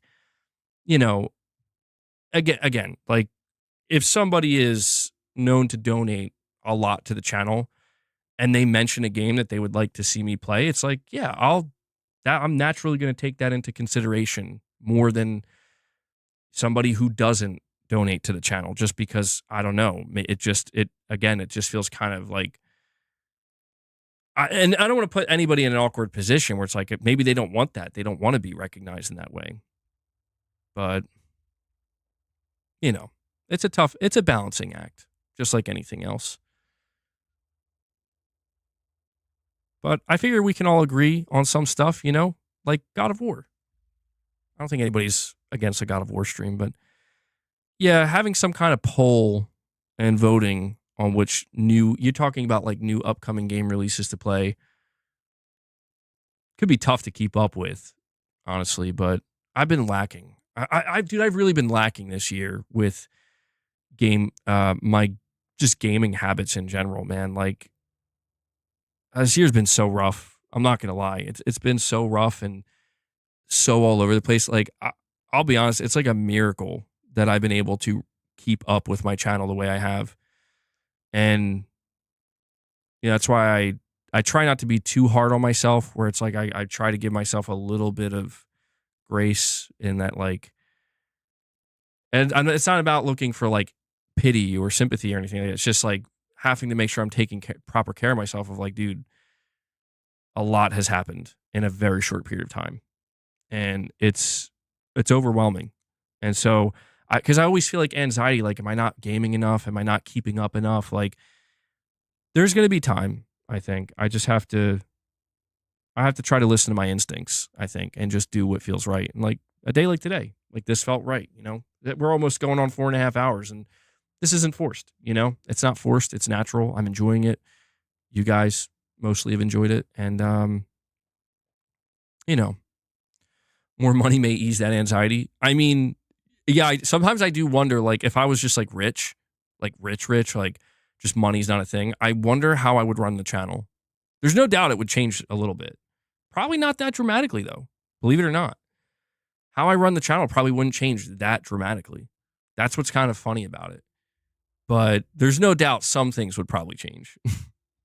I'd probably be more okay with just getting crazier, you know? Like, hey, I don't care what happens. Money's not a problem in my life, so I can just, I don't know, I'll just come on the stream flexing, like literally flexing. I don't know. I'm getting delirious at this point, though.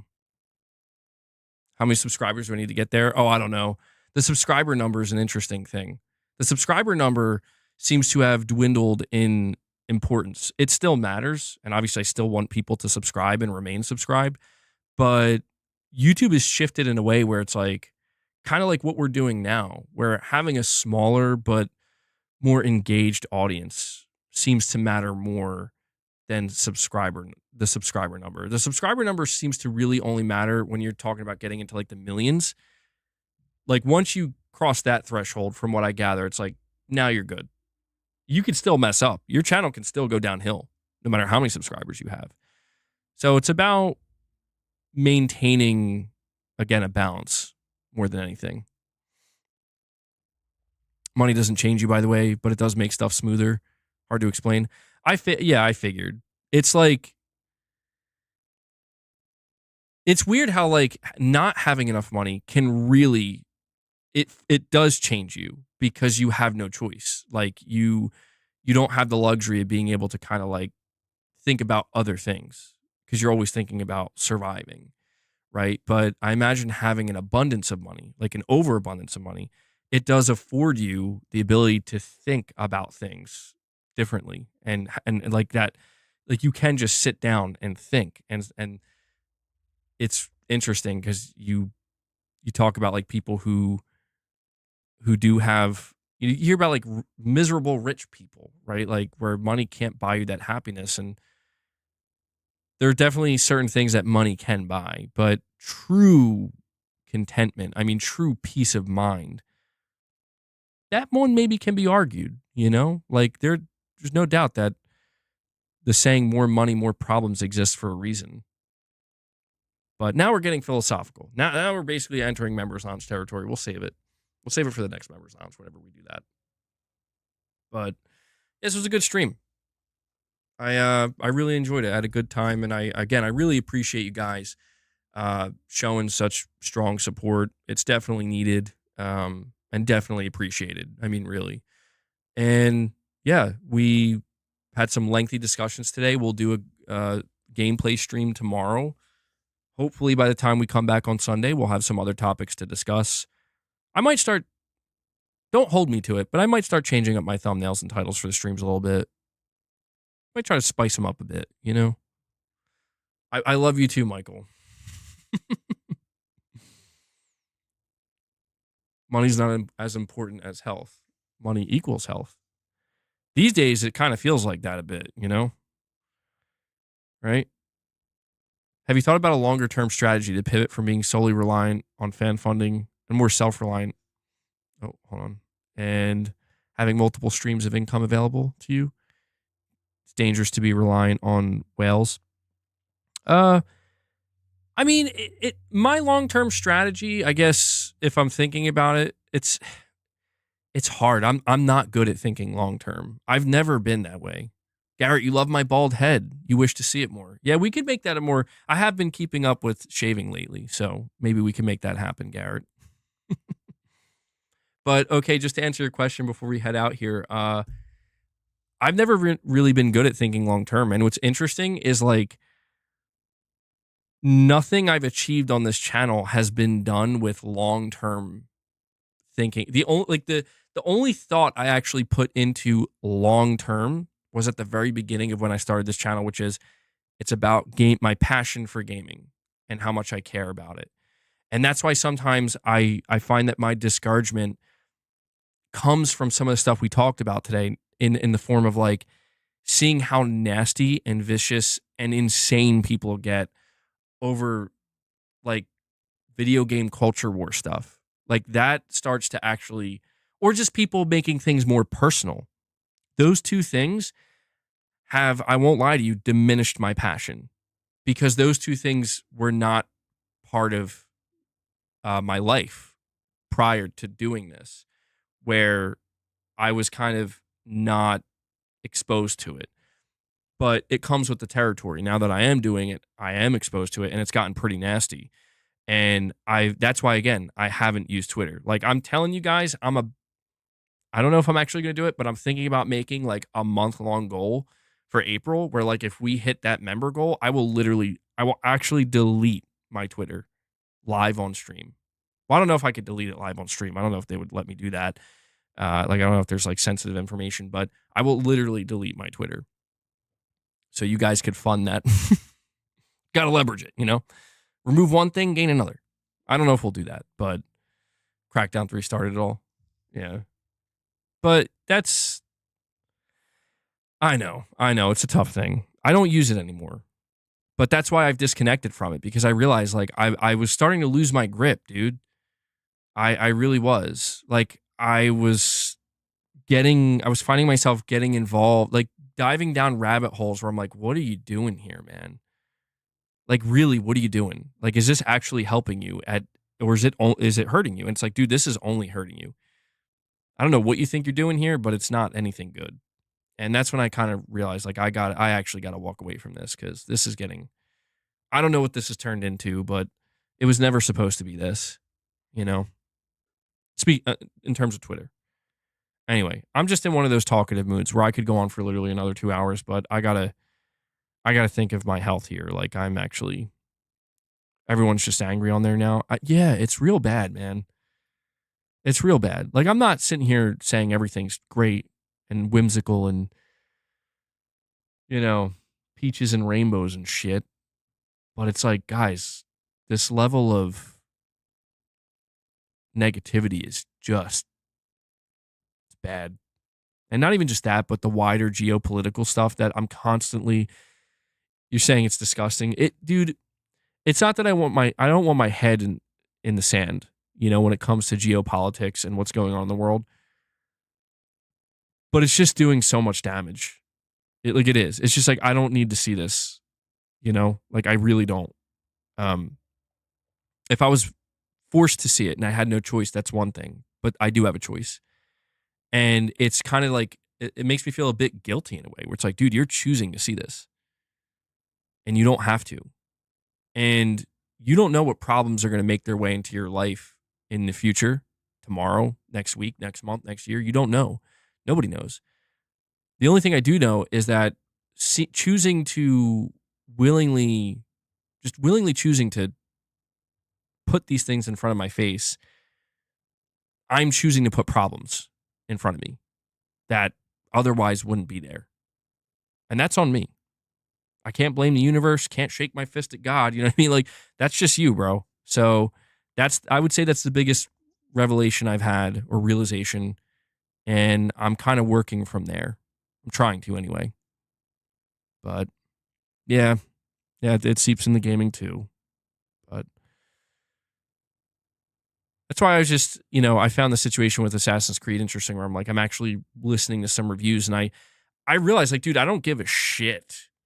I'm being honest. Like, I was like, I don't care about the reviews, man. Like, I'm listening. Like, I appreciate what people are saying, but I'm like, it just doesn't matter. Like, I'm either gonna play Assassin's Creed or I'm not. I'm probably not, because I never really have played Assassin's Creed. But it's just like, I just realized in that moment, like, these reviews don't mean anything to me, for better or for worse. Hellbound, you're saying you need to rest, MBG. Take some lemon tea with you, some lemon tea with honey. It relaxes, and it's good for you. Yeah, you're right, Hellbound. I'm gonna wrap it up now. I've definitely been going for too long. It's the final thing I'll say is another reason why I think I'm like more wired than usual. It's not just the coffee. No, it's not even just the coffee, dude. It's because it's like still daytime. Like, that's the thing about winter. I always get used to, even just like 3 weeks ago or 2.5 weeks ago, it would be completely dark outside right now. And it's not. It looks like it's the middle of the day. And I'm like, okay. Feels kind of good, but messes with you a bit. But all right, guys, that does it. Thank you so much, seriously, for hanging out with me. I'm going to go rest up a bit and chill out, and I'll try to make some tea, get some vitamin C in, hydrate. That's the number one thing. I got to hydrate. So I'm going to go do that. I want to just extend a big thank you to everybody. We did hit 58 members today, which is awesome. Be on the lookout for that stream tomorrow. Okay. I will set it up. I'll just put this out here now. This should not happen because I'm starting to feel a little bit better. If I wake up with like a major fever tomorrow and I'm like really knocked out, then I will have no choice but to reschedule that stream. As of right now, I feel okay. So we should be fine. I'm going to try to get some solid rest tonight. And yeah, so big shout out to this community and everybody who dropped any support. I'm only going to ask one more thing of you, and that is to please hit the like button if you haven't as you're heading out. I see Piper's like, one last thing. Let's go Xbox. Damn, you're late to that conversation, Piper. We're like 4.5 hours in, but you could go back and watch the stream once it's wrapped up.